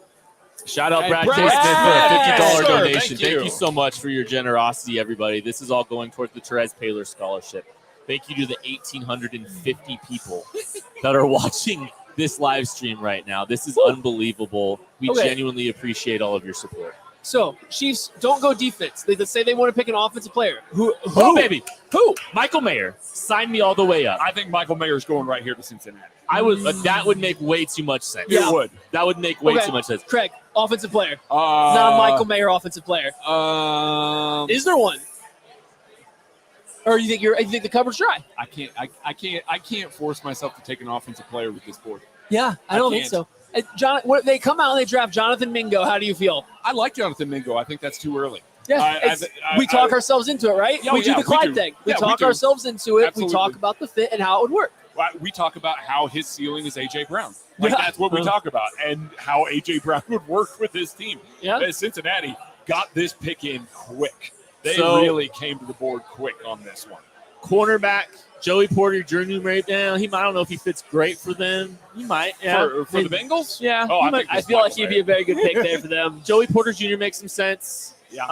Michael Mayer makes sense. Michael Mayer makes some sense. Darnell Washington. I mean, any tight end does. So like a Luke Musgrave kind of makes sense too. I don't know if Darnell Washington does, but I mean, maybe. So we'll see. And then we got the Saints and the Eagles after this. Here's the thing, though. Do we really think that Nolan Smith is passing the Saints and the Eagles? No. Do we think Miles Murphy's also passing the Saints and the Eagles? No. So we're getting a little dicey there. Yeah, we are. I think that in that situation, you take a corner. You're probably take a corner. You're getting really close. As good as the board looked at pick 20 and 22, you're getting really close to all the scenarios we worked out to where the Chiefs were looking at the worst case scenario at 31. I had the pick for the Cincinnati Bengals. Okay. With the 28th pick in the 2023 NFL Draft, the Cincinnati Bengals have taken defensive end Myles Murphy out of Clemson. There's one off the board. Sense. That does. Makes sense. Continue to add to the trenches. There's kind of been some late buzz about Myles Murphy character or the Bengals weren't concerned about the character. Yeah. They got that pick in quick. They've been there's been some concerns about that kind of stuff. I don't know the validity of it, but it is a surprise to see a guy that we thought was a top 10-ish talent in the KCSN draft guide. Yeah. Falling this down the board. Yeah. Yeah, no, I mean, absolutely. And so he's going here. He's a big, strong defensive end. He very much fits what the Cincinnati Bengals like to do at that position. Look at the Trey Hendricksons, the Sam Hubbards. He just adds to the thing. I don't think this is the way they were going. I think they're seeing Myles Murphy as a value here, and that's why they're just kind of making that transition. I think this is a value pick for the Bengals because they just drafted Joseph Osai, who had some highs and lows. Oh, yeah. He had highs and lows, but there were highs. Mm-hmm. And so, I just feel like this isn't a pick they came in trying to fit into. They just ended up deciding, hey, this guy shouldn't be here. Let's take him. So now we're going to two more teams that also could use some defensive line help for Nolan Smith, maybe corner for Joey Porter. We're getting close to the Chiefs looking at that worst case scenario that we always worked up, and that sounds crazy when you pause this draft to pick 20. Yeah, absolutely. Now, that being said, the Chiefs, if they're going to take best player available, I think it's going to be a corner. I really do think it's going to be a corner. And I'm not mad at corner. No, but that was just part of the worst case scenario, though. Yeah. Is Joey Porter Jr. a worst case scenario? No. Yeah. No, I don't think he is. Yeah. Okay. Explain. He's a corner. They have corners. Okay. He's pushing a starter off the field. Yes, he's better, but he's pushing a starter off the field. I mean, we worked through these scenarios. Our worst case scenario was essentially choosing between a Brian Brzee, a Cam Smith, who's still available in an option, one of these later round offensive tackles, or Michael Mayer. They're still choosing between that. Just instead of Cam Smith being our worst case scenario corner, it's Joey Porter Jr. And guess what? I have them separated by half a point in a grade. Yeah, so I think that we had the question posed to us, would you rather have Michael Mayer or Joey Porter Jr. earlier this week? And we all said Joey Porter Jr. And I'm not saying I'm upset, right? Yeah. I'm not saying it's a bad pick or anything like that. I'm just saying we spent a lot of time talking worst case scenario, and we were looking there at pick 20 talking about how great this is falling. Oh, yeah. Pick 20 to now has gone very poorly for the Chiefs. I want to get that in a second, but I do want to thank Derek Oxberger for your generous donation to the Therese Paylor Scholarship. We genuinely appreciate it. So here's the thing, though, with all this. We're talking about worst-case scenarios. I feel like if the Chiefs didn't feel good about where they stood, sure, they'd trade up. Yeah. Maybe they tried. And maybe they did try. And maybe that's just the case that the board, that's how the board felt them. But I'll tell you what, I'm not going to turn my nose at Joey Porter Jr. No, I'm not going to turn my nose at Brian Brzee. I think there's a gap between saying a player is bad or good and saying it's the worst case scenario, though. We literally did this exercise, and we are about to be faced potentially with the worst case scenario that you and I worked up before draft. That doesn't change now just because we're in the moment to me. Yeah, I get you. I get what you're saying. Position wise, you're taking a BPA and you like the player you're grabbing. It's the cornerback position. I will say it's never a bad thing to continue to add cornerbacks. We're obviously thrilled with what we've seen out of this cornerback class that Brett Veach put together last year. Mm-hmm. But I mean, you're still banking on a couple day 3 picks to continue to play consistently, for sure. And that's always I'm not saying that's dicey, but it's you got a 7th round pick that was starting there at the end of that, and we saw Steve Spagnuolo's reluctance to rotate out some different coverage schemes throughout the year because he didn't trust those guys to run those sort of schemes. I can understand how drafting that cornerback would then open some of those up and then get you to the point where you feel a lot more comfortable running the types of things that you want to do. Trent McDuffie, L'Jarius Sneed, and a Joey Porter Jr. or a Cam Smith is a really good cornerback group that can help defend against a lot of these elite AFC quarterbacks. No, I get it. Good talent, good player. I know. I'm sitting here. I'm looking at roster construction, and it's not the best place to spend it. I get it. You are getting very close to it being by far the best value and the best player available. And once it becomes a clear gap, you have to go that route. Mm-hmm. It's just not my preferred way to go about spending all of your you hit on day 3 players at the cornerback position, and you're not going to utilize them. I know. But like you're not utilizing them. That's where my qualm comes in. I'm also strength on strength guy. Yeah. Like, give me the guy, like, top it out. Like, I know that maybe the gain is only, 4 or 5% over maybe the 10% that you get with somebody else, but that 4 or 5% Garrett separates the elite business. Hey, shout out, Garrett. Hot take, I'm thinking the Chiefs did not trade up so you can have that moment of closing. Please, no. I mean, I hope that's not the case, but it's possible. It's possible, but I hope that's not the case. I think you're rooting for a cornerback to fall off here. You're rooting for the Saints to take a cornerback. You're rooting for a team wanting to move up. You're rooting for a team wanting to move up into the first round for a Will Levis. I mean, there's all kinds of scenarios running around right here. It's interesting. The fall of Will Levis we haven't talked about. There's some good players there's some players have kind of fallen on the board that Kalijah Cansey, Jack Campbell. Those were not surprised, or those were kind of surprises. Yeah. It would have been nice to pair that with a Will Levis too. That might have helped the board just enough. Shout out Thomas Woods. Thomas. Your $50 donation goes to the Trez Paylor Scholarship. We genuinely appreciate everyone's support. Thank you so much for that. It means a lot. We are 2 picks away from the Chiefs being on the clock. You know who we haven't talked about who's technically in play? The pick. Oh, do we? Okay. Yo, man, go ahead. I'm gonna work to confirm this really quick. Okay. I believe I hadn't seen it yet, so I'm gonna double check here real quick. I know the pick is now in, so yeah, now it seems possible it's coming through. I believe this pick is Brian Bresee. Okay. So I am going to work to confirm this. You work to confirm this. If it is Brian Bresee, he makes sense for a Saints defensive line that, is still trying to add more pass rushers. They're still trying to get a little bit more dynamic up the middle. If you clear his medicals, if he's cleared for your team's medicals, Brian Bresee has a ton of talent. We're talking like the #1 overall recruit coming out of high school, tall, lateral, like a very agile player working laterally. So yeah, we can confirm that the New Orleans Saints have drafted defensive tackle Brian Bresee out of Clemson. This is a guy that's kind of had a unique process. At one point, it's in the way too early mock drafts back in the day, you would have seen Brian Bresee's name in the top 5. He came and kind of hit the ground running as a true freshman. He was a top recruit. He's kind of had he's had to battle some things with, both some off the field stuff that he had to deal with his, losing his sister. He's got some medical issues that have had to be closely vetted by NFL teams. But Brian Bresee, when he's on the field, has flashed some elite ability as an interior defensive lineman. No, he has. And he had I believe it was a kidney issue earlier this year, and he had to go to the hospital, and the medicine he was on caused him to lose a ton of weight. And then he was playing while trying to build it back up and still return from a major knee injury last year. So he's had some really bad luck. And so now you're hoping that this guy can come into the NFL, be healthy, and get back to that player that we saw as a freshman for Clemson, where he was tormenting Ohio State in that national championship game. So there's a lot of upside here. Brian Bresee, very good player, very good pick for the Saints. And like you said, we're just kind of dwindling it down more and more here as we come into the Chiefs. You mentioned right before we went into this that we hadn't talked about a couple players fall, so I just want some guys. We haven't talked about Joey Porter Jr. Why could you see him falling down right now? What do you think could be leading to that? Older prospect. Yes. A little bit stiff. Yes. So scheme specific potentially. Maybe a little scheme specific. And then age. And then, then there's the other questions. I still think he probably should have been off the board by now. Yeah. So, but it's a good corner class with a lot of long, big corners. Does that play a role in a guy that might be kind of scheme specific? Some teams might feel like they can they can go get value at the cornerback position. Brian Bresee off the board to the Saints. Okay. Good football player. So really good football player. The Philadelphia Eagles are on the clock, and the Chiefs are 1 pick away from selecting. Chiefs are 1 pick away from selecting. Please, hey, thanks everybody hanging out. Please hit the like button, hit the subscribe button. It helps us grow the channel. Leave a comment. Tell us who you want to see the Chiefs take at this point.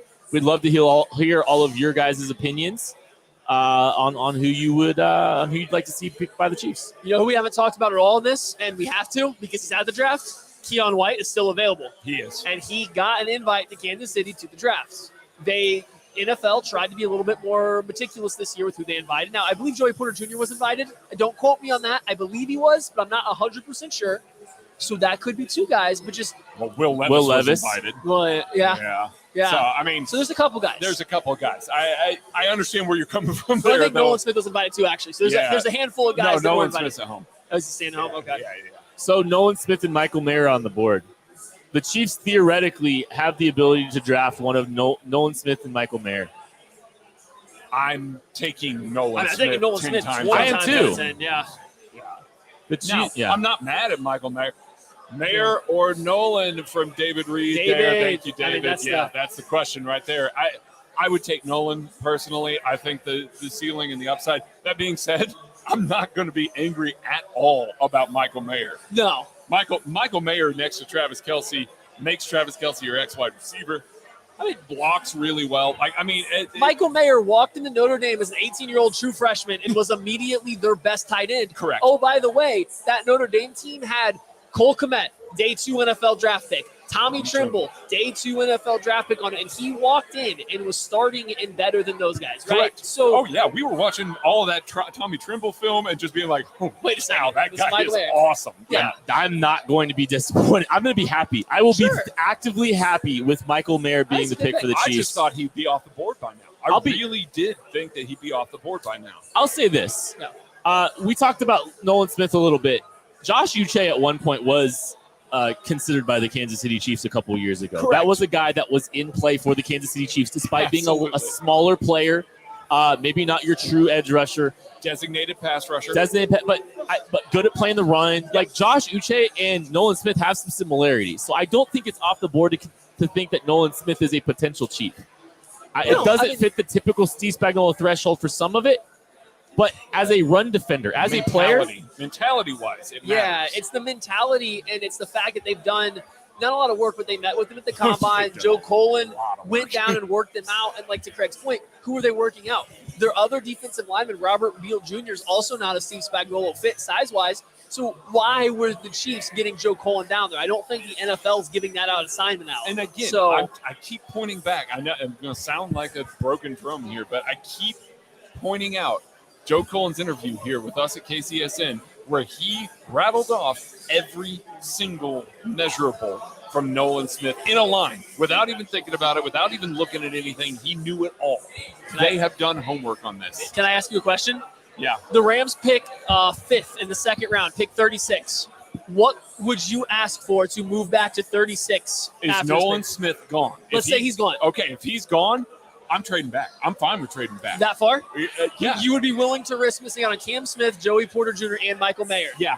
I think so. I don't value them. So with the 30th pick, the Philadelphia Eagles have selected Nolan Smith. Okay. Well, damn. that's a rough one. Yeah, that's that a rough one. And it's official. We'll move on from Nolan Smith. We're going to move on. Because, ladies and gentlemen, the Kansas City Chiefs are on the board. What is up, everybody? Thank you for joining us. We appreciate you all so much. The Kansas City Chiefs are sitting on the board at pick 31 in the NFL draft. They did not make any moves to trade up.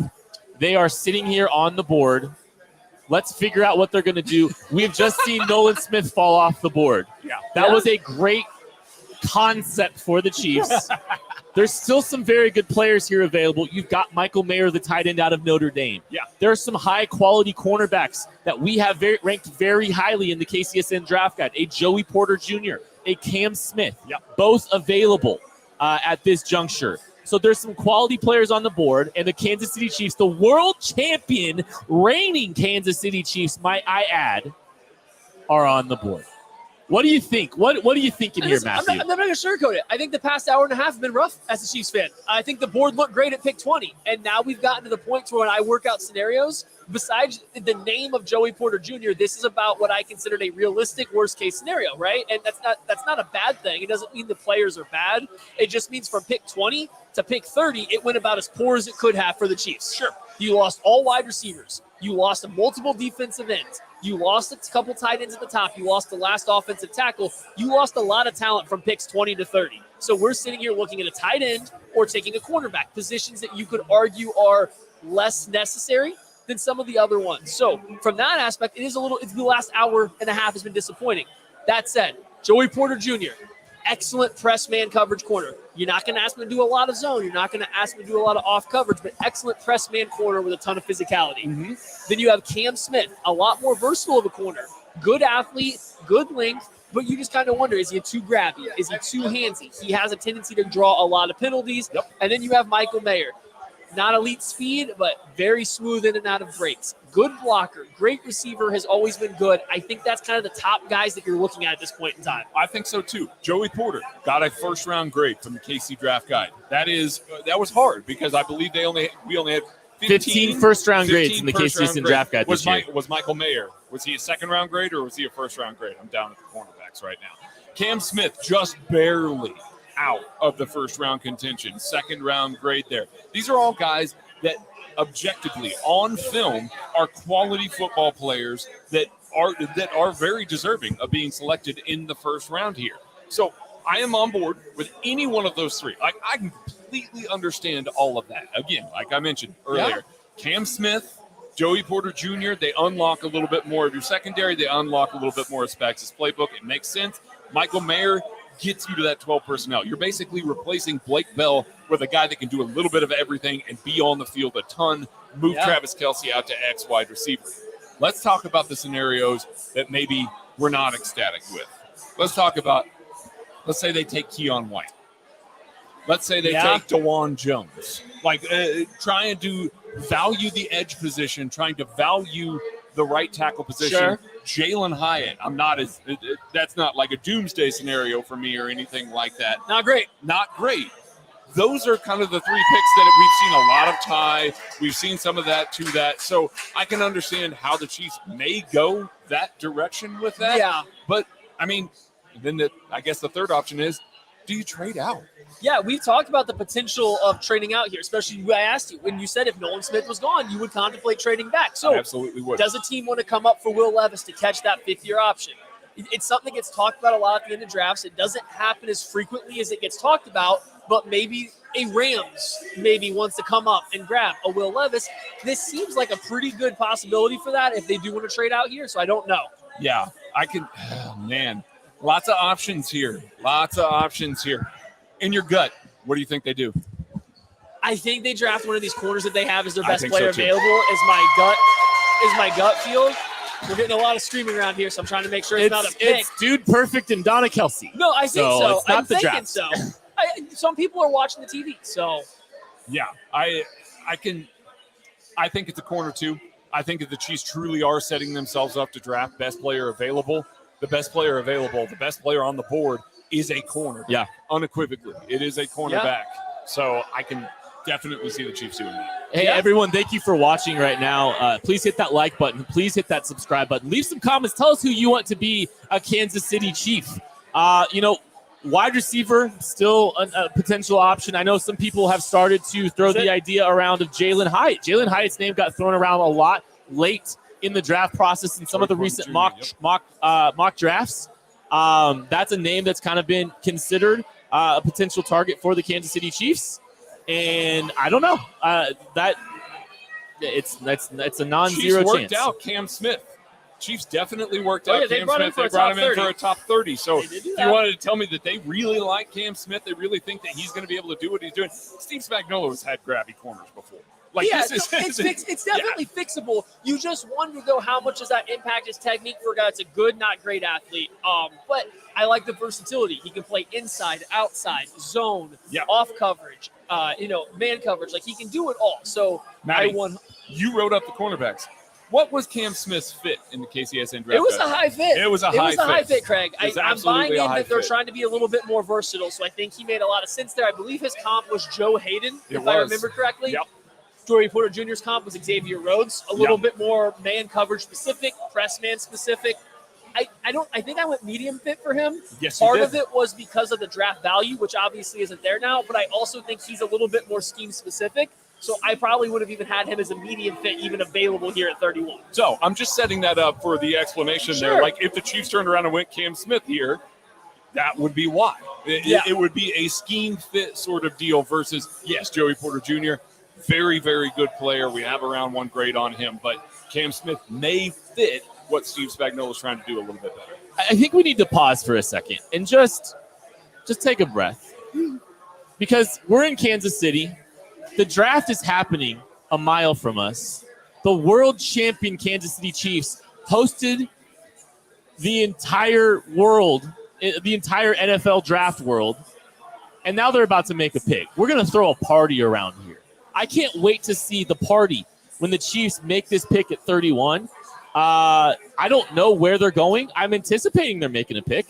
I think they're making a pick. They're probably holding on. They're trying to let the buzz kind of rile up a little bit. They're dragging it out because they can. Because the world champs can do whatever they want. And they can do whatever they want in this draft with this pick. You might make some people angry if you walk out with a Lombardi again, so they should definitely. Oh, there's both Lombardis coming out. Yeah, that's right. That's the reason why. Okay.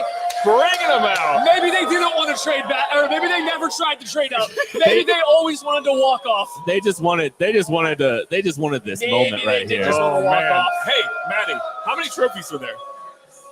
Don't do this. Don't get me in trouble. Because there's definitely only a two-time. Where's the? Oh, somebody fun's about to bring a third one. They're bringing out the third they're one. bringing out the Okay, most this is fun. yes. Is Mahomes going to make the pick?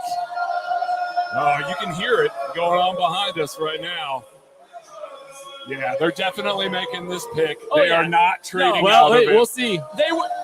They're going to bring out all 3 trophies to come out there and go. If they trade out of this pick, I'm going to lose it. That would be amazing. Pants will be off for that. Yes, that would be great. That would be the biggest heel move ever. Trade back to just the Rams after doing this. Oh, nah, they were never moving off this pick. They wanted to close it out. They wanted to close it out with this whole shindig. You can't do this at pick 23. No, you're right. Everything was designed around. I this. do think they definitely did try. What if we know they tried to trade. They bring out they bring out the trophies. Sorry, y'all. To close. Hey, listen. We haven't talked about this guy at all. Brian Branch is still on the board. He is. Very good football player. A very good football. That's another guy. Big fan of Brian Branch. Not going to be on it. I'm not going to be mad if Brian Branch is the pick either. Smart football player, going to play that third safety role. You're not mad at him kicking Mike Edwards down the line a little bit. Like that. That makes a ton of sense. You can play in the slot a little bit. Just dawned on me the Eagles got Jalen Carter and Nolan Smith to pair with Jordan Davis. Yeah, they're just building Kobe Dean. Remember how sometimes they just draft Georgia players? Not a bad strategy. Do you remember how sometimes we always kind of just joke about what if this whole defense got to play in the NFL together? Well, we're finding out. They are in Philly, the runner-ups this season. The runner-up Philadelphia Eagles. I wonder. 15 left. They are standing up. The call is on the phone. Brett Veach is on the phone. Oh, who's happy? Are they walking? If they're walking out of the building, they're making a pick right now. Andy's following him. No, they made the pick. Yeah, they're making the pick. They brought trophies out. They brought out podiums to set trophies up. The pick is in. Who's it going to be? I think it's a corner. I think it's a cornerback too. I think it's a corner. I'm hoping for Michael Mayer. I'm hoping for Michael Mayer right now, but we saw the tight end coach's arms up over his head. Okay. I think it's a corner. Oh. Or is it Brian Branch? Oh. Or Michael Mayer. Do you know something? We're going to work to confirm. It's nothing substantiated as of yet. Okay. Interesting. Y'all are being cagey with this. Because I don't think it's sourced yet. Huh. Uh-oh, we it got sounds like it is. people behind us. I think I know who it is then in that case. I think we might have it before Ev. We're about to find out. We're waiting. It's coming. Yes, I have the pick. Do you want to announce it? Is it who we thought it is? Yes, it is. All right, all right, Kansas City. Hey, let's throw a party here. Let's celebrate. Let's celebrate a local kid with the 31st pick in the 2023 NFL Draft. The Kansas City Chiefs have selected Felix Anudike-Uzoma, the edge rusher out of Kansas City, to the Kansas City Chiefs. A local kid gets to be the pick to close out the first round of the NFL Draft. Edge rusher Felix Anudike-Uzoma is the first pick or the first pick in the first round for the Kansas City Chiefs. Initial thoughts, Maddie Lane. What do we think? Up and down. I like the player. I like the pass rush potential. I think he played out of position a lot at Kansas State, and that really muddies up his projection because a lot of his rush plan seems very unfinished. It's not clean. There's a lot of work there. But, man, if he does not play the game of football in a way Steve Spagnuolo and the team is going to like, he's going to come in there. He's going to play the run hard. They've reduced him down a lot to play on the interior. He has the potential athleticism to be a pass rusher. I believe I comped him into a medium fit because he was a little bit lighter than what the Chiefs normally would go for, but he fit a lot of the other metrics. And actually, I remember my comp for him, and this one wasn't an athletic comp at all because the athletic comp doesn't match whatsoever. But Melvin Ingram, he plays football like Melvin Ingram in the way he slips blocks and uses his body control to weave in and out around guys. That's another Chiefs fan should remember him from just a couple years ago. This is a Matty guy. It was a Matty guy. This was a Matty guy in the KCSN draft guide here. I mean, long arms, just fearless, tenacious, good motor. All the hallmarks that we look for in a Steve Spagnuolo defensive end. Listen, all those other defensive ends go off the board. I feel like Anudike-Uzoma is the next tier down from that. I think that he's just as much right to the top of that tier as anybody else. Yeah, he probably belongs on the tier of defensive ends that are left and up. He probably has the most potential out of those guys. Right. I believe he's a younger player. He's only coming out here as a junior. He's 21 right now. He just turned 21 earlier this year. So weird, another 21-year-old being drafted by Brett Veach. He's a little bit younger. He was played out of position at Kansas State because they play one of those awkward little 3-3-5 type Big 12 defenses. So I think there's a lot of potential there to grow for him. So I 100% understand the pick there. Yeah, I absolutely do as well. That's going to be another versatile piece that Steve Spagnuolo can put on the edge, trust him to defend the run, and has some higher pass rush upside. It makes a lot of sense. Clark there bring it is. in the trophy. Clark Hunt has brought the trophy out. Wow. Of course he is. They were never moving off this pick. Never moving off this pick. It wasn't happening. Clark needed this opportunity here. But yeah, Felix Anudike-Uzoma is local. I don't know if you've known that, but he's from Kansas City, Missouri, baby. You guys want to know something fun? On my flight here this morning, I was sitting next to somebody that was a good friend of Felix Anudike-Uzoma's, and he was going to his personal draft party for this. So we just talked a little bit about him and how they knew each other and stuff. So that was just an interesting little pick. Here we got the bar, the pizza bar. Let's go. You can hear the bar. They're celebrating. They are happy here. This is Felix Anudike-Uzoma played at Lee Summit High School. He turned 21 years old, January 24th, 2002. He is a young player. He's barely 21. Mm-hmm. He will be 21 all the way into most of the playoffs. Yeah. For which he will be participating. Back-to-back seasons, the Kansas City Chiefs have selected edge rushers, continuing to just build solid players on their front. Yeah. I don't think this is a bad move. I think this is a good move. Yep. I think this is a continually good business to take a high positional value player that makes some sense. You talked about the medium fit, but that ability to play the run. Oh, yeah. It's there. It's already there, and it's advanced. Same conversation as Nolan Smith, only now we got to the length threshold that Steve Spagnuolo likes with 33.5-inch arms. But here's something more. Sub 7-second 3-cone. That's good. That is translatable to pass rush production. Yes. 10-4 broad jump. Yeah. Translates to pass rush success rate. You want to find pass rushers that are good at the broad jump and are good at the 3-cone. Felix Anudike-Uzoma, good at both. So there's why you have a high-end pass rush profile in him, and then you take that, you translate it out and say, he didn't get used at his best position at Kansas State, and he was still super productive. I get it. It makes a ton of sense. And I talked about making the CBAT translatable stuff in kind of the mold of Justice Mosqueda's force rushers. That 3-cone, that explosion, those were big indicators that he was looking down the road there to try and identify guys that would be highly productive pass rushers. That's why we know that. That's why we see that. He certainly had the production. He's got those traits.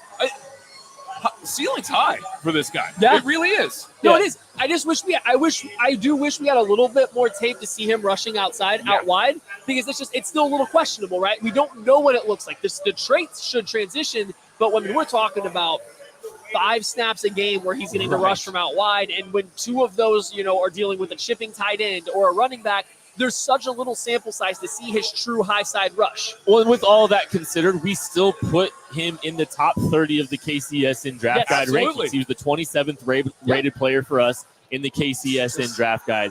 And you're right. I don't want to say, it's not that K-State did a disservice to him. They had to win football games. Oh, yeah. But in the best interest of Felix Anudike-Uzoma's opportunities to develop for the next level, you would have liked to see him get rushed from outside that tackle a little bit more. Yeah. But I love it. I love it. I think it's a great pick. And see, I want to kind of reframe this. We're talking about how he's used and all of that. The man had 11 tackles for loss, 8.5 sacks, and 2 forced fumbles on last year when we were looking at all of that.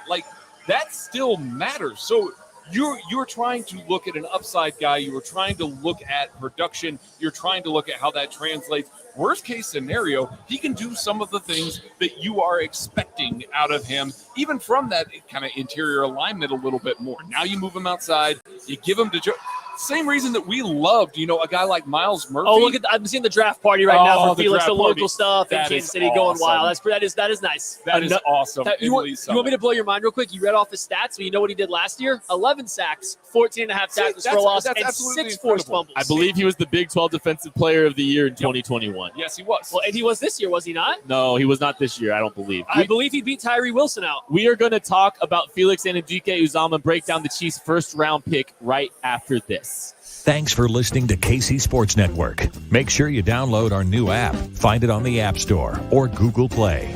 Just search KC Sports Network. Kansas City, the NFL draft is here. It is draft week in Kansas City, and what a time it is for our city. Just winning a Super Bowl thanks to Andy Reid and company, and now hosting the NFL draft. It's an incredible time to be in Kansas City and to be a Kansas City sports fan, and regardless of who you root for, there's only one selection that every football fan can share, and that's an ice-cold Miller Lite. Look, the players change, the coaches change, the rules change, but Miller Lite is still the perfect beer for draft time, game time, and everything in between. When I want a beer with some flavor, I go to the cooler and I reach for a Miller Lite. It's light on calories, not light on taste. It's the perfect beer for watching football, watching soccer, watching any Kansas City sports, and hanging out with the boys. It's my go-to. So kickoff comes around again. Enjoy the beer that tastes like the season, Miller Lite. Great taste, 96 calories. To get Miller Lite delivered right to your door, visit MillerLite.com/KCSN, or you can pick up some Miller Lite pretty much anywhere they sell beer. It's Miller time. Celebrate responsibly. Miller Brewing Company, Milwaukee, Wisconsin. 96 calories and 3.2 carbs per 12 ounces. Entertain, educate, inform. KC Sports Network. I don't know. Thank you all for hanging out with us. Hit that like button, hit that subscribe button. The Kansas City Chiefs stuck at 31. They made a selection. They beefed up their defensive line. They added another edge rusher in Felix Anudike-Uzoma, the local product. The KC kid gets selected in KC. It's got to be a good feeling. So cool. As they're celebrating a Super Bowl title. What a special moment. What a run. Another edge rusher into the mix. I like the edge rusher profile here because he still fits Steve Spagnuolo what he kind of likes. Just the arm length, the physicality, the way he plays the run. But he very clearly has more bend, more flexibility, more explosion than some of the other picks. He is a much speedier rusher than a lot of the other Steve Spagnuolo type of defensive ends. So I think he fits in well. He's going to provide some actual speed rush, and that's something the Chiefs really have struggled. They had to use Frank Clark as their speed rusher, right? And granted, that's about all he had down the stretch. I think his elbows are blown out, but they had to use him as their speed rusher, and that's not ideal at this point of his career. So Felix can take that role on right away. So from a fit-wise, he's a Steve Spagnuolo type guy, but he also has a very specific role as a pass rusher. Absolutely. And I think because of the way he's going to play the run, because of the way he can play the pass, this is a 3-down defensive end. Yeah. It absolutely is. He doesn't have a ton of starting experience, and yet he still has a lot of polish, a lot more than you would expect from some of these other guys in the draft. I mean, if you were a Kansas City Chiefs fan and you're sitting there and you're watching some of the defensive ends go off the board, and you're looking at Myles Murphy going off the board, it's, oh, man, wish we had that guy, with good burst, good, bend and things like that with Myles Murphy. Felix Anudike-Uzoma also has a lot of those sorts of traits that he can lean on and become a guy there. You are trusting that a guy like Joe Cullen can develop that player and turn him into a quality 3-down guy. But he's got the base level already in-house. He's got the ability to get on the field on early downs and on late downs. Seeing a little bend right there. Absolutely. He can do a lot of stuff and plays with the kind of tenacity that's going to add to that front. It's a good pick. Yeah, I love it. And the background's unique. Now, obviously, maybe you would hope to be a little bit more opportunity to develop outside that tackle, but let's not diminish playing reduced into a 4-eye, the value that can actually present. For him, because I think that forces him to play the run a little bit differently and kind of develop and learn to play the run a little bit more than he has. And again, that tends to be a requirement of Steve Spagnuolo. So there's a lot of talk about Will McDonald that seemed kind of ridiculous because he would be the third heaviest off-ball linebacker on this football team. But Felix Anudike-Uzoma is kind of the best of both worlds because you're right. He does have a little bit more juice up that arc, but he plays the run well. And this guy makes a lot more sense, even if you're going and deviating away slightly. This is a more slight deviation away from some of the Steve Spagnuolo preferences. Still a pretty good fit, obviously, because they took him. Yeah, we're a 5-pound deviation away from him being essentially a perfect fit, right? Yeah. He weighed in at 255 pounds. So, he goes and eats one good round of barbecue. He's all of a sudden now a perfect fit for Steve Spagnuolo. He hits the height, the weight, and the arm length. So he's a good fit. And then the way they played him as that reduced defensive end, playing as a 5-tech or a 4-eye. It's he fits all the marks that we're saying here. We've talked about his pass rushing upside. I think he pairs in well with what kind of the way the Chiefs defense structure is starting to shape up now. They get that speed. They get that explosive edge rusher off the side. You pair with Chris Jones creating havoc in the middle, Karlaftis's, Mike Dana's pocket pushing ability. Maybe they still bring back a Dunlap or somebody or a Frank Clark or someone like that. And you've got a Minihue in the mix too. Yeah. D-line's looking pretty good. You talk about a minute. This is what I want to go with. Talk about Brett Veach, talk about Omenihu kicking inside. Yep. Felix Anudike-Uzoma not kicking inside to rush. I think Not he's as much. rushing. I think he's probably rushing from the edge more than some of these other guys. I think he's a guy that's running the arc next to Chris Jones, Charles Omenihu. That's a George Karlaftis. That's a fun little group. That dog will hunt. Yeah, absolutely. And I think that the part, when we were talking about some of these other guys and that went in the first round, specifically Will McDonald, it's you're not seeing him beat up on offensive tackles that he should beat up on. Guess who did? Felix Anudike-Uzoma showed up. He absolutely obliterated bad offensive tackles. He made them look bad. And he played well against good offensive tackles as well. Besides Anton, again, an elite mover there. But and playing as a 4. And playing a little out of position, too. Correct. And a round one offensive tackle. And against a weird offense. So, I don't say that entirely as a negative. Just, that game I think a lot of people will find their way to seeing. And, you just don't want to pay too much attention to the Anton beating him up in that particular game. That one right there, where he's coming off the edge, that is a true kind of outside rush there and ability to bend around it. And, I know Alabama throttled K-State in that bowl game, but later in the game, he forced, I think, back-to-back holds out of Tyler Steen, who a lot of people really like as a, mid-round tackle or guard. He forced almost immediate, outside 2 holds back-to-back in, I believe, the second half. So there is clearly some outside rush potential there that he hasn't fully unlocked based on where they played him. We're going to continue to monitor to see if we can get some quotes from Andy Reid or from Brett Veach about the selection of Felix Anudike-Uzoma. The story is incredible. It is. There's obviously a couple players that are local that you said, oh, man, wouldn't that be cool if a KC kid got drafted in the first round. Tommy Adebawore was one of those guys. Felix Anudike-Uzoma was the other. So a kid in KC gets to go to his hometown, the last pick in the draft, 3 Super Bowl trophies behind the owner while he's making the pick. That's just what a flex, man. What a flex and what a moment. What a moment for that kid, the newest Kansas City Chief. Now, here's the fun part. I don't know that there was any tie to FAU throughout all these mock drafts, throughout everybody making this, once again, we are in Not the recently, scenario. at least. Not I recently. think they met with him in the combine. They did. I mean, they met with several people at the Yeah. combine. We are just now to the point where a guy like FAU ends up coming to the Chiefs, not on a lot of people's radars, but it still makes sense for what the Chiefs do on their defensive line. So Chiefs, once again, do a pretty good job of keeping all that quiet leading up to the draft, making sure that they still get a guy that they like. Similar to years past, some people had the position right for a long time now, but didn't really have the right player. So that's been a trend that's been sticking pretty true for the Chiefs the past couple of years. National media people are finding the position they're in on, but not finding the correct player, and it seems like we went that route again.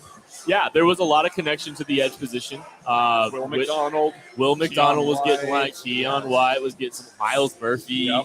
So there were definitely some people that were paying attention to the edge position for them. One thing I'm very curious, probably one of the most things I'm most curious about with this selection is Derek Notty's wearing number 91 for the Chiefs. I don't know, like where are we going with this one? Is it 51? We're gonna have to wait to find out. Mike Dana's wearing 51. Oh, that's Mike Dana's wearing 51. There's a lot of number options. We don't need to go too much farther into that. We don't need to go too much farther into it right now. There's a lot of number. I think that's the most pressing question. Put him at linebacker and go single digit. I was going to say, you gave him Melvin Ingram comp. I would not mind seeing him wear the number 8. I'm just saying. 9's open. 8 goes to Ross, right? Hey, Justin Ross is number 8. Locked in the roster. You can wear 9. Trim the 1 off of that. You can wear the 9. Yeah, 9's good. I like that. Listen to the linebacker. Go to single digit. It's a move. Thanks to our partners, Miller Lite, for their continued support of the KCSN draft content. They've been an absolutely outstanding partner to work with. They've been a huge help. So a big shout out to all of our people at Miller Lite for working with us there. The Chiefs have taken edge rusher Felix Anudike-Uzoma. What a special moment for that kid. So let's maybe just a quick little thought.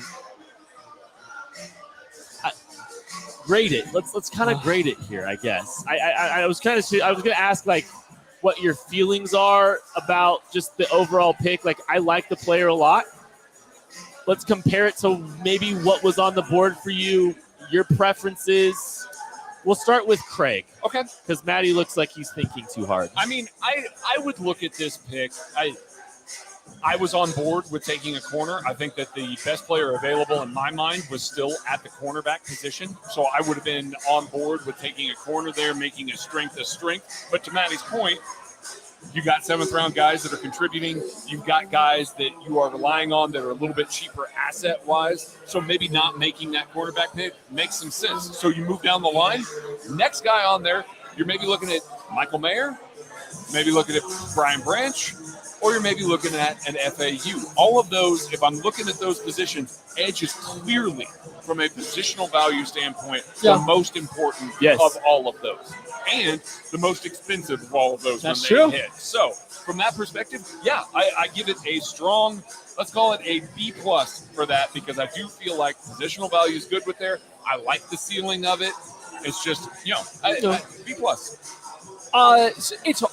It's a little difficult for me to separate the value that the teams were getting between pick 20 and 30. I thought the board looked really good there for a while, and the Chiefs were unable to capitalize on that, right? So that haunts me a little bit. I had FAU pretty comfortably as a 2nd-round guy. I was torn between early 2nd and late 2nd with him. He ended up on my horizontal board as an early 2nd, but I mean, he was barely hanging in there. So I think he went a little earlier than I would have preferred to take him, just because I do think there is a few more questions with how his game will translate to the NFL. So the value's okay, not great. It's just okay. The position matters, but I don't know if the Chiefs for the first time in years are screaming for a need. I think they have 2 starters and a quality backup with Dana. Not that they couldn't use more defensive ends, but just that they weren't screaming for a need there, and the value was good, not great.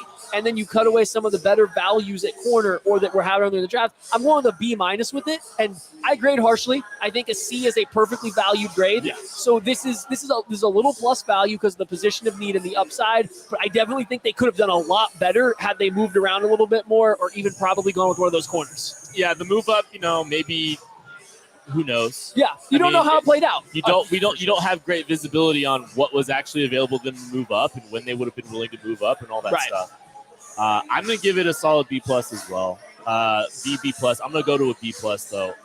positional value, I think, matters in a big way. And when you're down here at the bottom of the draft, I think this is more than a worthy swing at the edge position.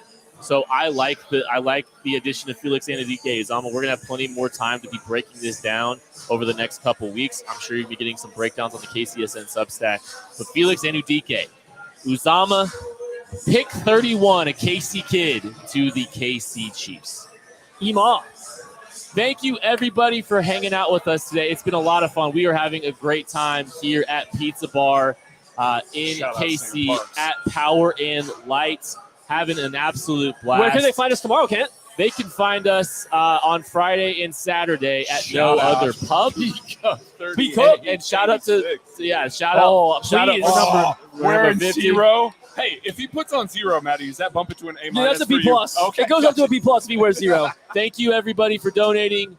We really, really appreciate it. All right, guys, let's kind of move on here a little bit now, okay? Yeah. We're here at Pizza Bar in Kansas City. The Kansas City Chiefs have just selected Felix Anudike-Uzoma with the 31st pick.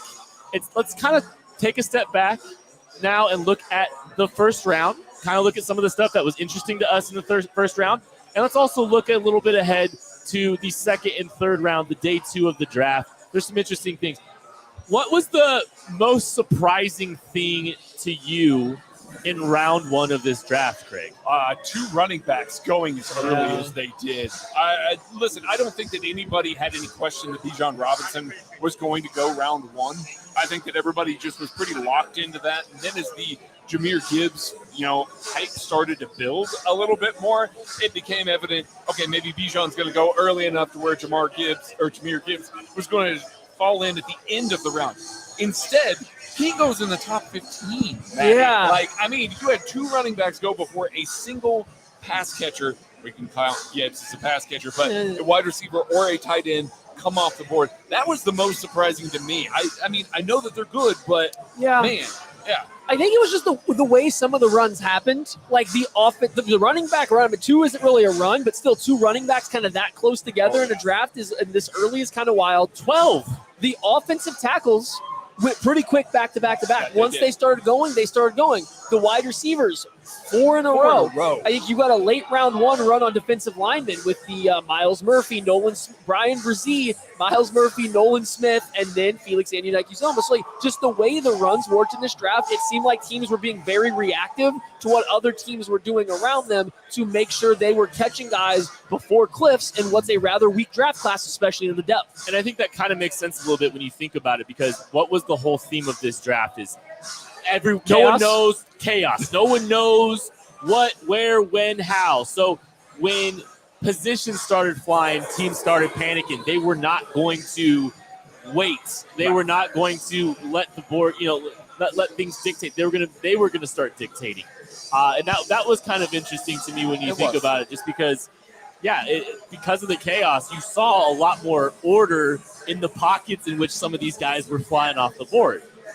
Yeah, and so it ended up the way it played out. It resulted in we talked about it when we were doing the whole live stream here. At pick 20, the board was looking fantastic for the Chiefs, just the way all the pockets were working. Correct. But then what happened over that 10-pick period was a run on wide receivers and a run on defensive linemen, all in the 10 picks before the Chiefs were coming up to select. And not that that's unheard of, and not that it's surprising necessarily. It's just the way those runs happened in that move. It created an interesting spot for the Chiefs to where they were kind of selecting what I think a lot of us and a lot of people maybe had as clearly guys the next level down there. And so it's just the way the runs happened ended up making it look really good for the Chiefs in the middle of the draft. And then no matter how you feel at the end, they weren't selecting probably who most people had as their best player left available on the board, just the way the runs were going around. Oh, for sure. You're looking at the board right now. You've got Michael Mayer, you've got Brian Branch, you've got Joey Porter Jr., Cam Smith.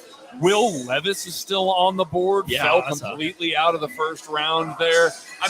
That, to me, those are guys that I think everybody had mocked in the first round. So the chaos of those guys falling out. If you would have told me that maybe one of those guys fell out, I believe it. Sure. All of them falling out, that's surprising to me. I think it's funny because the distribution still kind of checked out about where we kind of thought it might, though, too, in some ways, because you saw a little bit of Will McDonald going very early. Yeah. Jahmyr Gibbs going very early. Like, those were kind of some offsetting almost moves. Will McDonald going that early was absolute stunner. Emmanuel Forbes too. Yes, Emmanuel I Forbes. mean, like you had some guys going Quarter two? way earlier than anybody kind of predicted. But at the same time, you want to say, you know what both those guys had in common? Rare traits that the NFL covets. Ball skills for Manny Forbes, explosion and bend for Will McDonald. They said we can ignore the weaknesses of these guys. We can ignore the size and the weaknesses because you are providing us with an elite trait that we covet. And that's why they went for him. And I think that's why we're seeing guys like a Joey Porter Jr. Doesn't have as much ball production, doesn't have as much ball production, isn't as versatile. Guys like maybe even a Felix Anudike-Uzoma who doesn't have the exact same physical profile as a Will McDonald, or Nolan Smith who didn't have the exact same physical profile. We saw guys drop that don't have that elite thing coveted by the NFL. Absolutely, and it's why Deion Banks went off the board there versus some other guys there. Why Kincaid went before Mayer. Yes, absolutely, because what is Mayer? A better football player all around than Dalton Kincaid, but he lacks that true trait. What is Brian Branch? A really good all-around football player. I mean, Felix, following here to the end, good all-around football player that maybe doesn't have like that one shining trait that's going to be that winning thing. That's why those guys fall.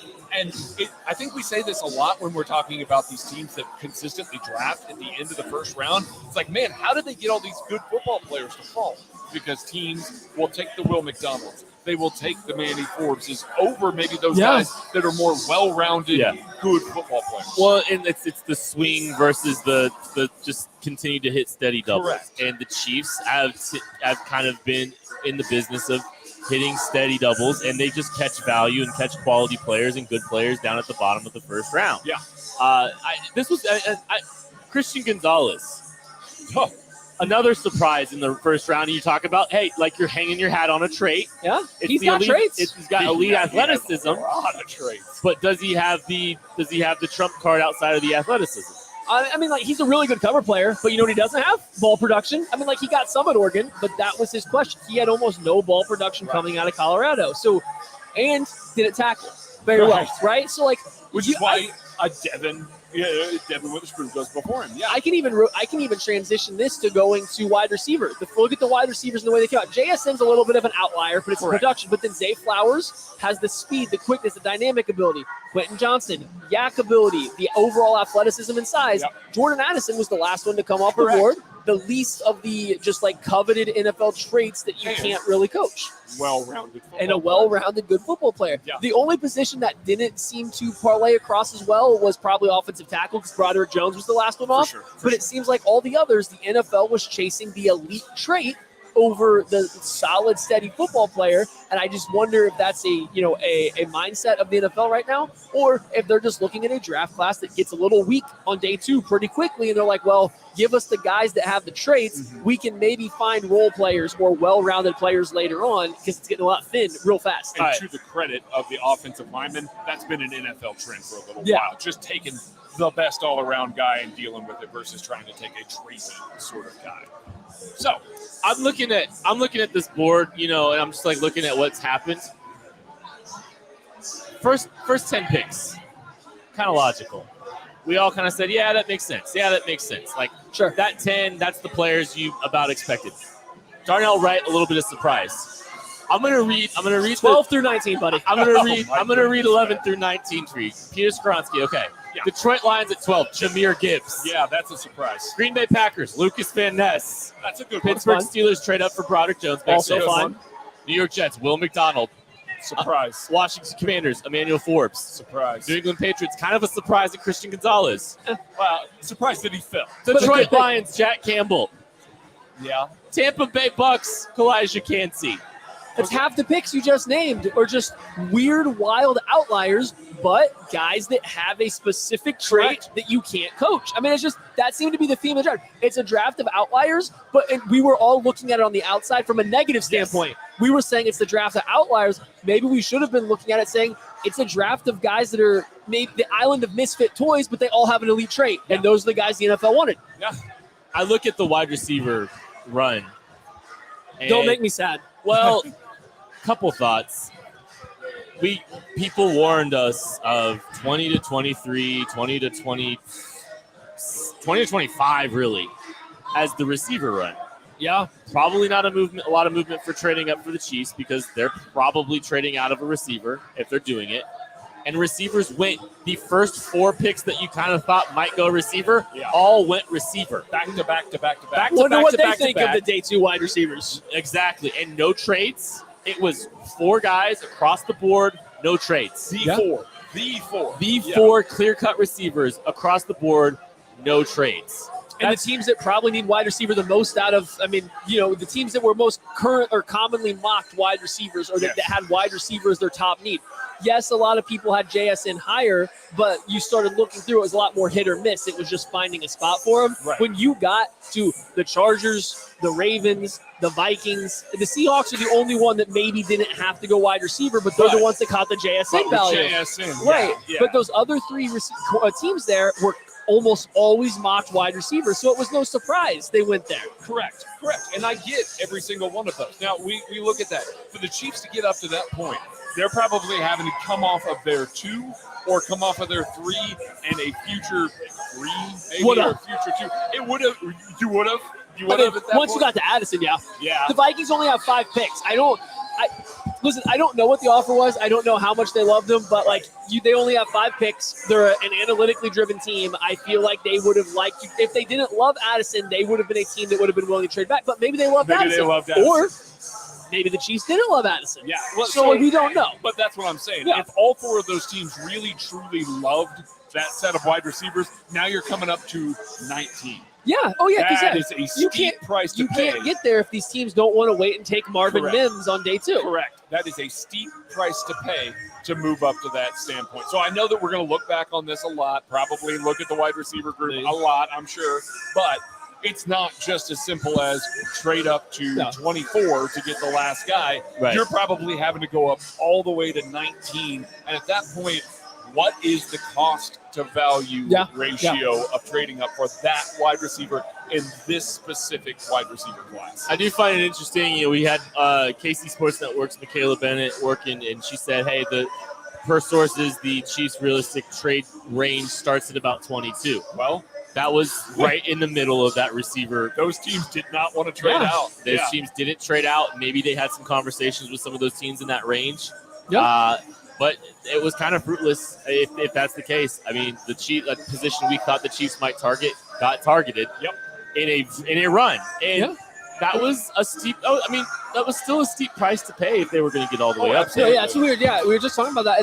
And another run to look at, the end of the first round, 26 on, Mozzie Smith, D-line. Anton Harrison, offensive line. Miles Murphy, defensive line. Brian Brzee, defensive line. Nolan Smith, defensive line. Chiefs, defensive line with Felix Anudike-Uzoma. Same thing, though. If the Chiefs were looking to trade up, were any of those teams, if the Chiefs wanted a Nolan Smith or a Brzee or whoever, which team are they trading up to not get left at the end of that run? And here's the other part of that.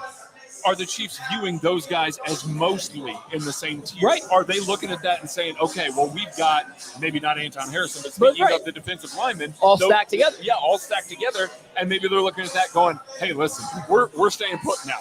Because we've got our guys that are left here. Or if they don't, do the other teams have the same rankings where they don't have them stacked together? Absolutely. So why would the Saints want to trade away from Brian Brzee if they have him clearly as better? Why would, the Eagles want to trade away from Nolan Smith if they clearly have him better, right? Yeah.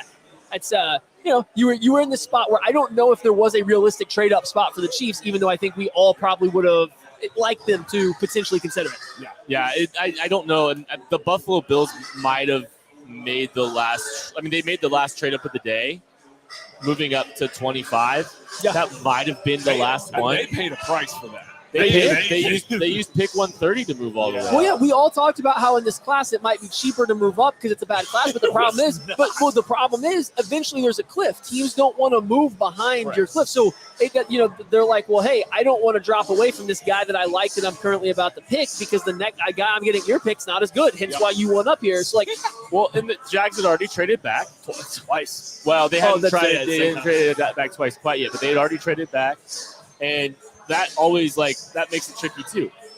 They may not have wanted to move all the way back to 31. Right.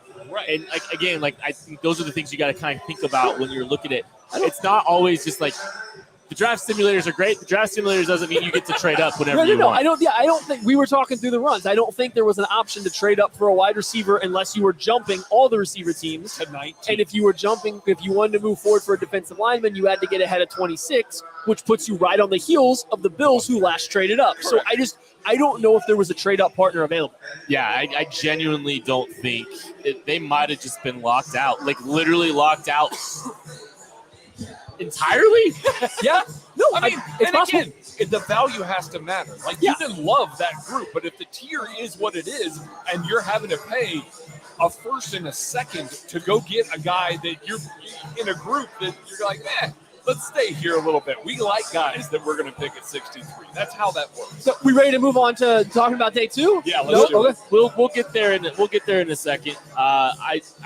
One more thought, just about the trade up scenario stuff. We're looking at, I mean, maybe the Chiefs had to get all the way in front of Seattle to start the run. Does Tampa, does Detroit, do they want to even trade back? Like, they may not even want to go back that far. Well, Right. That's a big fall. That's a big jump back. But can the Chiefs even get that far? We talked earlier about how their trade target started about 22.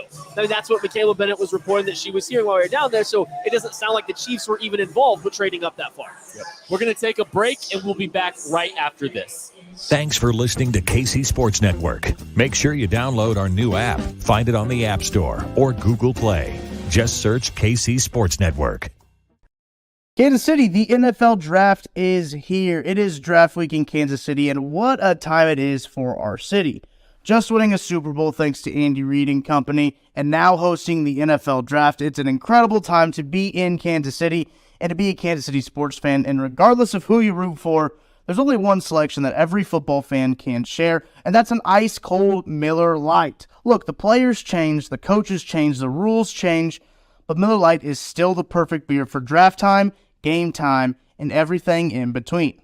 When I want a beer with some flavor, you know I go to the cooler and I reach for a Miller Lite. It's light on calories, not light on taste. It's the perfect beer for watching football, watching soccer, watching any Kansas City sports, and hanging out with the boys. It's my go-to.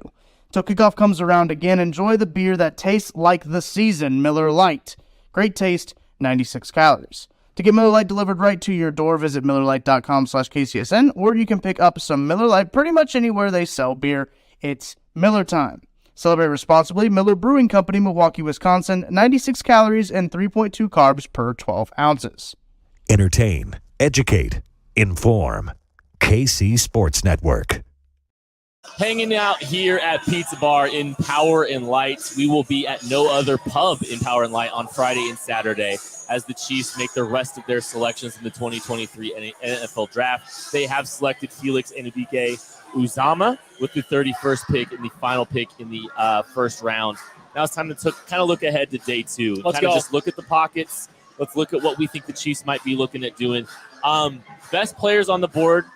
We've got Nolan Smith out there, or not Nolan Smith's out there on the board still. I wish. Joey Porter Jr., Cam Smith, Keely Ringo. You can just name like 800 Every corners. cornerback. The run on cornerbacks was just lighter. Brian Brandt, because it's good. It's the one good position. So why not So get is tight value? end. Running cornerback and tight end are both still mostly there. Yeah, so yeah, in this it's- draft class. Yeah. So yeah, you Joey Porter Jr., Cam Smith, Keely Ringo, and then you have Brian Branch at safety/corner. Then you jump over to the offensive side, and you're probably looking at the tight ends: Michael Mayer, Darnell Washington, Luke Musgrave. I think that's kind of like your top tier guys. Yeah. Maybe you dip in. No interior offensive lineman with. That's going to be a value for some teams. Osiris Torres, Steve Avila, Joel Tippmann. Those are John Michael Schmitz. yeah, maybe. I mean, there's a lot of people, and I've seen some people say, hey, like there might be a run on interior offensive linemen early in round 1 of the draft. And that would make sense that this is the kind of the pocket where that starts happening. Yeah, I could see that happening with interior offensive linemen. I can also see maybe some teams re-racking their corners and coming up for that corner group, especially since it fell out there. Teams at the beginning of the draft there that maybe were linked to a Christian Gonzalez or linked to some of these other teams now turn around and they're going to take a corner early in the second round that fell out of the first. I can see them catching some value there. I expect we'll see a corner run. I expect we'll see an interior offensive lineman run. And I'm just going to wait and see on tight end. I really expected the tight ends to come off the board. It's so deep. And That's the thing. Like, sorry, go. No, it's just so deep. And so's corner. But I think with corner, there starts to become bigger gaps. Correct. Because the athleticism matters so much. It's a lot less scheme specific than a tight end's going to be. It's a lot less coach dependent. So I think with tight ends, you might just have them sprinkled in throughout the rest of the whole day. There might not be a tight end run. You might just have them sprinkled throughout all of day two. Whereas I do agree. I think you will get an interior offensive lineman run, maybe a Bergeron, a DeJuan Jones get mixed in there. Yeah. But I think there will be another offensive lineman run heavily bolstered by interior guys. And I definitely think there's going to be a cornerback run.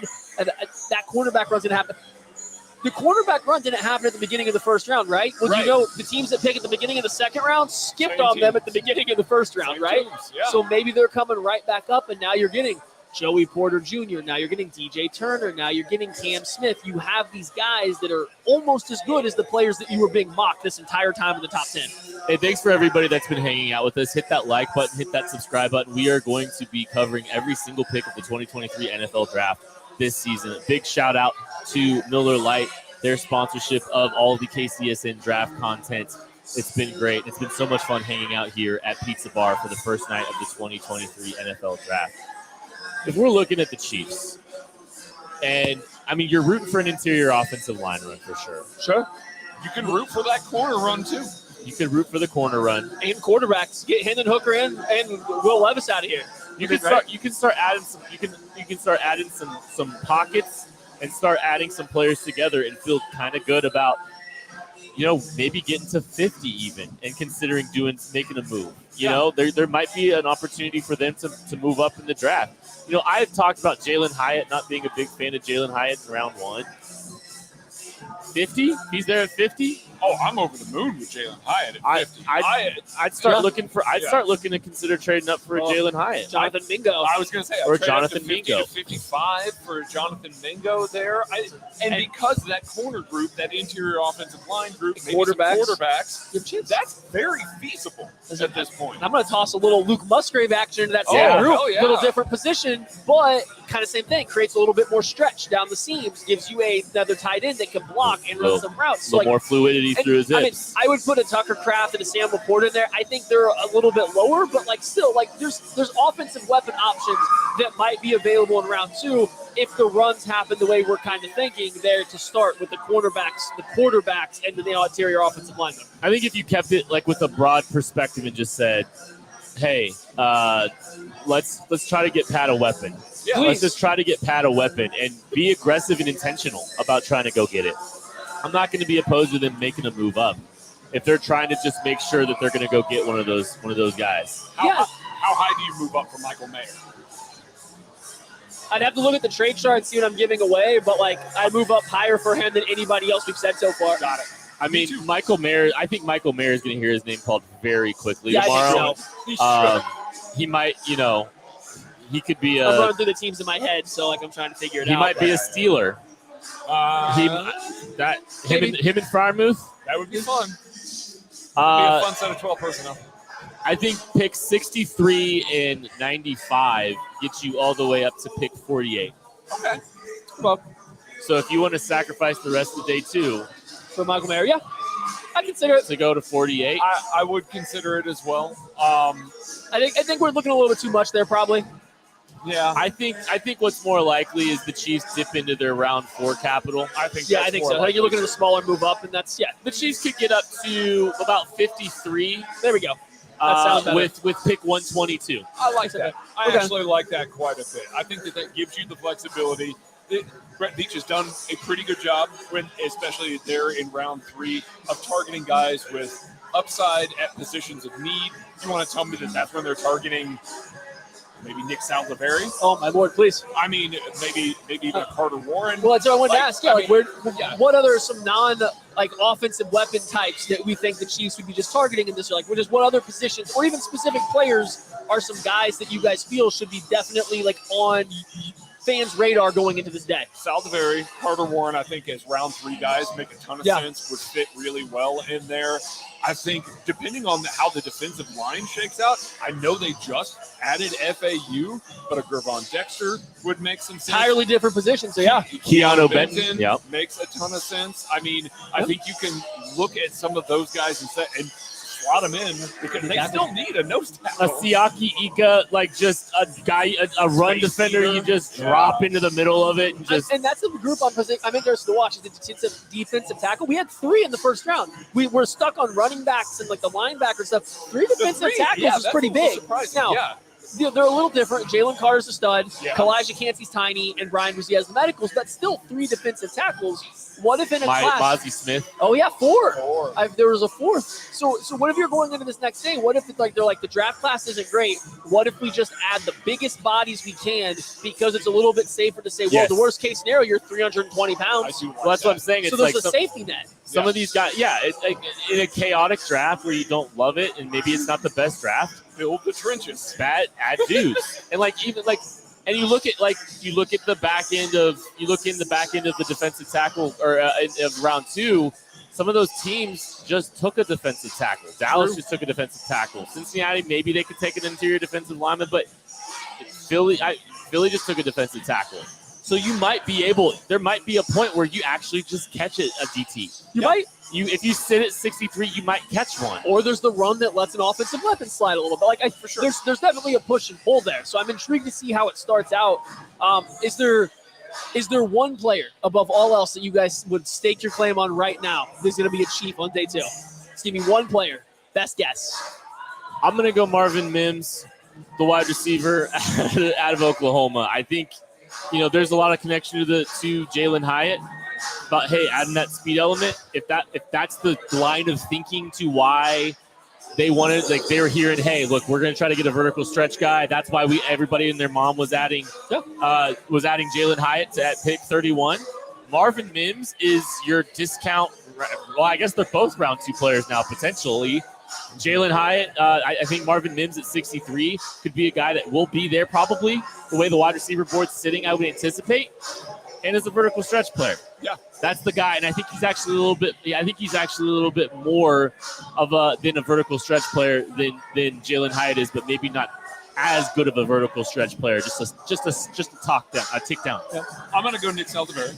I know I'm going to take your dude, big salad here, but I mean, I think he makes a ton of sense. He's an ascender in a big way throughout this entire process. People just keep bumping him up as they go through this process here. And we know that the Chiefs they like guys with his kind of build, his kind of feature set on their offensive line. And we also know that the Chiefs really like guys that work out with Duke Manyweather. And Nick Saldivari definitely did. I think that he makes a ton of sense. They probably got a lot of inside information from guys like Trey Smith, guys like Creed Humphrey, guys like Darian Kennard. Those guys were all working out there. They worked out with Saldivari. A little bit of inside information from that standpoint. I think he makes sense. I'm going to go with another Duke Manyweather guy, Jalen Duncan. I think the late visit kind of is swaying me that they're interested. His arms are shorter than what they normally like at only 33 inches, but that late visit just piqued my interest a little bit. He's also working out with those guys. Brett Veach seemed to wanted to build up some confidence in Lucas Niang based on his presser. It seemed like they wanted him to have the chance to earn that job. I think Jalen Duncan's a pretty good guy to come in right away, and if it clicks for him, he's good. If it doesn't click, he's a guy that Lucas Niang can definitely beat out because his technique needs some work. So I think Jalen Duncan kind of works on a couple different levels. I have one question before we get out of here. So before you close us out, whenever that is, you got to come back to me, buddy. No, go for it. What do you trade if you're the Chiefs right now for DeAndre Hopkins since you missed out on any wide receiver that matters in this draft? See, if you listen to Monty Ossenford, it doesn't sound like that's happening. Sure, but what would you trade for DeAndre Hopkins now knowing how the first round just played out? And contract doesn't matter. You can figure out a way to make it work. I'd probably throw 95 out there. Okay. I think that's probably what I'd do. I think that's given up more value than what the wide receiver market has seen. Yeah. I would give up around 4 for him. I don't think that's going to happen. Yeah, it seems a little less likely, but yeah, I'm with you. I'd go round 4. I'd maybe try to pigeonhole Clyde Edwards-Helaire into it because that saves you a little bit of cap space. Maybe it adds some value back to them. It would be a bad look for the Chiefs. They would have lost a lot of value from what the asking price would have been probably going into the draft based on how the first round went, but that's the risk you take to go into the draft with it, I think. I don't think it's going to happen in the middle of the draft, though. Yeah, I'd be a little bit interested in that. But I am looking for I wish they would, though. I am looking for a move after June 1st with DeAndre Hopkins at this point. who knows if he's even I don't know. If he's actually going to get traded. Like, the's still a chance he's cut. There's still a chance he's not, too. Like, there's a chance he just plays. I don't know about all that. But what we do know is Felix Anudike-Uzoma is a Kansas City Chief with the 31st pick in the 2023 NFL Draft. The Chiefs have 2 picks. I'm going to just have you guess real quick before we get out of here. I'm going to have you guess the positions the Chiefs take tomorrow. No names, just positions. Tight end and offensive tackle. Tight end and offensive tackle. Interior defensive line and offensive tackle. I'm going to go interior defensive line and tight end. Wow. We're a real versed group here. Well, I think paying attention to where the board is. So none of us think wide receiver. I think if they wanted a wide receiver, they would have done it. I know. That's why DeAndre Hopkins on his way. I would like to see Marvin Mims there. I think that'd be a fun one. I don't know. Fingers crossed for Mingo, though. I mean, fingers crossed. If Mingo keeps falling, you're going to see me start pounding the table for that dude. Yeah. I start paying attention around pick 48. I think things can start getting interesting. You can start looking at the Chiefs maybe making some moves. We'll be here for every single pick of tomorrow. All the moves the Chiefs may or may not make, we will be here. We cannot wait to see what the Chiefs do on day 2. They've selected a defensive end, Felix Anudike-Uzoma out of Kansas State, and now we'll see what Veach does to follow up with that. Thank you all so much for hanging out with us tonight. Support the Therese Paylor Scholarship. There's still links in there to support. We appreciate you all, and we'll catch you later. Go get Nuke.